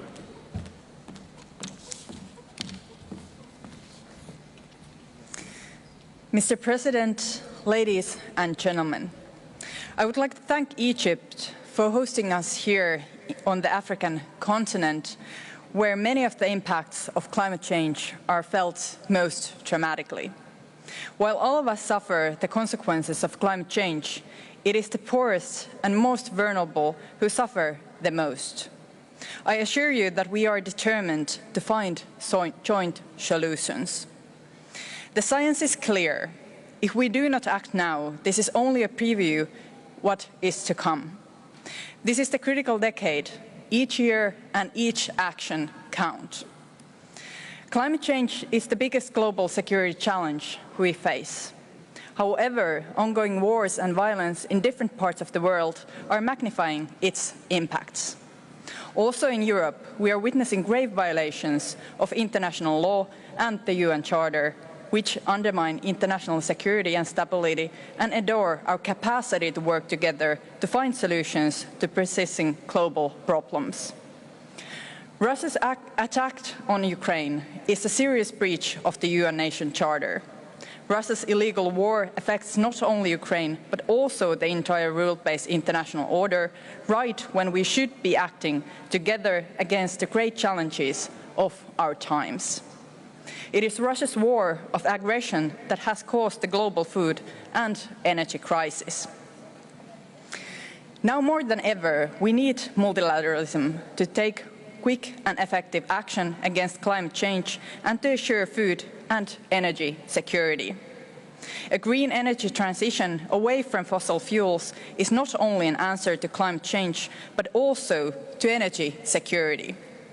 We must make sure this transition happens in a just way, creating new jobs and better opportunities for people everywhere. I also want to stress that we cannot implement the goals of the Paris Agreement without a joint effort from both public and private finance. Therefore, this issue too deserves its place on the agenda. My own country, Finland, has set one of the most ambitious climate targets in the world. We aim to be carbon neutral by 2035. We have put our climate target into law.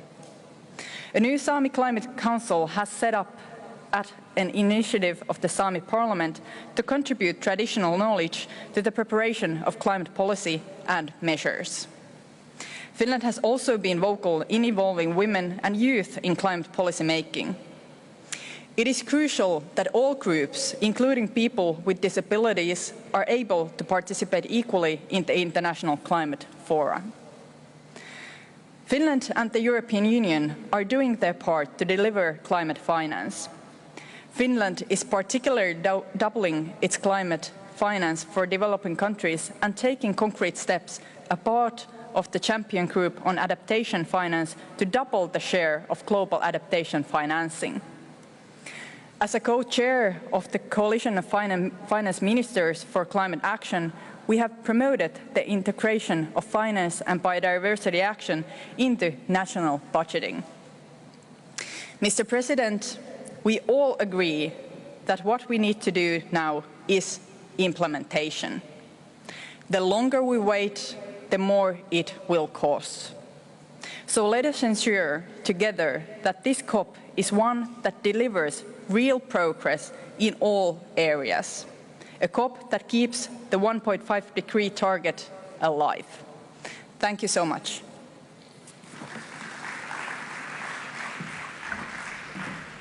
Thank you, Excellency.